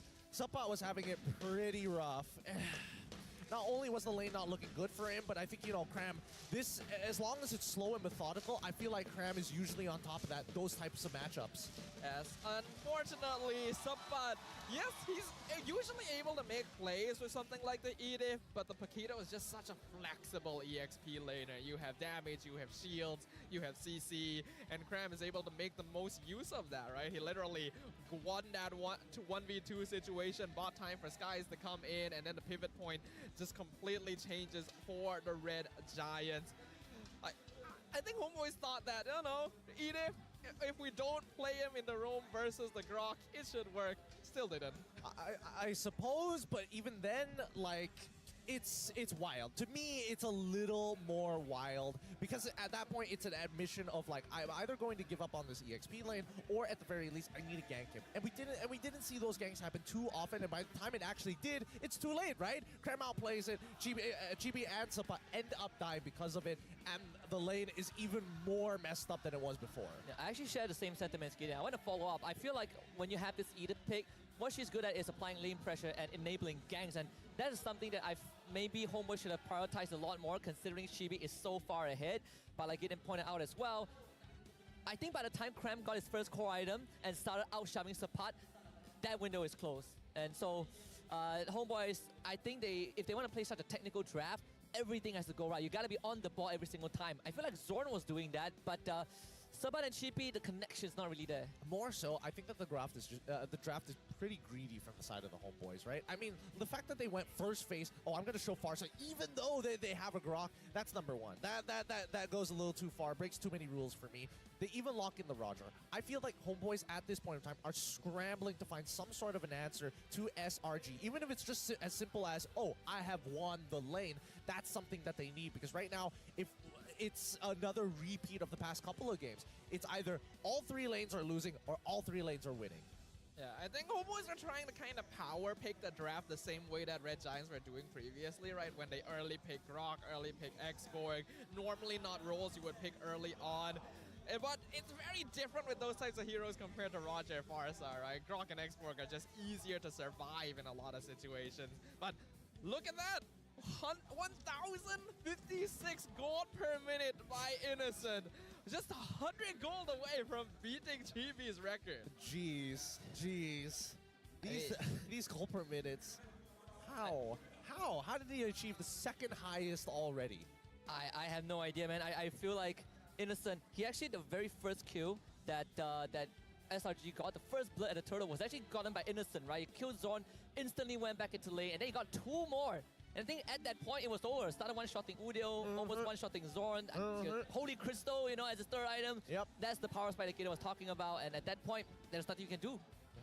Man, too many win conditions already hit for the side of SRG. And I think, this is what I was kind of expecting at the beginning of the series, right? I didn't expect the beginning of the series to be as explosive and then slowly tones itself down to a more methodical fight. But now that we're already here, right? This low kill count of 11-4 so far is only going to progress. And I think, teams are going to start, well, depending on how you look at it, devolving or evolving to be more disciplined, because we need to see more fights happening and centered around the Lord and Turtle more than it needs to be around the lane. Yeah, we can see in the highlights here, the first couple of kicks from Zorn were very good. It was aimed at separating Skies from the Turtle. But it also ends up with Zorn separated from his team because he's not really kicking him back for the kill, right? And that allows Red Giants to control the momentum, control the initiation, the angles. Cram doing a good job of disengaging members of the Red Giants, surviving. And this was a huge swing.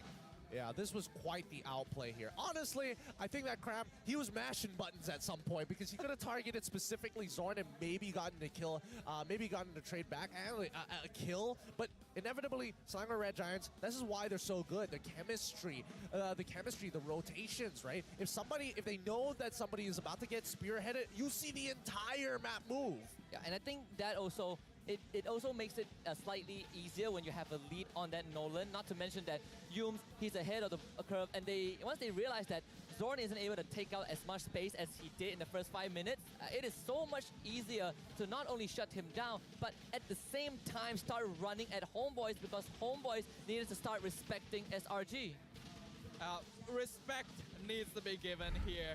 Both sides had kind of been trading blows a little bit until this point, with both teams prioritizing that early game lead, right? I think that's why when we went into game number 5, both sides were playing a little bit more slowly, a little bit more safely, because they know a single mistake will snowball out of control. That's already the trend that's developed at this grand finals.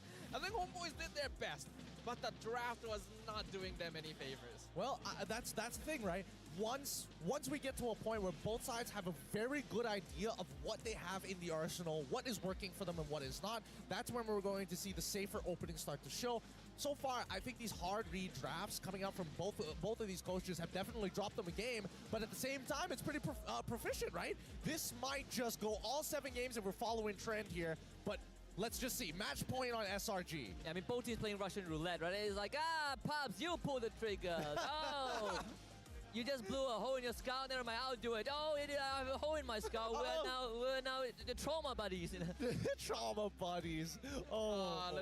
They're literally playing Russian roulette, but they don't realize that every chamber has a bullet. All right, let's talk about something else. We talked about the wild card previously, but now let's talk about the main event itself of MSC 2024. We're waiting to see which of these teams is going to be our direct representative. But what about everyone else? Who do you think we should be the most afraid of, Gideon? Oh, man, I don't know. This one can be tough because when I see some like notable names like Fireflux Esports, you never know with these guys how much they've improved from where they were before. And they were already making big waves the last time. I'm more nervous than ever now. I'm just gonna go all the way. Listen up, BTK. You know why? BTK. Because they won the grand finals with a GDS Roger, which is a hero that they hate playing, and they did it anyways. So BTK. BTK, I can respect that. I can definitely respect that. I mean, let's look at our own personal tournament history, right? Because so far, in case you guys, we've been going on for quite a long time, 12 seasons as of, 13 seasons now, 12 seasons prior. At the very beginning, we're seeing a lot of organizations that aren't with us anymore. Now 12 seasons prior. At the very beginning, we're seeing a lot of organizations that aren't with us anymore, and the era and time has changed from some of these legacy players who've been playing all the way since season 6. It's incredible to see just how far MPL MY has come, how many different teams have come and gone as well. Looking through the scores of the past as well, right? Up until now, we've only ever had one grand finals go all the way to the 7th game, and that was actually last season, where Homeboys just barely eked it out against Team SMG. Yeah. Will we get to see that again? It could be possible, right? Even when you look at the track record, Todak has been in 7 out of 12 grand finals. Wow. The fact that SMG was in the past 2, one they got swept by Todak, the other one barely missing out because of Homeboys. And that means Stormy has been in, again, all grand yeah. finals so far. This is his third. And like a lot of people like to say, this could be third time's the charm. And he's one step away from doing it with a new team. You know, I remember when Stormy debuted. I can't remember which season it was specifically, but when he debuted, when he got to the playoffs, he was so nervous. Like, it wasn't the same Stormy, right? Look at how far he's come now. He has. He really talks. has for sure. Oh, yeah, he talks. Now. And he smiles. Some may say he's the reason why Sasa smiles these days. That's why they're best friends, you know? Team bonding, that's an experience to have. I think as of yet, SRG and Homeboys, we've seen them, have we really seen them play quote-unquote from behind? I feel like we've seen a little bit more out of SRG at the very beginning than we did from Homeboys, and after that, it's just haymakers after haymakers. Closest one was definitely SRG, game one, right? But conditions have to be met. Good wave clear, you know, you have Moskov, heroes. The heroes, they checked out, right? You have the Matilda to always bail you out of bad situations. Ever since then, Matilda never really saw daylight. Got banned once. That's about it. We are going down to the crowd once again, asking for a little bit of dancing from the SRG fans, and they're responding with a lot of dancing. It's good to see it, that the audience and the fans are having a great time here. Hey, they brought Obito here. That's it. That's the end, man. It's about to end the world. Hey, man, let's calm down. We still have a grand finals to get through. Please, Obito, hold off until then. Yeah, we need Kakashi, you know. We need his You'll best have friend. to settle for Ultraman. And we can't bring Rin back, so you know Kakashi is our best hope. Oh man, is it too soon? I don't think it's too soon. The series has ended long ago. Yeah. They're already on to the next generation at this point, right? Minute left. And now the teams are making it back up onto the stage. Adaptations need to be made. I don't even know where you can go with these adaptations. Usually I would have like a rough idea, but I haven't seen any of these teams play from significantly behind and able to bounce back from it. So like so many options are actually out of the pool just because of that one thing. And it's a lot of hard reads, and you really see the deep pockets from both teams, right? Not just in the players' capabilities to play a hero. We are seeing flexes come out. We are seeing the coaches just really going ham with the bans. There are still constants, of course, like the Harif, you know, the Novariat, Loyi. But overall, I think the hard reads are pretty insane. Who is the most handsome player? Who's the most... spicy boy! It's the spicy boy. I just thought of something. So I spoke to the owner of SRG, right? Okay. I spoke to him, and then this is his first grand finals, just like the guys, and he's feeling really nervous about it. I mean, you would be, right? Look at the scale. Like MPL MY has grown so much for like in the recent times. But we have a video for you guys here. This is only 1 year, guys. Because I always play RG. He played, what, 5, 6 more times than what I played in 1 year? Hey man, that's why he's the professional. Get those eye bags checked, man. Yeah, get those eye bags. There should be a correlation with the number of ranked games you played and how droopy your eye bags are. It kind of explains the micro movements, right? Like the way he's able to move around, use like Roger's dashes just to escape from skills at the tiniest moment. Like this man is experienced. Hey man, luckily he's playing MLBB and ain't working with combat drones. I mean, like, 10,000 out of the 11,000 games were on Roger. And let's just put it that way.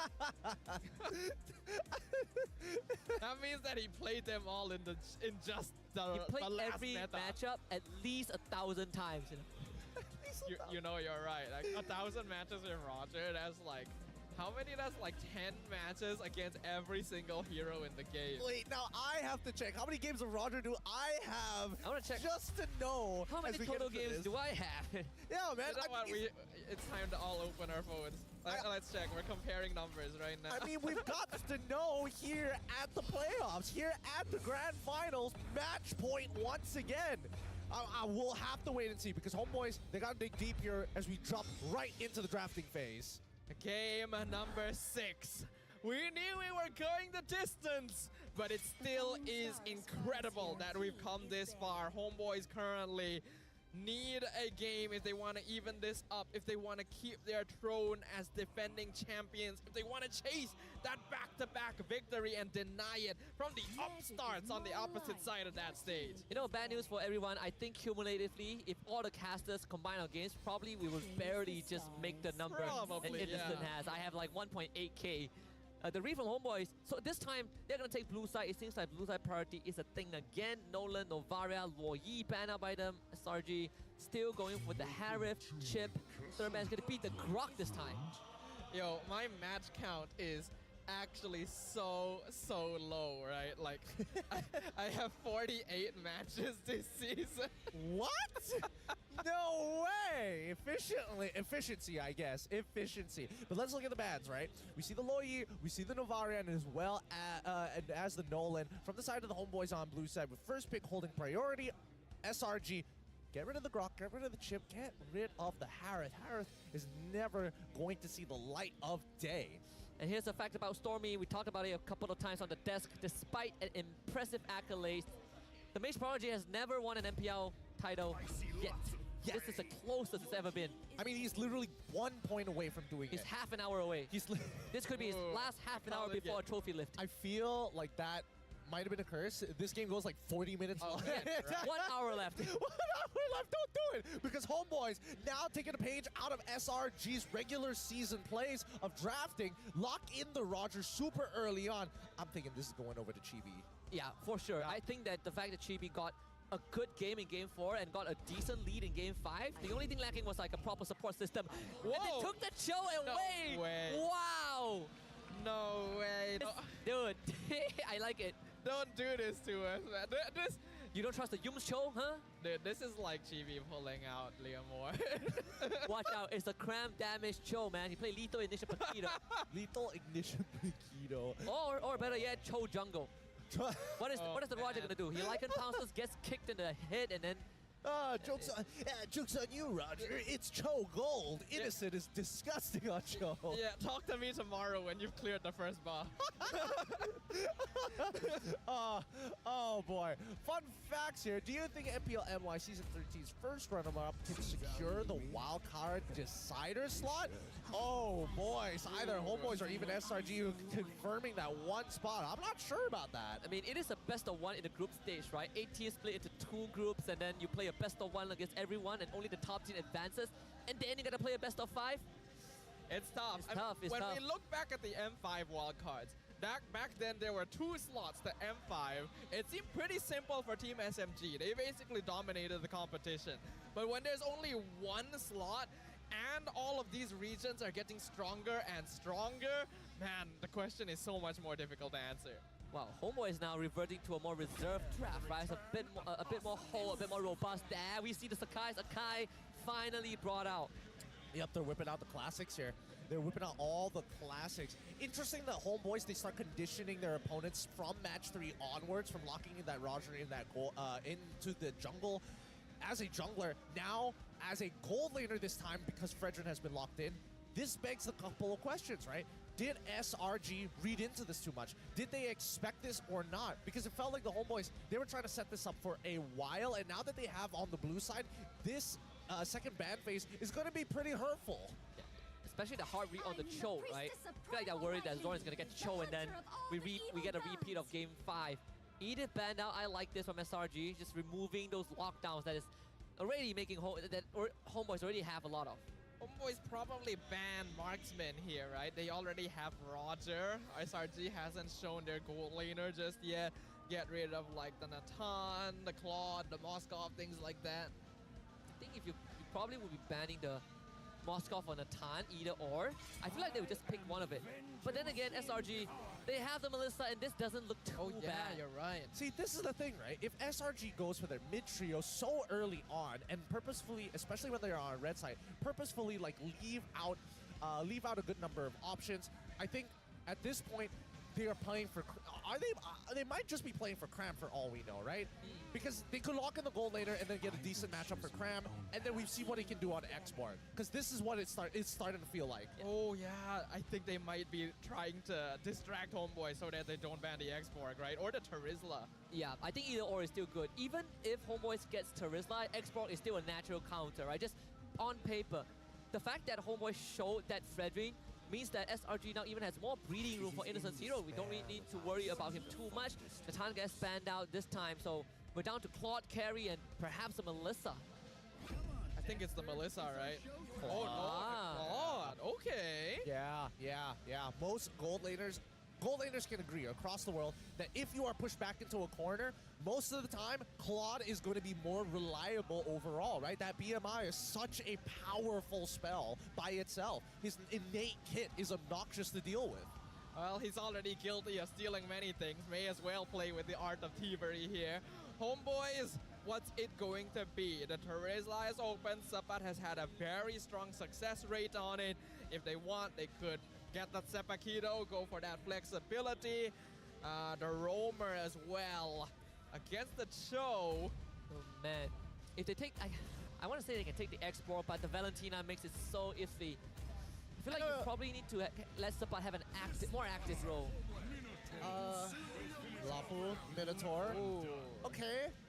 That's kind of interesting though, because they're very much aware that they're giving these all like the Minoan Fury, the Eternal Guard, to Valentina essentially, right? I think that's the bottom line, and I think the Homeboys, they're coming to a point where it's just play comfort picks, look for an opportunity to actually dominate the lane. We are going to play around nets, and that is the end of the story. All right, is it gonna be the X-Borg here? Lots of tanky heroes on Homeboys, could be pretty good if they want to counterplay in terms of team fight. Terizla is open, but it kind of has anti-synergy with the heavy spin. So, X-Borg it is. Cram looking to spit some fire against the Homeboys. I do like the X-Ball pick. I think you might not be able to do too much against a Lapu Lapu, but team fight wise, oh boy, the utility, the P you get against a Fredrin, you don't care about Eternal Guardian, the backline dives that it provides as well. Especially when Roger wants to get up in your face, he's not going to feel comfortable. I don't know about you, but the draft is looking, I don't know. Homeboys, they are a team fight oriented draft, but I can definitely see a world where if Udil is unable to kind of maintain control over his lane or takes like a bad trade early on, yes, Zorn can actually bail him out, but at the same time, SRG does make that first move, and I think they're going to go towards Sapat's side of the map. All right, we've heard the thoughts here. This could be match point. Homeboys right now pushed into a corner. Can the defending champions stop the Giants from closing out the season? It's either we get a repeat or we get the birth of a new one. This is going to be potentially the last game of this best of 7. SRG looking a lot more robust in terms of draft, a lot more reliable, a lot more easier to execute. Being on the red side this time with Homeboys on the blue. And right off the bat, we're seeing Homeboys with the same protocols from 2-3 games ago. 4-man stack in the jungle, we gotta protect Chibi. Yep, they've gotta protect them. They gotta protect each other. Gotta keep themselves alive. Homeboys on the blue side, SRG on the red side. And yeah, they will be pathing towards the EXP side of the map. They're gonna leave the gold laners on an island. We can already see Yumes as well, trying to be annoying on this show. Now, typically when you play a hero that against a player who is known to be legendary on it, it can be quite risky because Zorn clearly will know the limits of what Yumes can accomplish, and we'll see whether or not that makes a difference as we proceed with the game. Pretty nasty trade down mid, Udo with that AoE damage, but still, SRG is having a bit more lane priority down mid. That means Yumes, he gets to move on ahead, and even though Zorn mirrors this Cho, it's not easy for the Minotaur to keep up. Guy. Early retry use. Chibi hits 4 first, so this is not a fight that they want to take. Yumes will be forced to flicker. Okay, all they lost was a flicker. I think that's totally fine because I was a little worried for Chibi there. SRG, they did see Udil actually make the recall underneath his tier 1, so that's why they were making the call of getting a little bit more aggressive on these invades. But it looks like pre-2 minutes, the extra bonus damage definitely helping out here for the side of the Homeboys. Being able to force out the flicker from Yumes as well is going to be very beneficial for them because that is an important tool for a show to set up a kick, especially around that first turtle fight, and it's not going to be available, which means a free kick onto GB is not there. And Naz is in danger. He's going to pop the Purify, but Sakai is going to chase him, pin him to the wall. Lycan bounce to dodge, but not enough. He's too low. First blood for SRG. Nicely done for the side of SRG, but this means that Homeboys will get their hands on that turtle on the opposite side of the map. Good feint from SRG, pathing down to EXP, but eventually going for their main target, slowing down Nets and letting Innocent scale. I think it's a great idea. They already know they're very unlikely to safely win the turtle without Yumes' flicker, so go for the gold lane instead, right? Get that snowball going on the most important member of the team. Oh, that's unfortunate.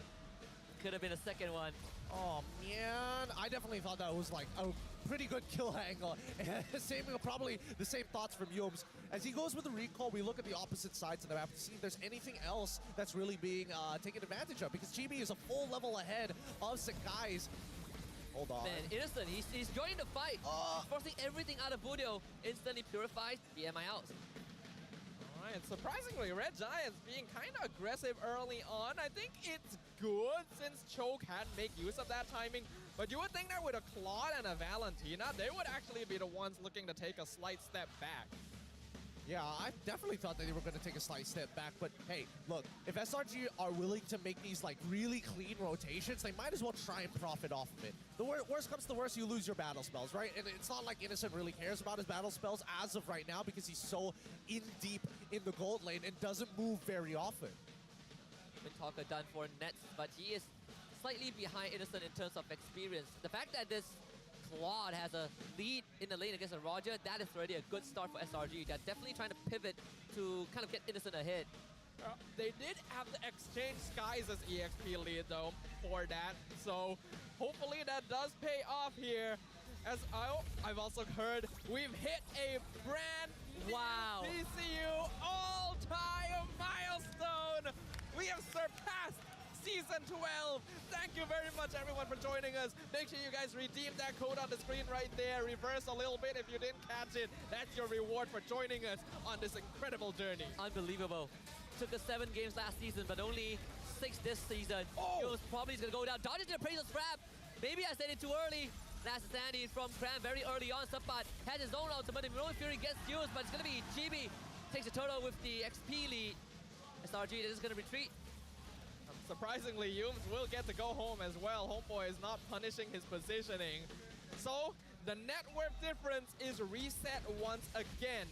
And that is time that they didn't spend harassing Nets as well. So I imagine the Roger is starting to catch back up. Oh, Cram. Flick up is dead. Good catch. That's the guy that needs to die. Nicely played by Subpot here. He's proactively trading against Cram, breaking his Faraga armor, making sure that he is using the Bravest Fighter off of cooldown whenever he has the chance. Because so far, it seems like SRG, and even for the homeboys, they've just been hovering. No real hard commitments just yet. I think that's wise, right? We've already seen what happens when these teams hard commit a little bit too hard. Zapato already getting that tier 1 down bottom is incredible. And Nets being able to avoid another gank from Yums is allowing homeboys now to gain that net worth advantage. Definitely building up a bit. Just 1,300. But Chibi being constantly ahead of Sakai will always allow homeboys to have that innate advantage when it comes to objectives. The next one is less than a minute. Yeah, and we'll see whether or not it's going to be enough. But so far, unless Homeboy sets up a situation by this upcoming Turtle Pit for Zorn to actually hit a really big ult, it's going to be tough because SRG, they're going to continuously play this like guerrilla style warfare against the Homeboys. Mid-rotations, they're looking to find that kick. That's why you see Yums hovering around this riverside as much as he can. GB just got the brute force breastplate as well. Look at the snowball as fast as possible. Deal the damage until Nets can come online. Nets has caught back up. Yeah, he definitely caught back up. You can see that Zorn specifically keeping an eye on Yums, not allowing him to harass that gold lane anymore. So unfortunately, Innocent got all the help he's gonna get. Want to break Cram's Firaga armor, and they did it right as the turtle spawned. Be a tough one for Cram. I don't think if they can contest this. Chibi is a level ahead of Sakai. Yeah, not the best situation here for the Red Giants. Homeboy is definitely in a very comfortable spot right now, but they still do have to be wary. That heavy spin can be pretty scary. Yeah, Cram wants that Firaga armor back, gets it back in time. Bravest Fighter was used by Subpot. Might wait for the timeout Landshaker for the stun. Sakai completely pushed away. Last Sandy from Cram to get the kick onto Zorn. Stormy joins the fight. Eternal got dropped by both teams, but Sakai wins the Retri battle. He wins at a level down as well. Just really nice stuff coming out from Sakai's, right? Because homeboys, their frontliners are doing a lot of work. Zorn's Minoan Fury making sure that the rest of SRG can't commit too hard in this. And even for Subpot, right? He's allowed to play disrespectful because this is going to be his strongest point in the game before everybody starts to get their defensive items. Yeah, that's why homeboys really needs to step on the gas here. But Red Giants not letting that happen. Even now, continuing to try and harass the Nets, maybe Chibi in the jungle if they can, and then immediately just going for the disengage once it doesn't look like they can make anything happen with it. This hit and run strategy will be very effective, and Homeboys need to be the ones that break it open. Humes even used his flicker. He tried to get into Zorn, but Zorn was mid-leap, so cancel it. No flicker for the Cho. Naz about to get solo killed by Innocent, who just got the golden staff.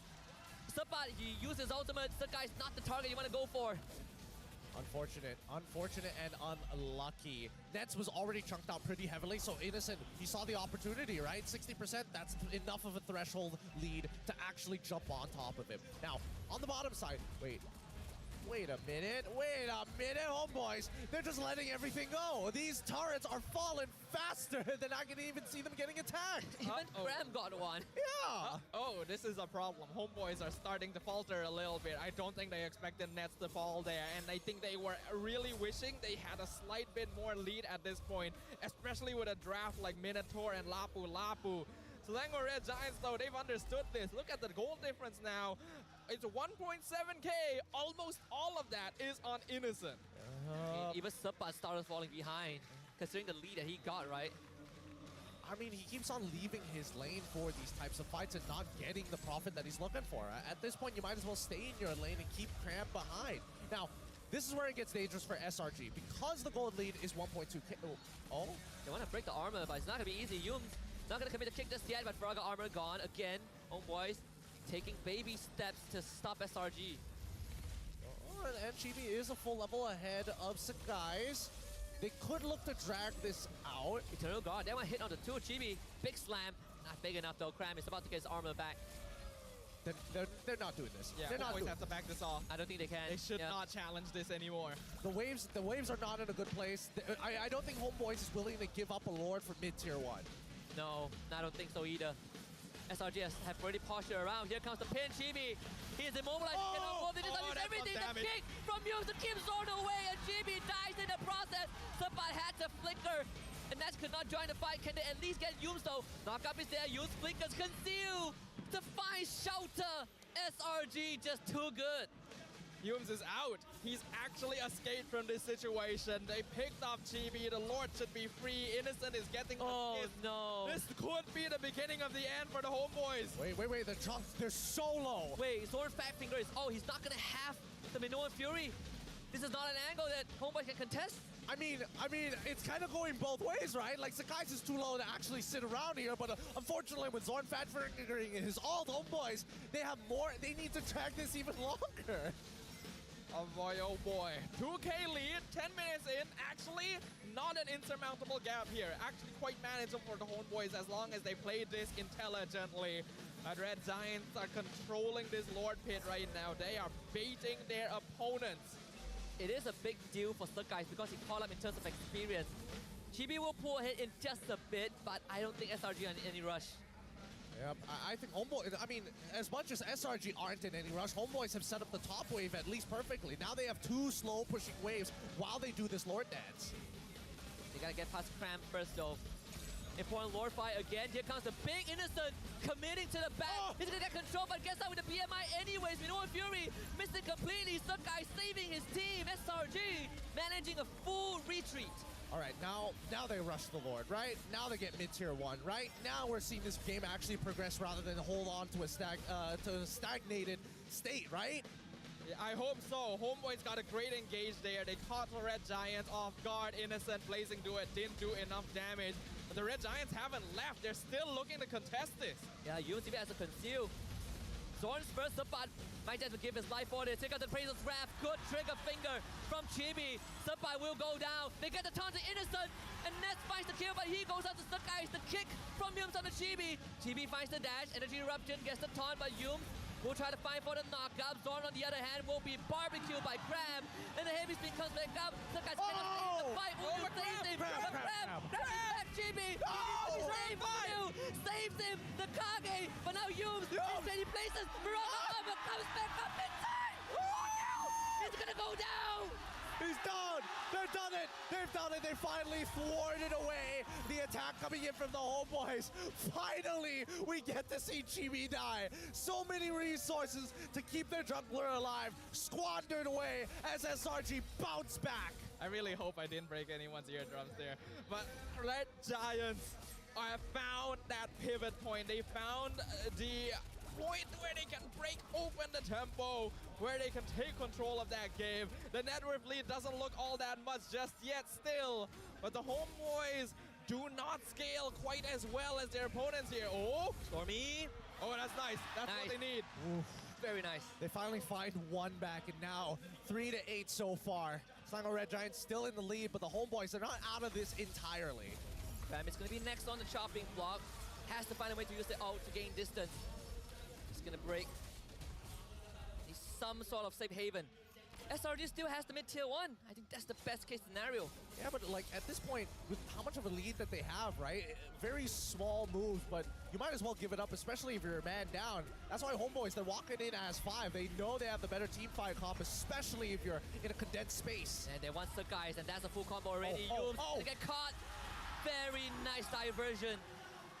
Ooh, these pickoffs have reset the pivot point. Red Giants had control, but they've lost it now. Those were mistakes. Stormy especially did not need the big Ed caught out there. Homeboys, this is what they've been looking for.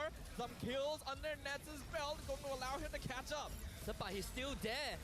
Cram is the target again, and there's another ult out. I don't think they catch up to him. Guys will be the bodyguard. But guys now becomes the center of attention. They have a lot of damage at this point. Stormy also. And they're just dancing. Oh, okay. Looking at the state of the game right now, I think we know that Red Giants do still have a slight advantage. But Homeboys have regrouped. They've regained that mental capacity they really needed to keep themselves in this game. Stormy's still topping the damage dealt ranking, and that's why it's so important that Nets was able to get a kill on him earlier to get some momentum back in their favor. I don't know how much favor they're actually going to get here, right? Because keep in mind, Udil, he's going to reach a point. He's going to reach maximum capacity very, very soon, and then he should be able to wait. Well, going on to Cram. He has been the punching bag, but this time doesn't even get his ult. Subpart comes back with Flicker. He wants Stormy, but cannot fully go for him. This is tense. It is tense, but they don't get any battle spells out of them. Like, Sapak committed a flicker, and SRG didn't lose theirs. So that might be a point of contention here. Let's see how this plays out, because this Luminous Lord is so important for either side. It's a Divine Glaive just purchased by Udil. Stormy has an Eternal Guard. Great Dragon Spear just finished by Nets as well. Everyone hitting very important power spikes. Still a 3K lead for Red Giants, but now that we're 15 minutes in, that's actually not a big difference. This is anyone's game. Positioning matters. Yeah, and the wave is more set up for Homeboys than it is for... drop. BB, that's a taunt. Catching 2 Innocent is one of them. And they're trying to break Cram's Raga armor against Sapa, just full commit the Braver Spider. They might even go for more to stun on the Stormy. Crucial resources out from SRG. No flicker for the export. It just goes to show what they're playing for, right? Homeboys are clearly playing for the fight more than the Lord, and SRG, they're not going to give it to them for free. As long as their cores are healthy, fine, chunk away. Oh, poor Cram, not having a good time, but he did get that Firaga armor back. Innocence already regen to full off of the minion wave, so we're back to 0 around this Lord dance. Yeah, he just got the immortality as well, so an extra life. He's got 2 lives, in fact. Sakai is not letting the lore reset. No. They're just making it jiggle back and forth every single time. Now this is going to be the full reset as the waves have pushed back. I'm on the edge of my seat. I've literally just stood. Oh, hit onto Chibi. Chibi needs to go. Heavy's been committed. Minoa Fury connects. And I mean, Chibi, he's already gone down. Innocent, he's free hitting everyone. Sapa throwing his life for the Stormy to die. But Ness is on the side. This is a good angle. Ness, he can go for the cleanup. Oh my God. The first one to go. Ram is there. Give it to him. Back to life. And it's Ness to go. Ballistic. Innocent is Sakai still alive, but can they stop Ness though? Ness trying to run away. Innocent goes for the chase. Ness gonna turn into the Lycan form. Innocent just got the immortality, so it's not a fight Ness can take. Oh, they're running back. Oh my goodness, I can't believe it ended up like that. That could have been a Maniac angle, arguably a Savage angle. Still 2v1 though. Has to be a hero play from Ness. It has to be a hero play. Oh, come out, baby. The guys is low. Blazing to use. Can they kill Ness? Wisdom Nature! He's stuck alive! And Innocent clutches it! They refuse to go down! I cannot believe what we are watching! I have goosebumps on my goosebumps. Oh! They just cured my feet. Oh my I can stand now. You're standing, I'm clenching my butt cheeks. Holy crap. That 2v1 could have gone so well. But at the same time, like SRG, they're really slowing this down. It felt like that fight was happening in slow motion.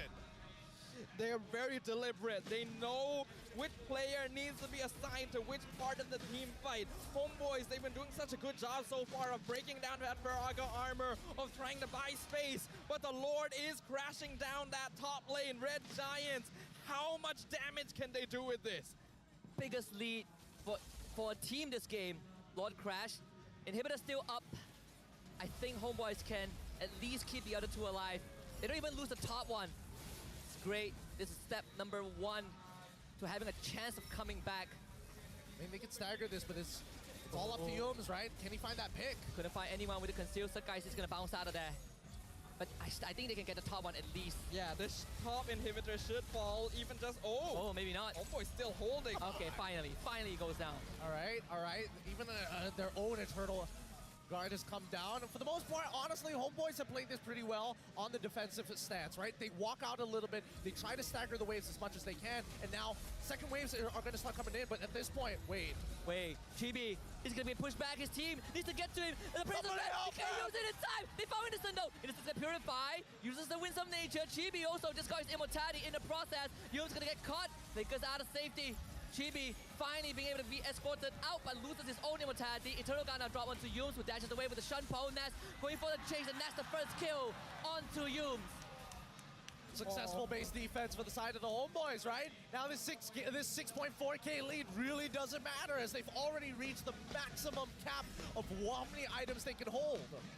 Everyone's gonna be hitting full build now. Net worth difference doesn't matter all that much anymore, other than switching items, which actually does play a pretty important role here. The Red Giants tried to go for a cheeky pickoff by pushing Chibi away from his team, but unfortunately, Innocent's positioning wasn't quite right enough for him to safely DPS, and because he got chunked out, a lot of the damage from the Red Giants got taken away. They're looking for Cram again, and this time Cram is able to buy some distance at least with Innocent by his side. But the next Lord, this one, is gonna be the deal breaker. 15 seconds left. And SRG, it looks like they're playing a little more responsive, right? They let the front line do what they want, but as soon as they start seeing people trying to affect the side lanes, that's when they have to go and do their chores. At this point, Sligo Red Giants have quite the advantage now that they have the long lane on the opposite side where the Lord spawns with no inhibitor whatsoever. So it's a constant nuisance for the Homeboys. The guy doesn't have immortality just yet. It was broken in the previous Lord fight. He needs a bit more time. Sabat chased away by Innocent. Yums. Wait, this is good. Sabat with no ult. They can go for this, right? Oh, Ness. Oh, has to retreat. Here comes the full engage. Oh, Krabby found the back line. Ness is forced away. That's two. Who just used the Winston Truncheon to save himself, but they lost. Oh, lost GB. Is this it for SRG? I think it is. 3 dead, about to be 4 Nets. Nowhere to go. SRG have found it. 3rd time's the charm. A culmination of 3 seasons. They accomplished what Homeboys did in 3 years. SRG, this is the next chapter. They are history. They have done it! We have a brand new MPL Malaysia champion! The unstoppable, invincible Selangor Red Giants! What an incredible win from SRG! Give it up to our champions here! The new era is looking red! An incredible series! Thank you very much, everyone, for joining us. That's going to be all from us from the caster desk. My name is Safa with Gideon and Husky. Thank you for joining us this season. We'll let the host take it away to congratulate our new MPL champions. And there you have it. Selangor Red Giants is your MPL Malaysia musim ke-13 Grand Champion. Selangor Red Giant adalah pasukan undefeated champion untuk musim kali ini. Mereka berjaya mendominasi regular season sehinggalah ke play-off. But let's not forget our first runner-up, Homeboys. Mereka akan mewakili Malaysia di wild card di Riyadh. Ya, mereka juga akan terbang ke Riyadh untuk cuba mengunci slot. Dan kita mendoakan supaya pasukan Homeboys juga akan mewakili Malaysia ke MSC. And now for the moment that everybody is waiting for. Boys, come on boys, hold the trophy. Ini adalah pasukan yang akan tunjuk dekat MSC Malaysia tengah bangkit. Mereka bermain dengan cukup baik. Kemenangan terhadap pasukan Homeboys sangat-sangat dirasai. Alright, jadi dalam kiraan 5, 4, 3, 2, 1, Selangor Red Giant!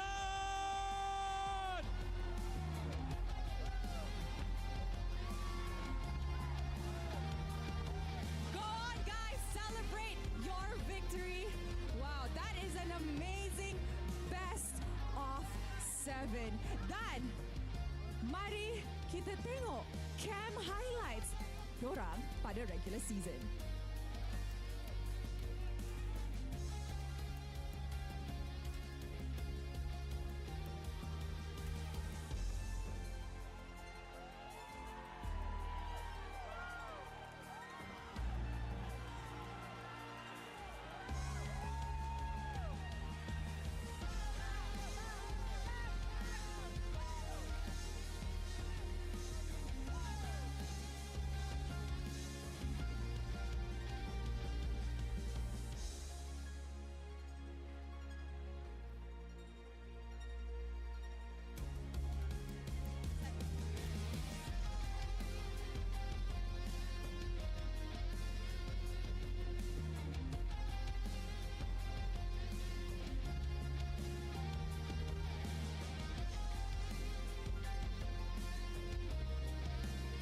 There you go guys, juara untuk MPL Malaysia musim yang ke-13 ini, Selangor Red Giants. Yes. Okay Sith, I'm pretty sure sekarang dah masa untuk invite VIP kita ke atas pentas. Yes, untuk memperingati dan merasmikan detik ini, kami ingin menjemput Datuk Seri Dr. Ahmad Zahid bin Hamidi, Timbalan Perdana Menteri dan Menteri Kemajuan Desa dan Wilayah, bersama-sama dengan Mr. Syul Hazan, Senior Esport Manager, untuk naik ke atas pentas dan memberikan hadiah kemenangan kepada pemenang kita. Sith, what an amazing best of 7 series. And okay guys, come on, get your medal. You are the new champions of MPL. Claim it and be proud of it. Tidak pernah tewas satu game langsung sepanjang MPL Malaysia ini dijalankan. Mereka selayaknya dinobat selaku juara kita yang terbaru. And I must say it is a well-deserved win. Dorang ada orang kata the perfect run this MPL. Tak jatuh ke lower bracket. Tak kalah satu perlawanan pun di regular season. A straight win. And that team will represent us in the MSC. Ya, kita juga tahu bagaimana permulaan untuk MPL Malaysia ini dimulakan dengan perlawanan di antara Homeboys dan juga Selangor Giant. Juga diakhiri dengan kedua-dua buah pasukan. Yes, this is giving me deja vu moments, Sid. Daripada hari pertama di regular season, and we are ending it the exact same way. This playoffs grand finale. Satu penghargaan kerana kita adanya VIP bersama-sama dengan kita untuk sendiri datang ke atas pentas untuk memberikan hadiah, dan ini merupakan sesi untuk bergambar bersama-sama dengan Datuk Seri Zahid bin Hamidi bersama-sama dengan Mr. Syul Hazan. Ambil kenangan ini. Ambil gambar. Alright everybody, look at the camera, look all pretty, make sure all your faces are seen. Smile, lift up your medals guys.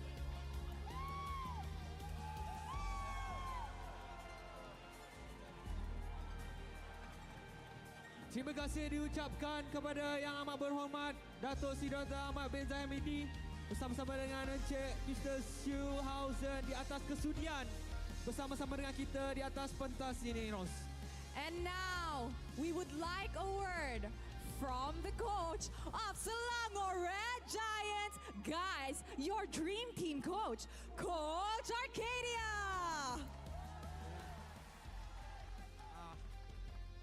Sorry guys if my voice is not clear because you know the feeling, this is so unreal. I'm just lost for words. I just want to really say thank you to everyone who supported us through our journey. All of the fans, without you, we wouldn't make it.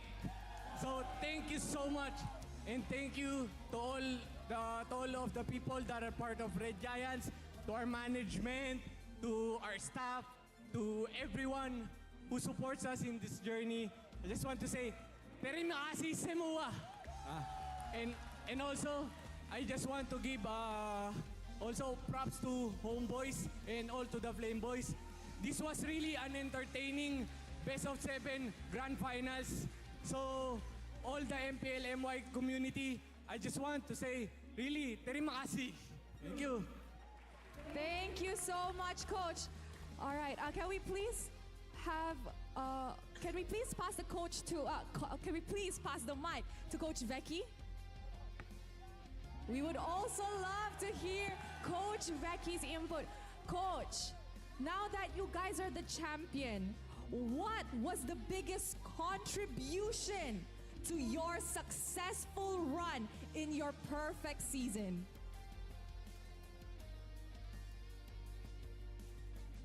Unreal. And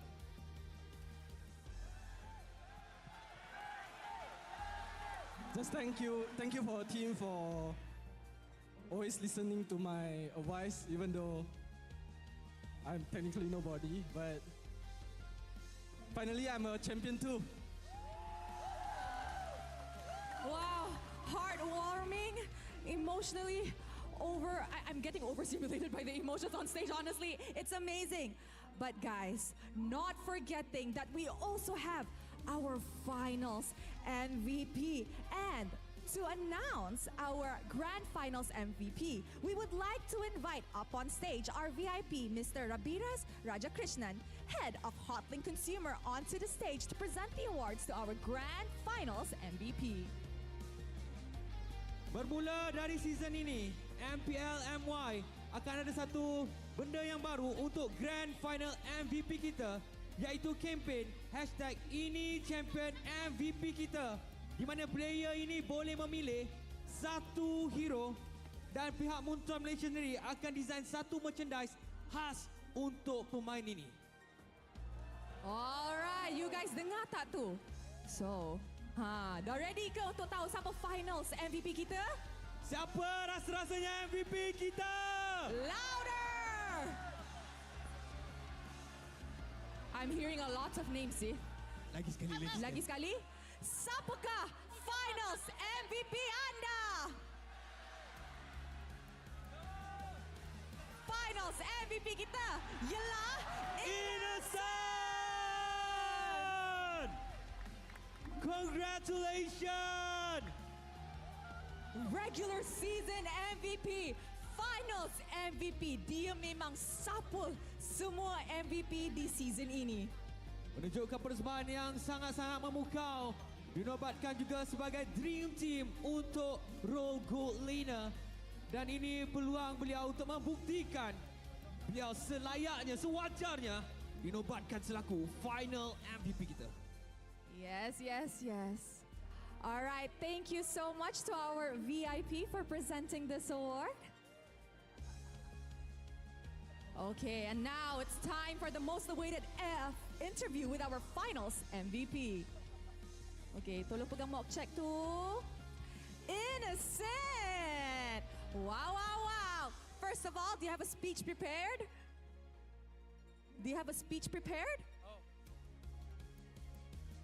Thank you because I have buff. That's why we're champion. And I just want to thank my family because they always supporting me, and especially to my girlfriend. Let's go MSC, guys! Wow! All right. Now, Innocent, just now, Sith said that we have a new thing in MPL Malaysia, which is called Ini Champion MVP Kita, in which you will pick one hero and Munton will do a merchandise out of that hero to represent you. What hero would you give your Ini Champion MVP Kita to? Roger! Roger! There you have it, guys. Roger from Innocent. Memang dah tak disangkakan lagi. Saya rasa semua orang tahu yang beliau akan memilih hero tersebut. Alright, guys. Mana trophy korang? Okay, trophy. Lift the trophy up and you guys are gonna go party. Ready? Dan pemenang kita MPL Malaysia musim yang ke-13. Mereka boleh berharap untuk naik ke special podium kita yang telah pun disediakan khas untuk mereka untuk merayakan kemenangan mereka. And guys, sebelum we wrap up our season, guess what? We have just broken another PCU milestone, 600,000. Terima kasih di atas semua sokongan anda. Kita berjaya pecahkan sekali lagi PCU untuk MPL MY. Guys, this is the end of MPL Malaysia Season 13. I would like to say thank you so much to everybody worldwide for making this possible. We wouldn't have done it without you guys. Ya, dari pihak sponsor, daripada pihak Munton, semua yang terlibat secara langsung dan secara tidak langsung, kami ingin memohon maaf dan kami ingin mengucapkan ribuan terima kasih kerana bersama-sama dengan kita daripada awal hari MPL Malaysia sehinggalah ke saat ini. And for the final time this season, my name is Rose. Juara kita Selangor Giant, kita akan jumpa anda di MS